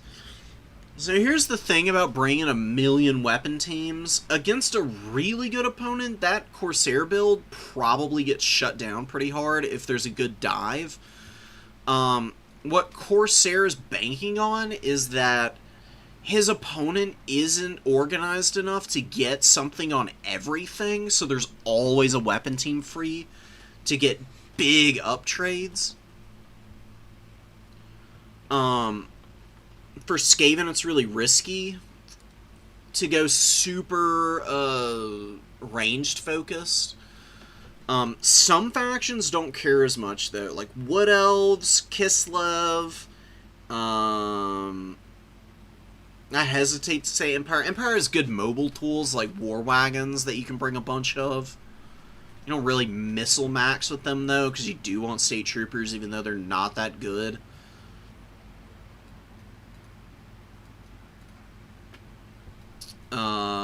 Who else will missile max? And isn't that afraid to? High Elves to some extent.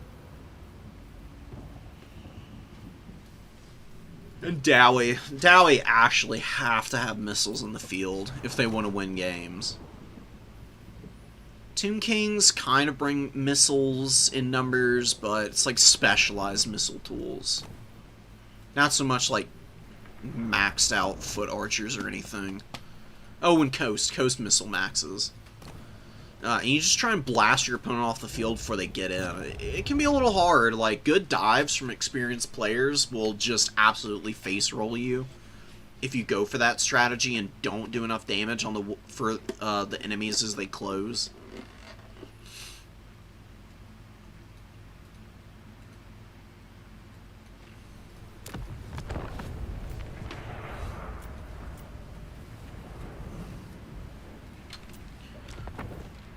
Let's get our Shadow Warrior game out of the way.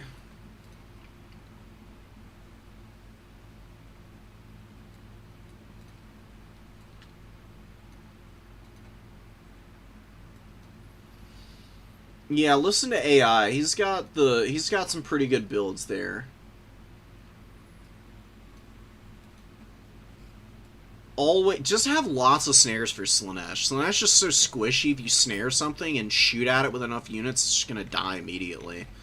And Slaanesh is a fairly expensive faction too. They don't typically go very wide, so Empire has good tools to punish wide builds anyways. So I can see how Empire would be favored into Slaanesh. They have to play pretty pinpoint though. They don't really get many mistakes before they can get completely flattened. So there's a little bit of a caveat to that. So Soul Grinder is out here on the field. Really good anti-large tool. Eltharion, great anti-large unit. Definitely want to be shooting him with the Soul Grinder. If, at the very least, just to make him use Apo on himself. It's a great spell, pretty cheap, just 5 wins of magic for close to 10% heals. Really not any way you can go wrong with that. He's got Tempest, which is a really good call because it's great against Tzeentch. You just use that on Changebringers and ruin them. And he's got Soul Quench, which is pretty good at clearing out bodies. And good for hitting Chaos Warriors and Zangors, I would say. And, you know, if you need to, you can fly back here and hit the Blue Horrors, I guess.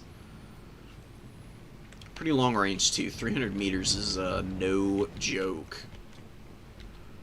Actually be looking for a Soul Quench right here. It's a pretty blobbed up Chaos Warrior of Tzeentch. You just bop these guys on the nose with the cast from that. And you'll get them in a pretty bad spot. Oceanids, I don't know why you're bringing Oceanids against Tzeentch. Like, weak to magic damage because of the Fizz Res. Magic Missile's even worse for these things. I would just forego them. Absolutely not. No Oceanids. Please don't do it to yourself. Like, maybe for the late game. And that's a big maybe.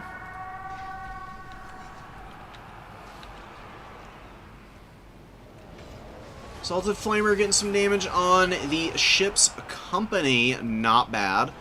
Shadow Walker's looking to close the gap. Yeah, they want to shoot the Flamer, which is a pretty good call. Very accurate units, by the way. Oh, but the animations from the Flamer actually forces a dodge from them. Although Altharian gets on top of the flame, he's gonna kill the Flamer.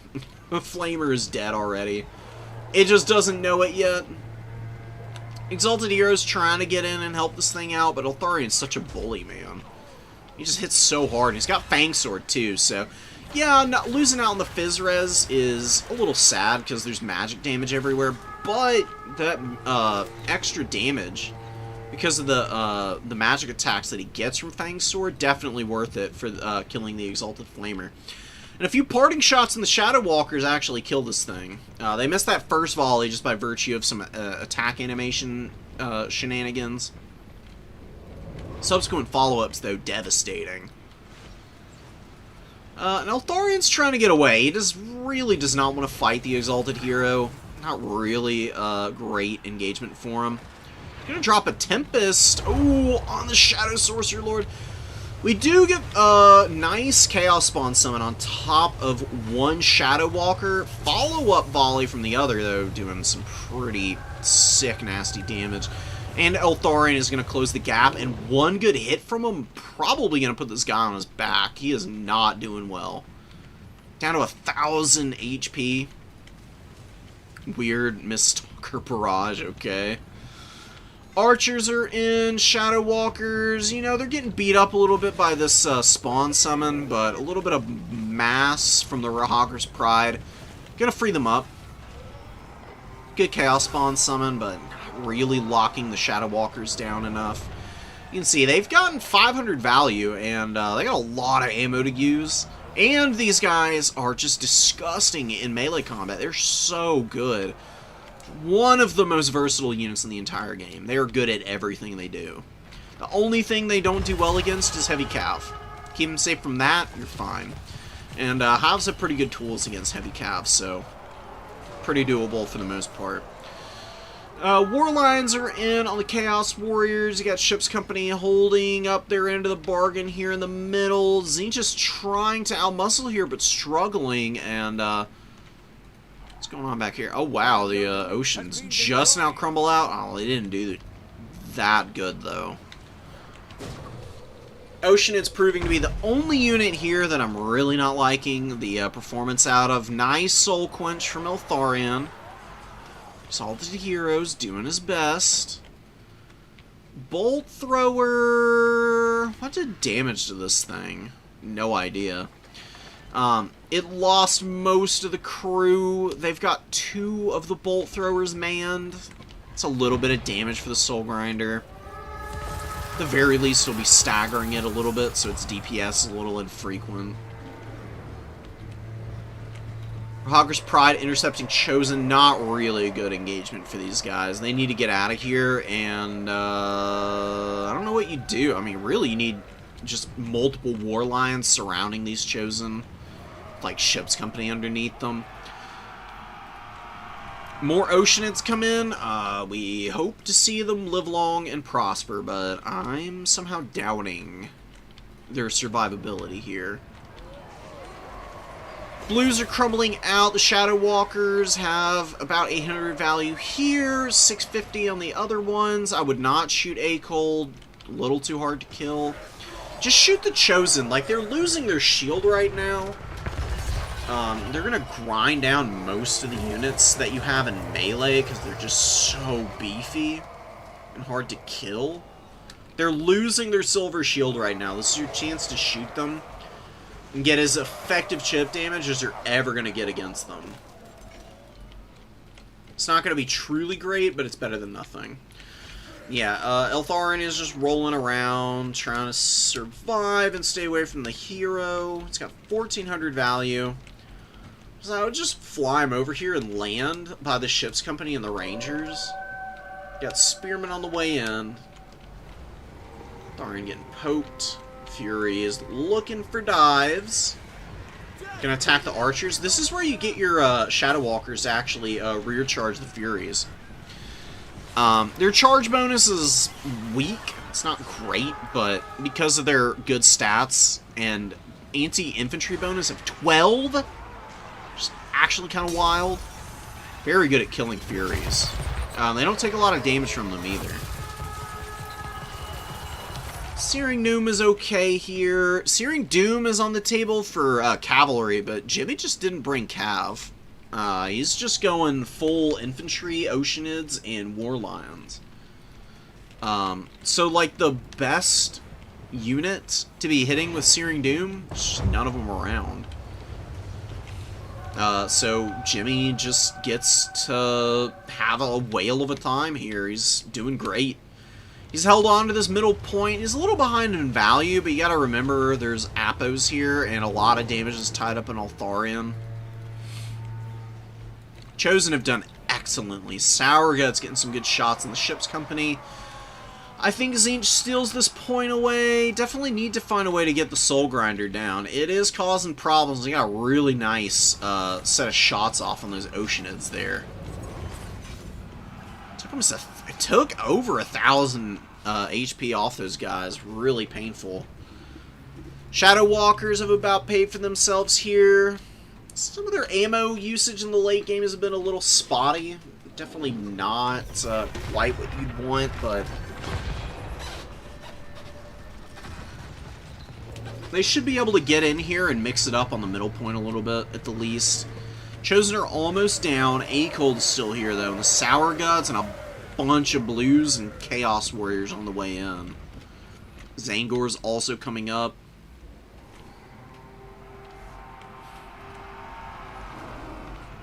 You know, I think the Oceanids, their lack of value is really putting Jimmy in the hole. And the War Lions are also struggling. They've been used a little haphazardly. War Lions are best mixing into the front of stuff like Ship's Company and Rangers. Just so they have some damage buffering and they can actually get their armor-piercing attacks in pretty efficiently as they pile in. When they're alone, War Lions falter pretty badly because they're low model count, fairly low HP, reasonably mediocre stats. I mean, it's better than a lot of monstrous units. The 43 and 38 at base with the Rawhogger's Pride is really, really solid. But the baseline War Lions are even weaker. And they don't have the benefits of a Mighty Roar ability to, like, run things off the field with the leadership debuff. Little bit painful. Tzeentch army ability missing here. Archers doing what they can, and Shadow Walkers, man, they've been worn out. Kind of unfortunate, you know. They really did okay in terms of the trades, but honestly, there were a lot of shields, and they were shooting at a lot of inoptimal targets in the process of trying to value trade. They got good damage early because they were shooting the Chaos Sorcerer Lord. Really, I would have tried to just have them out-skirmish the Soul Grinder, because Soul Grinder is not going to do that well against the Shadow Walker pressure. It's going to take a lot more damage from them than it is going to return the favor.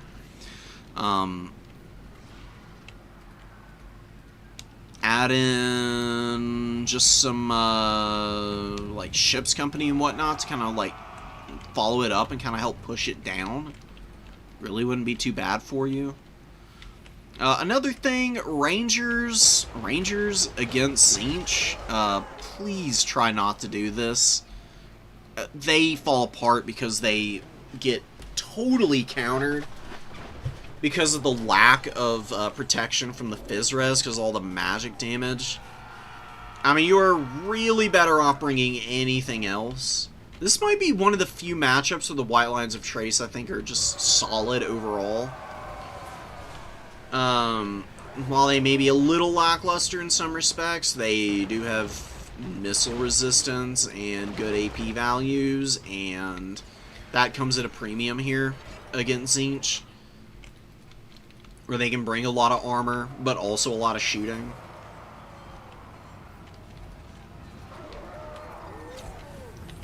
I don't know about Spearmen. Spearmen into Tzeentch are just not going to do much. They can stop some shooting with their silver shields, but they are not going to beat Zangors. There's not a lot of mobility for them to fight either.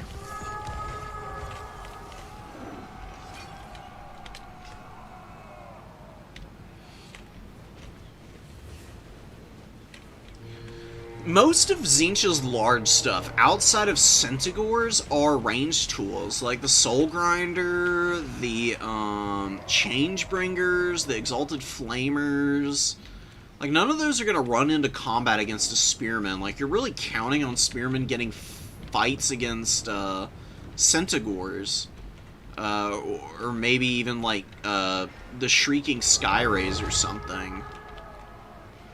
They're not going to do any damage to Chaos Warriors. They're not going to do that well against Zangors. They're vulnerable to Terror Routes as well, and their leadership is mediocre for an elf unit. It really looks like Tzeentch is just out-muscling the elves, and they're doing a damn good job of it.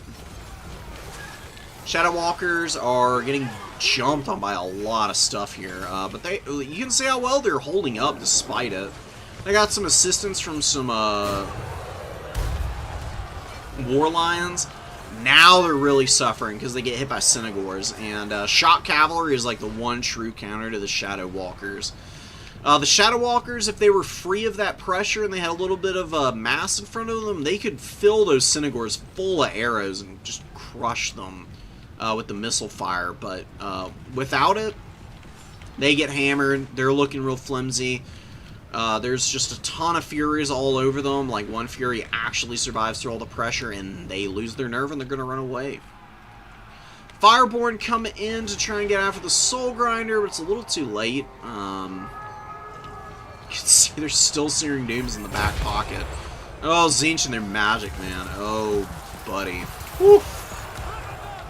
Nice chunk of change. Didn't hit the face of the Fireborn cleanly, but to take down 4 models. This guy still hammered the Spearmen. You can see the Spearmen are just not holding up. When they're both dead and gone, and they got 17 value and 26 value. No thanks. This Ocean was out earlier in the game as well, and it's only just now gotten up to the price point that it costs.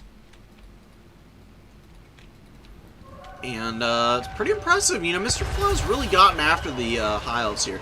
I will say this is a pretty decent matchup for Tzeentch.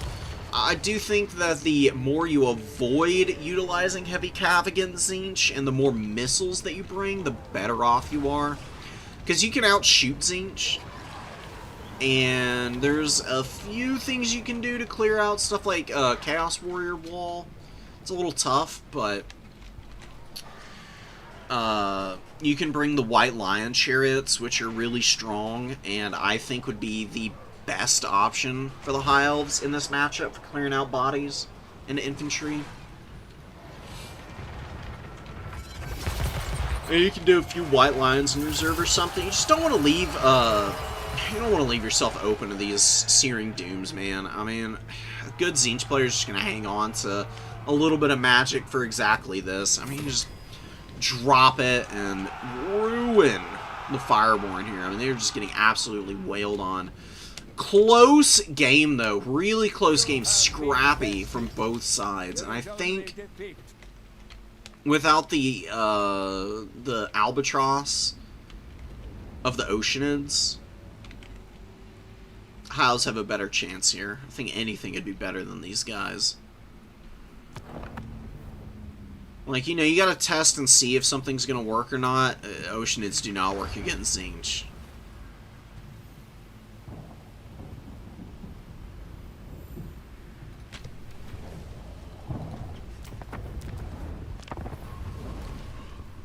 What else can you do against them as High Elves? We're going to get to the semis and the finals now, by the way, guys. I just think Lion Chariots are the way to go. You just get like 1, maybe 2. Have them run everything over. And you can do Omen of Assyrian. If you want to bring a monster, bring another flyer, and use Emberstorm to punish the Chaos Warriors. Very high impact ability on this bird. Plus, it gives Eltharion Perfect Vigor. Because it's got this Vigor reduction, imbues ITP as well. It's a huge radius. It does rely a little bit on Physres, but it has a bunch of fire resistance, which is super good against Tzeentch. Tzeentch obviously has a lot of fire damage with their units. Avoiding that, A+, super good for you. You can bully Soul Grinders with the Omen as well.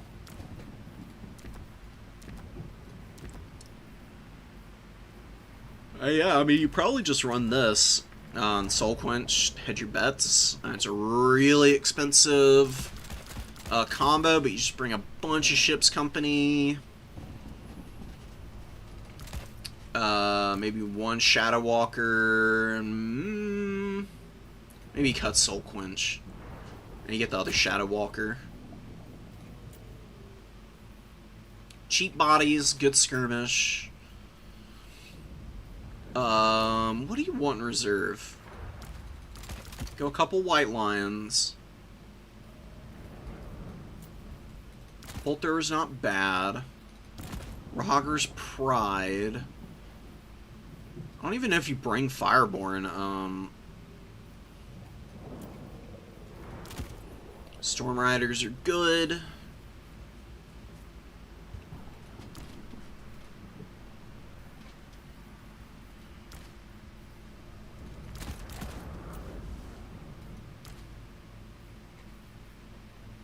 Maybe you go with Swordmaster.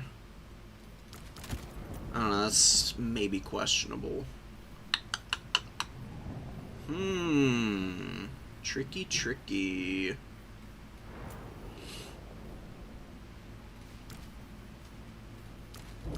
I do think a couple of Illyrian Reaver cav are a good idea, because Synagores will try to get your Shadow Walkers, potentially.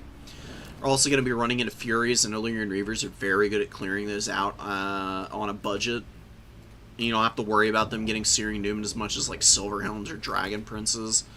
I don't think you need the Fireborn against Tzeentch. Honestly, you can probably just bring a couple Shielded Lotherns. Or maybe just a couple basic archers, even. For some more missile pressure. Another Lion.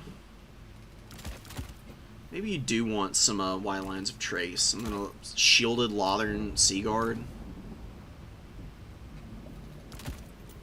Bring the Storm Riders because they can fire on the move. They're actually pretty good at running stuff down. Got a good amount of firepower. Got a nice poke tool here. Although you could probably cut that and do this. Tons of missiles. Little bit of grind with the White Lions and just tons of cheap Ship's Company. Omen of Assyrian just like nukes Chosen and Chaos Warriors. Lion Chariot runs through and kind of cleans up after that, and then Rahagir's Pride and War Lions to clean up whatever survives, Lyran Reavers to attack Synagores, and all your bows just triangulate fire and fill them full of arrows.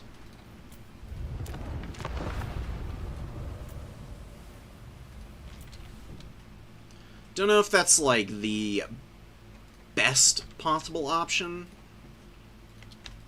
Do you think it's going to work a little bit better than the Oceanids, though?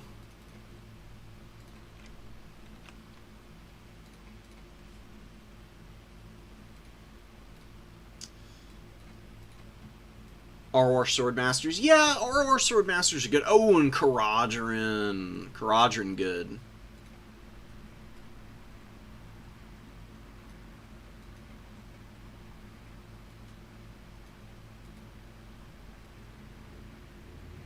That's understandable, Jimmy. Don't worry about it too much. I mean, it's just learning something. I know they're not your, High Elves are not your first faction.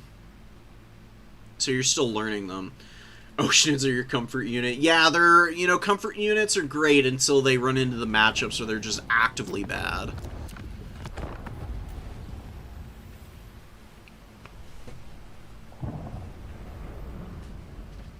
Another thing you can do, instead of going Eltharion, you can bring Alarielle and pair her with the Omen of Assyrian. That's not a bad combo. She got martial prowess back, and she's got magic damage, so she can beat up on some of the Tzeentch flyers.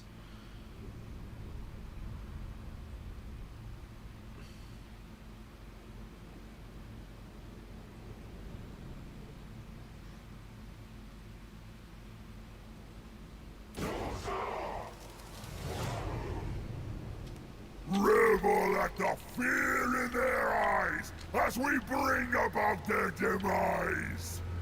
Yeah, Throg getting in there, Shaman Sorcerer with the fire magic rocking forward, Burning Head, Flaming Sword of Ruin, not terrible against Norska. Just in case you don't have the magic damage to get around the Fizzres on Skinwolves and whatnot, you can just use Flaming Sword to imbue it on your units. Great Shaman on the other side here. Roderick is just going a little bit wider. He brought a lot of Berserkers, too. These Berserkers are going to run over the Bearmen. I don't know how these Javelin Hunters are going to do. They're going to get closed on pretty quickly. Dude, Roderick's army is so wide, man. And the Burning Head is going to hit so hard against all these lightly armored units. I mean, same way around, but I just think because of the added benefit of more units on the field, that Roderick is going to be in a slightly better position as a result. Good jump with the Beast of Tashnar, though. Oof.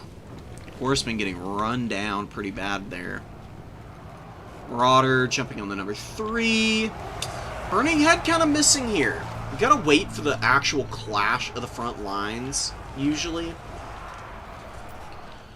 See, if you try to, like, cast it down your opponent's line in just a straight path, Burning Head wobbles and maybe you hit something, but more often than not, it probably just curves away and just misses everything as they trundle past it.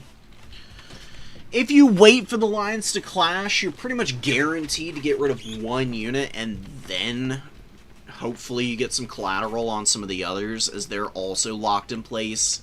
It's kind of hard to gauge and disengage from those spots.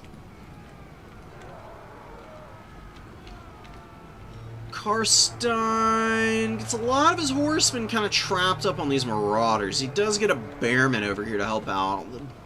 Bearmen, great weapons against a Marauder, not like the best trade in the world. They'll get rid of those Marauders semi-quickly. Just would love to see something a little bit more optimal there. Not that big of a deal, though. Just need to cap some points. And Roderick is just not using magic. He's fumbling big time. He's missing some huge Burning Head opportunities, and his Marauders are getting destroyed by the Javelins here. The Javelins are getting some wicked damage on most of the Berserkers. 2 of them have already routed. Another one out on the flank, though, is doing a little better. They've gotten some pretty good damage done. They're about to start rampaging in about 30 seconds here. They should be able to get some pretty good damage off on their brethren on the other side of the field. Beast of Tashnar for Roderick are getting run down. A lot of horsemen here. Riders of the Mighty Serpent providing those buffs. As I mentioned, Battle Song's just really good. I mean, not only do you get the +8 leadership, it also imbues the fear-causing attribute on all your units in the radius, which is huge for Marauder Horsemen, because they don't have ITP. So they're kind of vulnerable to being scared and running away. Really nice to be able to avoid that. And now Roderick moves his caster for it. It's just a little too late, man. I mean, he really missed his opportunity. Roderick champions are grinding down some bearmen. Oh, no. Oh, God, he's on foot, too. You gotta be really careful about bringing your primary lord and caster on foot. Like, if you bring a caster on foot, fine. But if he's your lord, too, you're asking for Throg to come in and just smack him with his giant hammer. Gets a little bit of BM there, man. Throg just gives him the foot of the Dark Gods. Nice burning head here. Oh, Worshippers of the Crow getting nice and roasted there. But like I said, I mean, you know, one burning head with 400 value, I mean, pretty solid, but here's the issue. It's, you know, well past the initial opening of the game, when the front lines have fully clashed, and a lot of the combats have already resolved. And your caster doesn't have enough protection. It's going to take a lot to get over the hump here. And Marauders here for Roderick, getting roasted in kind. Pretty vicious.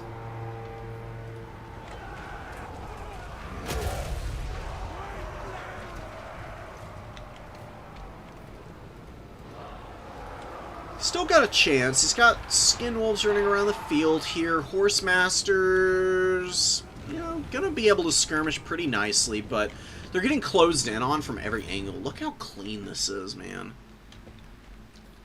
Karstein's got units that are, like, boxing out stuff over here. He's got horsemen behind to pin. Skinwolves from the underneath side to get the kill. Great collapse. You know, couldn't have drawn it up better in a classroom setting.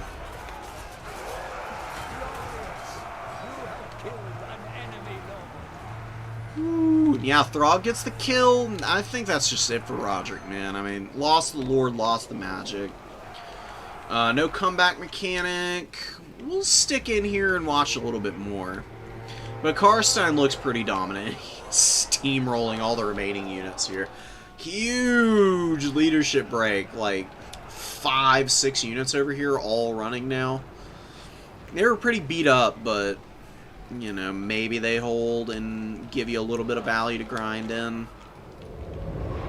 Not so much now. Marauder Berserkers versus Bearmen. These Berserkers almost paid for themselves, and they assuredly will finish paying for themselves here.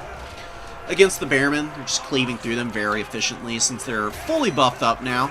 Die, wretches! And they got all the extra melee attack from Berserk. They've got that Fizz res up to 20% now. Super, super beefy boys. Beef Swellington, indeed.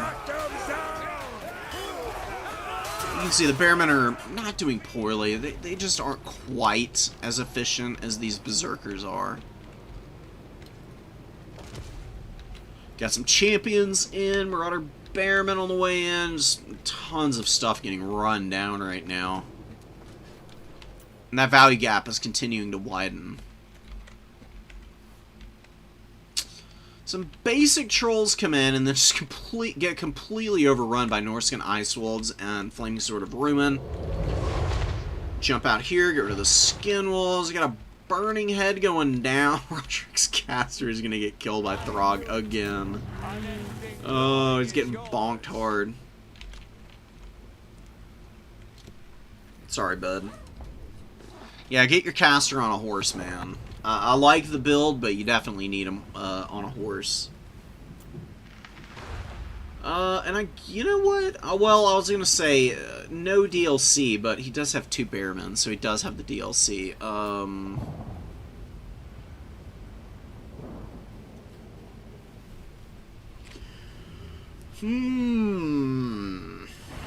What do you want here? I don't think you need armored skin wolves, to be honest. Just basic unarmored ones with good maneuvering are fine. Instead of Norscan trolls, get like one ice troll and maybe maybe a Famir or something. Or Riders of the Mighty Serpent for buffs. Pretty much anything. I don't know, man. These Norscan trolls, the standard variant, are just really bad. Ice trolls outclass them by every conceivable metric.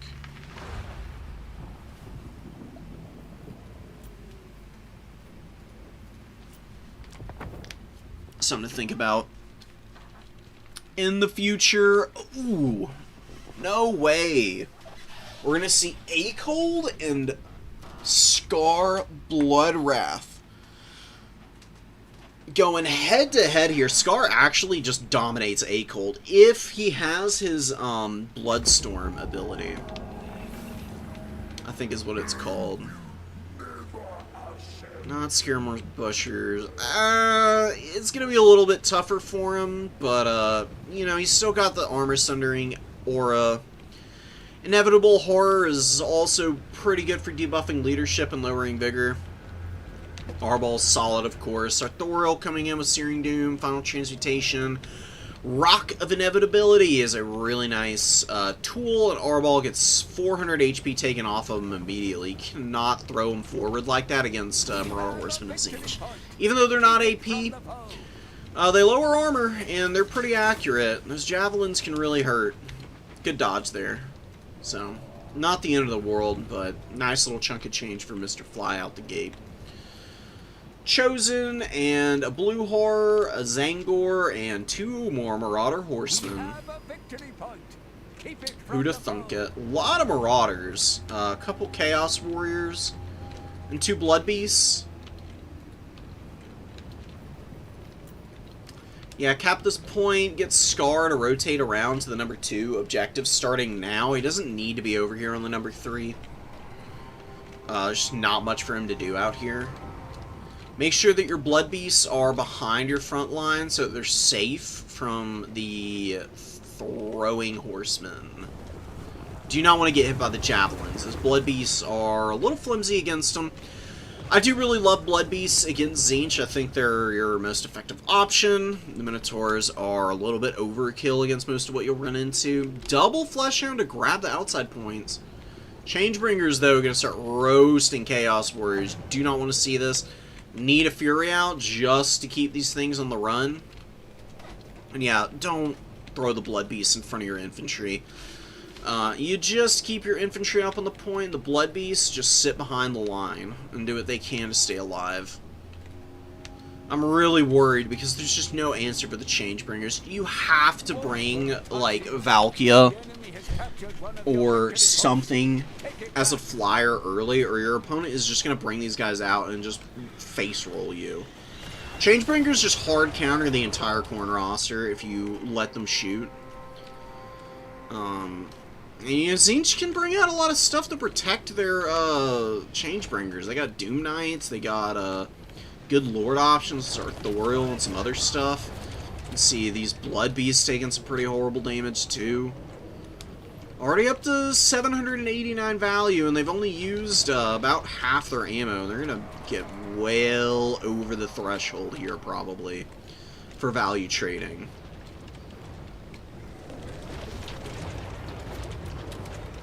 Little bit of a funky volley there, and the Furies are... You know, that's really good control by Panda. Instead of just going straight for the Changebringers, he kind of loops the Furies around. And now he's chasing them deeper into his spawn zone. So now what you do here, you get another Fury out from the other side, and you're trying to cut them off from their retreat path, because they're just going deeper and deeper into your own lines. Honestly, though, just chasing them with the one Fury isn't a bad idea, though. Blood Beasts get in. You can see the Chosen getting chewed up right now because of the Scaremore's Butchers. Debuffing the armor on the Chosen down to 90, and the Blood Beasts getting in and pummeling these guys. I mean, look, these Blood Beasts got hammered early, and they already got about 300 value, which is respectable work. Not terrible at all. And the Changebringers, oh god, Mr. Fly just has nothing to help them right now. I mean, they are desperately trying to stay away from these Khorne Furies. They've been chased so far out of the fights. Khorne really doesn't have, like, a bad engagement going on over here. Now, Akold's a little tough to be engaging on. Getting through the Chosen pretty nicely, though. The Chosen are about dead. Oh my god, and they break? No way. Wow, these Chosen are cowards. Inevitable Horror actually broke them. And Akold is now fighting Arbol and Scar Bloodwrath. Scar just needs to be the one to take this engagement. He should be able to win outright. He's just slightly stronger. Ever so slightly in terms of weapon strength. He doesn't have the perpetual heal, but his heal comes in one big burst, which means that he is slightly better in the duel, because Akold does not have a way to mitigate the heal on Scar. Yeah, Akold also getting attacked by Arbol now. He is just dead. T-Panda is barely ahead, though, and a lot of these Flesh Hounds are crumbling out, and Changebringers are free again. Oh my god, not the Exalted Bloodletters, please.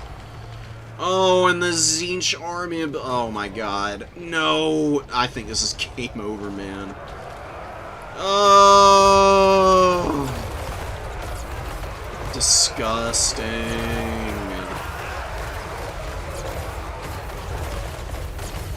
Purple Rain, baby. Prince would be freaking out right now.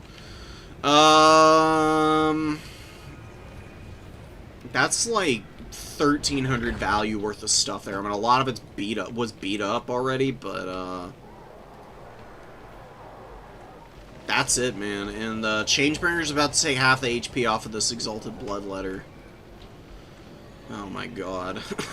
It was looking okay for a minute for Khorne, but I think they've officially gotten themselves into something that they are not going to be able to get themselves out of. More Furies coming in. You know, the Furies haven't done badly, but, you know, no kill in the Changebringers. You got 1,900 value. It's not like the biggest uptrade in the world, but certainly a little bit frustrating. And, you know, you don't have any infantry in the field. Is Tzeentch? So what? Your Lord is in the air. He's not under any threat from Scar or Arbol.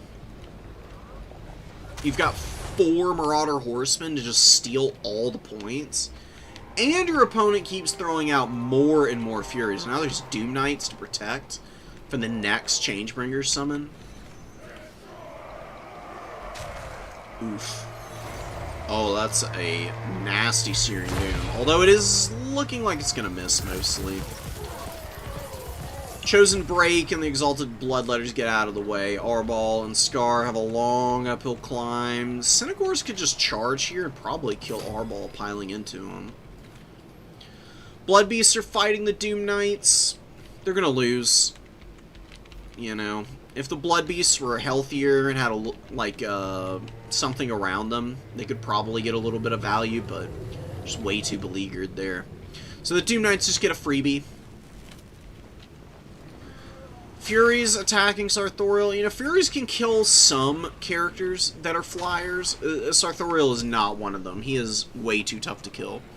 He's got too much melee defense. He's got 56, and Khorne Furies with Frenzy, you know, they can punch a lot of guys, and they can do it pretty well, but 56 melee defense is a little too much for them to handle. A little tough to chew on, you know.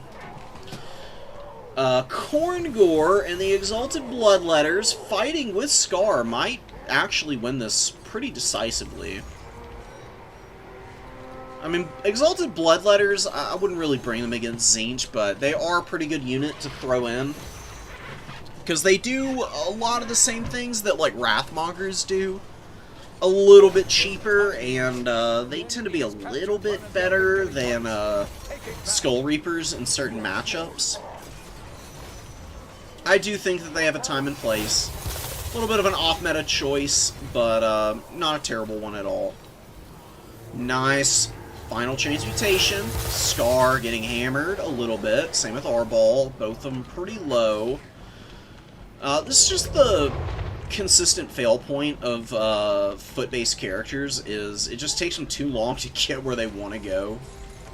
I do think Scar is pretty good against Tzeentch. I would probably even say that bringing Scar, really not a bad choice, because he can run a lot of stuff down. We watched him help put the moves on A-Cold with R-Ball, but you really do need Valkia. I mean, Valkia just shuts down the Changebringers completely. She can fight Sartorial, she can do a lot of damage to Doom Knights. She's got some resilience with Demon Shield.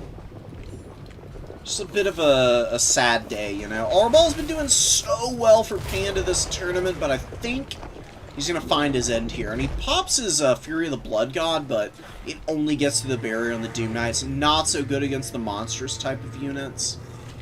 HP pool is just really high on these guys, so the AoE is pretty mediocre there. Scar, the 1100 value is okay, but, I mean, you know, completely alone, he's just not going to be able to do a whole lot. That army ability and the Changebringer volley stacked over the top of one another just completely ruined T-Panda. I think if he gets his units out of that position, then I actually think he's got a pretty good chance of winning the game. Because he's, like, still staying somewhat on the field, despite what happened to him, but he's not going to be able to get enough units out to truly close this out. Now there's a Chosen back out on the field. And Scar is getting bullied by cycle charges and just a big, mean, old chicken man. Yeah, and that's going to be it. Didn't really get a good charge off on Bloodborne either. It was an okay heal. I mean, you know, 20% thereabouts of your HP. It's not abysmal. You're looking for a little bit more than that, though.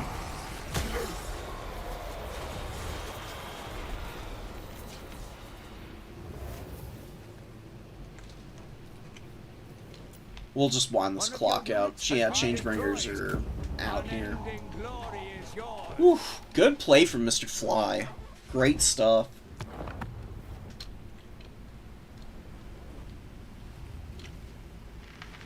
Sartorial with 3,200 HP.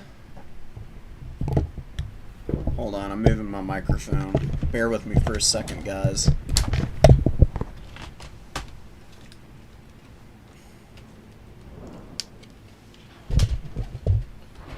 Alright. See, the Marauder Horsemen of Tzeentch didn't get great value. They didn't have any amazing targets other than Blood Beasts to shoot. And the Blood Beasts mostly got roasted down by the Changebringers. I mean, really and truly, this matchup lives and dies by whether you can keep the Changebringers shut down. This is another matchup where I wouldn't bother with the Fleshhounds. I actually like the Slaughter Guard choice, but I would cut the Exalted Bloodletter if I'm doing Slaughter Guard. I actually think, Corngors are a little weak here. Maybe cut one of them, cut the Bloodletter, cut the Fleshhounds, and just get more Blood Beasts. I mean, Blood Beasts and then maybe one more Fury, so that you're not suffering. The only Fleshhound that's good in this matchup is Hounds of the Bloodhunt, because they remove magic damage. Obviously, your opponent's entire army has magic damage, but it's still good for running in and removing it from, like, a Synagore of Tzeentch and just, like, chewing on them a little more effectively. I do think they're worth mixing in, but, you know, a little too small, a little too unprepared for the Changebringers. Like, 2 Furies is not going to cut it for an Air Force. If you had 3 Furies, you could get away with it. It'd be tough, but you can maybe manage it. Like I said, Orbal is a fine lord. I don't think this is his matchup. I think this is a Valkia matchup, cut and dry, no questions. You bring her, or you're just making your life miserable. We've seen him work in other matchups.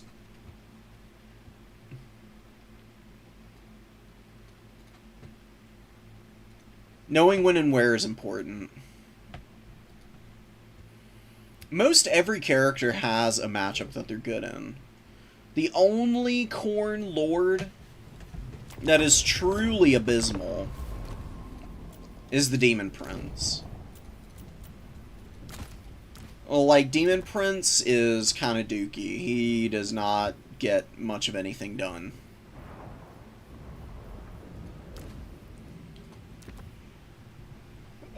He's got, like, one niche use case against Slaanesh if you think your opponent is bringing Azazel, and that's literally it. Even the Chaos Lord of Khorne is okay in some matchups. Like, he's good against Dowie on the Gore Beast Chariot. This guy actually can kind of thump them because of Icon giving him perfect vigor. He can run over bodies pretty effectively there. And he's got Fight or Die, which is a pretty decent buff. Carnage I wouldn't really bring. I just keep this guy as cheap as possible, usually. Do this into the Dowie. Have some success with them. That's really about it, though. I'll show you my Tzeentch build real quick. This is what I do against the Trickster God.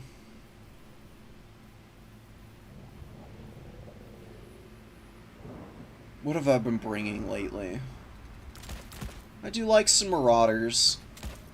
Chaos Warriors are pretty good. Bloodwake Berserkers. I actually like to start with Furies. Not having to summon them out of reserve is actually kind of huge.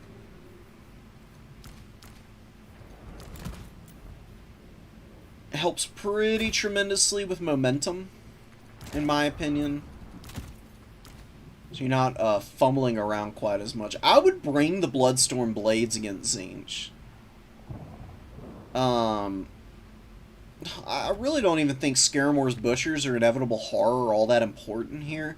Bloodstorm Blades you bring just so that Scar can just absolutely annihilate Acold. Because he gets 75% more weapon strength. He goes up to like the low 700s, I think. Maybe even more. Where does he end up at? I don't want to do all the math. I mean, I could do it, but I'm not going to bother.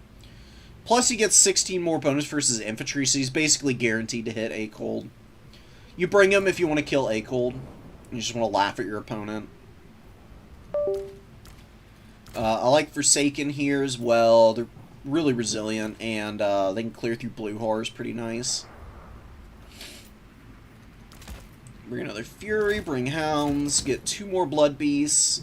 I really love the Hellforge Bellowers, but if you don't want to use it, you just bring Bloodwake Berserkers. Or the Slaughter Guard. Not bad. Although Skull Reapers are like peak efficiency for the anti-infantry clearing roll. Really strong. Do a couple Khorne Gores.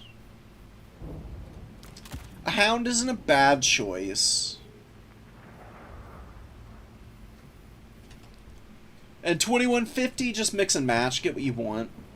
And there's a couple of things you can do. You can do like another, you can do like a Minotaur and a Forsaken. Got like a nice spread on your forces. You don't have to do that though. I've had success with the Knights of the Brazen Throne against Tzeentch, because these guys will just destroy everything they make contact with. You're going for Scar though, so you've got like a nice little tool to just like grind through Chosen with anyways.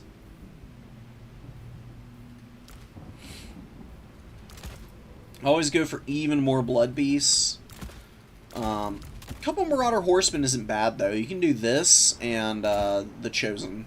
It's like a really, really solid all-rounder build for anything that Tzeentch throws at you. You got a little bit of everything.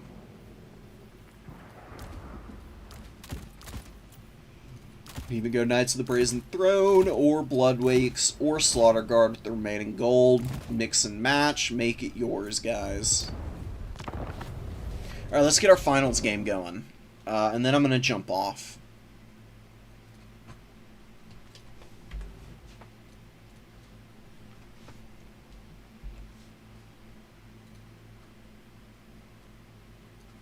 Dude.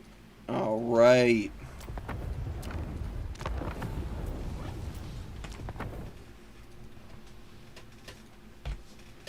All right, let's see who can make it happen here. Kick felt personal, real. If you're talking about that Norska game, the Norska mirror, Throg is booting the little caster lord around. It absolutely was. Throg is the most disrespectful dude of all time. Okay, so we're here on Haunted Vale. Von Karstein has a nice number of units. He's got one Chimera in the air. He's got Sail here with Chain Lightning and Enfeebling Foe. Nightmaw, backstabbing sorcery is okay. Just a little bit of like damage on your opponent's like lords and heroes. It doesn't do that much, but I mean, you know, damage is damage. Roiling Sky's passive, and this is a really good call because Changebringers and anything in the air immediately lose melee defense and speed, which means the Chimera that's poison going to be able to catch it, and it's never, ever, ever going to be shaken off at that point. Like, this thing is so fast, hits so hard. Absolute nightmare fuel of a unit. So, Tzeentch trades pretty well in that little skirmish exchange. Fairly even for both parties, I would say. Just probably avoided more damage to the barrier. Didn't really do that much, though. Just a few model kills on those units. Chimera attacking the Zangors, popping the shield, and we got Bearmen. Icehorn Marauders is cool to see. More Bearmen, more Bearmen, more Bearmen. Wow, who would have guessed it? We got a bunch of Bearmen. And we got one Berserker. And Sail waiting in the wings. And yeah, see, like, last game, there's nothing to even think about attacking Sartorial. Like, just popping his shield and forcing him back here is allowing Von Karstein a little bit more space. You know, it just keeps your opponent from being able to perfectly, like, drop their magic and maneuver their horsemen and furies and do everything at once. Because all their attention is getting spread around pretty evenly. That's a beautiful Chain Lightning on top of the Sour Guts. Although it is ending up being a little lackluster because the rotation has not been ideal. It's getting into the Blue Horrors, though. Going to take their barrier down. I don't think this front line is going to last long. Oh my god, the Chimera Breath attack. Oh, the Zangors. Ew. I thought they did something about this, but apparently not. I know they didn't actually nerf it the way they needed to. I don't know why they cannot seem to nerf the breath attacks on these things. Full dive from Norska, not going ideal. They do get rid of, do they get rid of the... No, the Tzeentch Horsemen are both alive here. Oh, that is really rough. All the mobility for Von Karstein is running away now. Although he is breaking through the middle here. Oh, and the Berserkers are on top of the Blue Horrors. Sour Guts are a little beat up. Sail with 540 value. He has dropped the Night Maul, but I'm not sure where exactly. Didn't really get a good look at it. 2 Kurgan Horsemen, dual weapons on the field. We'll see if they're impactful here. I'd still prefer great weapons. Especially against Tzeentch. Tzeentch does have pretty good Chaos Knights. Pretty good ones against Norska too, no less. We'll see what they're able to manage. Night Maul coming in here. Nice little chunk of damage. Night Maul is a little lackluster in some respects, but it is really good against armored tools, so even if it's just hitting some Blue Horrors and not getting great work done, at the very least, it's helping wear them out so that the breakthrough can happen a little sooner. Searing Doom comes down and was trying to hit the Berserkers, but Von Karstein noticed and moved away. sending the Berserkers to deal with the Zangors out there. Iceborne Marauders not really doing much. Kinda mid so far this game. The Kurgan Horsemen are still looking for an engagement. They have not really found a home. Ooh, and the Changebringers, the beautiful flank shot. Marauder Berserkers about to be turned into crispy squirrel bits here. What in the hell are they shooting at here? Where are they? Oh, the Kurgan Horsemen. I didn't even notice them hitting the Kurgan Horsemen here. Oh, man. Wow, poor guys just absolutely obliterated here. How is Tzeentch losing? Well, their entire infantry formation got folded up. That's how they're losing. Oh, and a beautiful chain lightning on those Furies. That is juicy from Sale.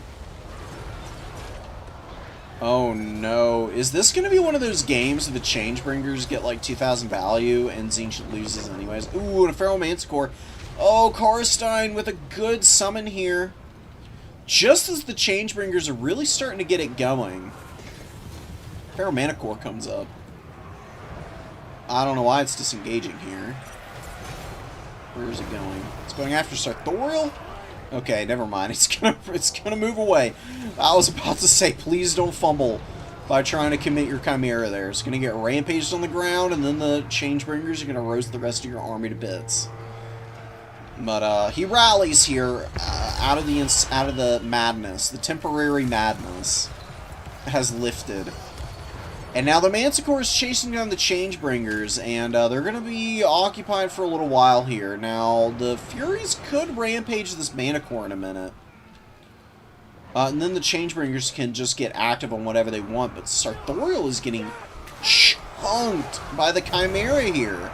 1,700 value Chimera, and Sartorial with only 1,000. Oh no, and he's crumbling. Oh my god. The Chimera betrays its master. Well, I guess Chimeras aren't really a Tzeentchian monster. Are Chimeras a Tzeentchian monster? I mean, they're got 3 freaking heads, right? That's mutations. That's Tzeentchi flavored. Oh, Changebringer's getting landed on by 2 big monsters, and this is going to be the quickest crumble of all time, I think. Getting poisoned, so the Chimera is going to be able to keep pace, even though it is exhausted. It's not going to be too far behind, and look at the Tzeentch horsemen running now. They kind of get forgotten about in the fracas in the middle, with Sartorial going down, and the Changebringers needing a lot of babysitting here, and a beautiful Chain Lightning. 3rd Chain Lightning in a row that we've seen doing good work. I mean, they haven't been anything truly just back-breaking, but slow and incremental deletion of multiple demonic units and breaking barriers and chunking the HP off the Sour Guts is pretty huge because made them real vulnerable to the finish. And now I'm in the Chimera. Oh, Feral... Oh, that's the Manticore. This is the Chimera. Kind of blending in. Chimera with 2,300 value. MVP performance from it. Manticore with about 500. Marauder Horsemen are just running around. And Shrieking Sky Rays looking a little flimsy here. How long are they going to last? The Marauder Horsemen are getting some good damage. And a good retreat with the Horsemen away from the Changebringers. Now actually going to square up against them. They're low enough that maybe you get away with this. Changebringers do a lot of damage to Skirmish Cap normally. Changebringers are trying to retreat, and the Horsemen taking a little too long to get their jabs online. A little bit of damage. Nothing serious, though. And we've got the Norscan Ice Wolves. This is a GG, man, with the Cynagors. The Cynagors just can't get away from the Ice Wolves. And look at this, man. I mean, just a dominant battlefield overview here for the Norskins. They have stuff everywhere. Meanwhile, Tzeentch is working with Acold, and that's about it. And Acold is struggling a little bit. He's getting knocked over by the Chimera. Come on, buddy. Let's see your weird force powers. Oof. Oh my goodness.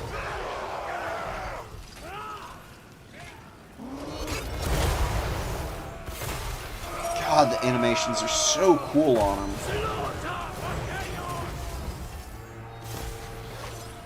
Akel to grind out a little bit more value here, but, you know, the fact that he's just fighting alone against Berserkers and the Chimera, and there's just nothing that Tzeentch can do to reinforce him.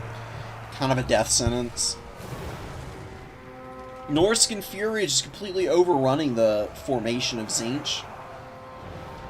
Clinching them this game, I mean, they really did just kind of bully Tzeentch in the middle.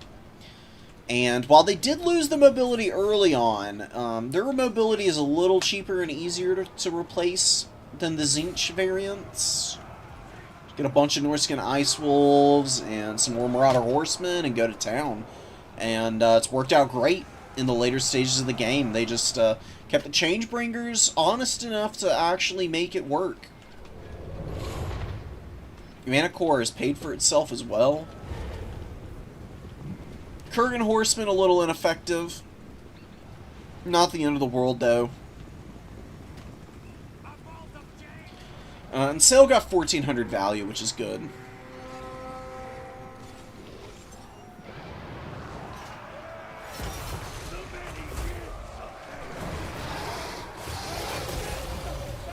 Are they gonna finish Akel? I just want to see if they kill him.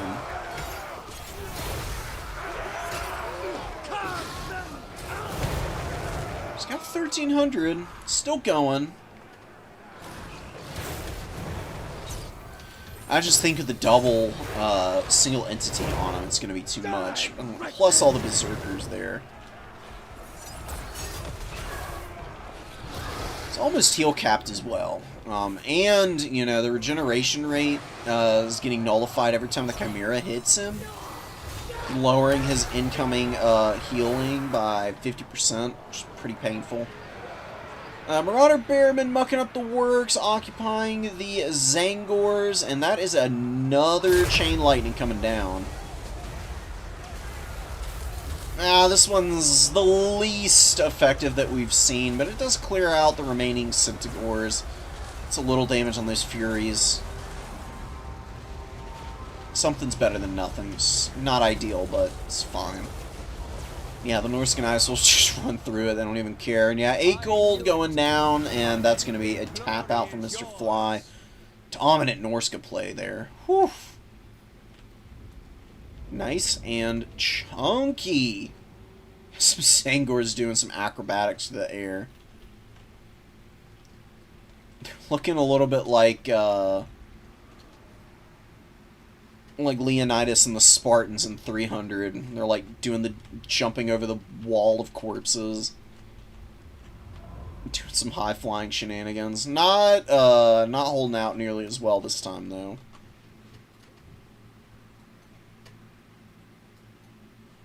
Finals is best of 1. So, that is going to be it. I mean, we've got Karstein here walking away with the dub. We played some really clean matches. And that Chimera, man, I mean, if you don't think Chimeras are still broken, I don't know what to say, dude. I mean, 2,800. Ugh. The immune to flanking on them is the most obnoxious part about them. It's not like they're unkillable or anything. It's just that certain factions just cannot effectively trade into them. So I think the limit of 1 Chimera is very judicious. I think it's good. Double Chimera can just flatten entire factions, and it's no fun for anyone involved. I guess if you derive some measure of pleasure just from curb stomping people, then sure, but... I mean, so Thoriel is no slouch of a combatant, and this Chimera just put him in the dumpster. So, take that for what it is. Maybe the Exalted Hero would have been a good call just to support, because, you know, you can maybe use Exalted Hero to, like, chase Sail while Sartorial deals with the Chimera, or maybe the other way around is better. It's more cost-effective for the Exalted Hero to attack the Chimera.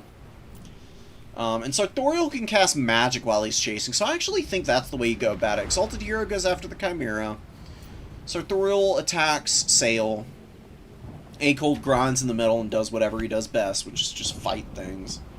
You know, it's kind of a Unga Bunga character in that regard. And then maybe you can use the Changebringers a little bit better, because the Chimera is occupied, and by the time the Mana Core comes out, hopefully you've killed the Chimera? Question mark? Something to think about.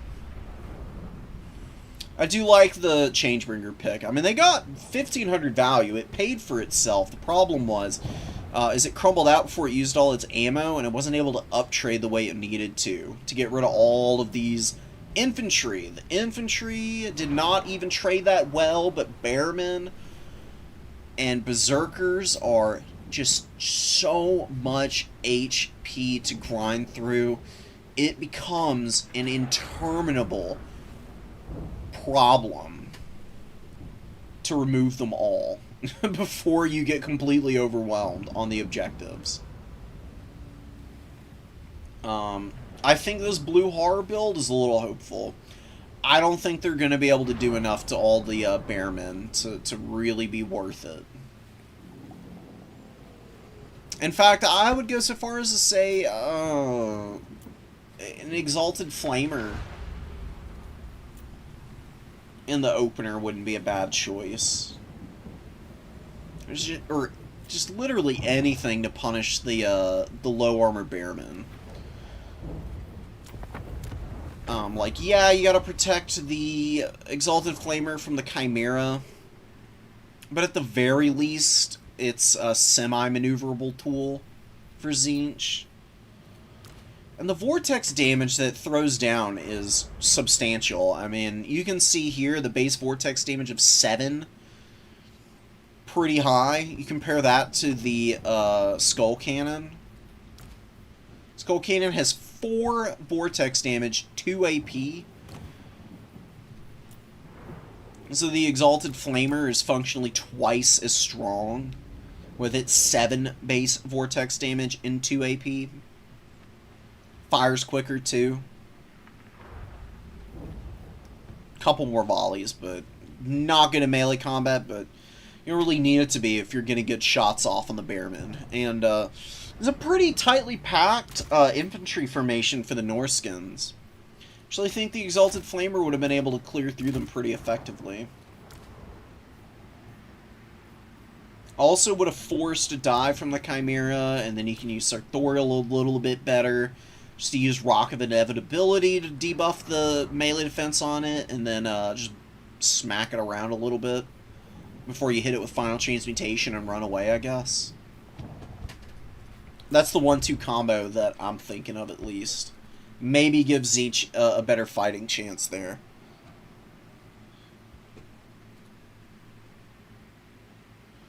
Whew, okay, guys. I'm tired. I'm hungry. Been a pleasure as always. Love the tournaments. Gonna hopefully get a chance to play in a tournament sometime soon. We shall see. We shall see. I've got some stuff going on today and tomorrow. I've got some replays that I'm going to be casting, and those will be going up on the RTK YouTube channel soonish. Keep an eye out for those. Still coordinating with people about the timing on it. I was supposed to have them done already, but we're here. Life events keep happening, and it's kind of hard to keep focus on doing these replays in the interim, but I'm finally going to have enough downtime to be able to get them out of the way. Yeah, and thank you guys, thank you. Y'all have a good one. I will hopefully catch y'all ASAP. Till then, peace out, guys.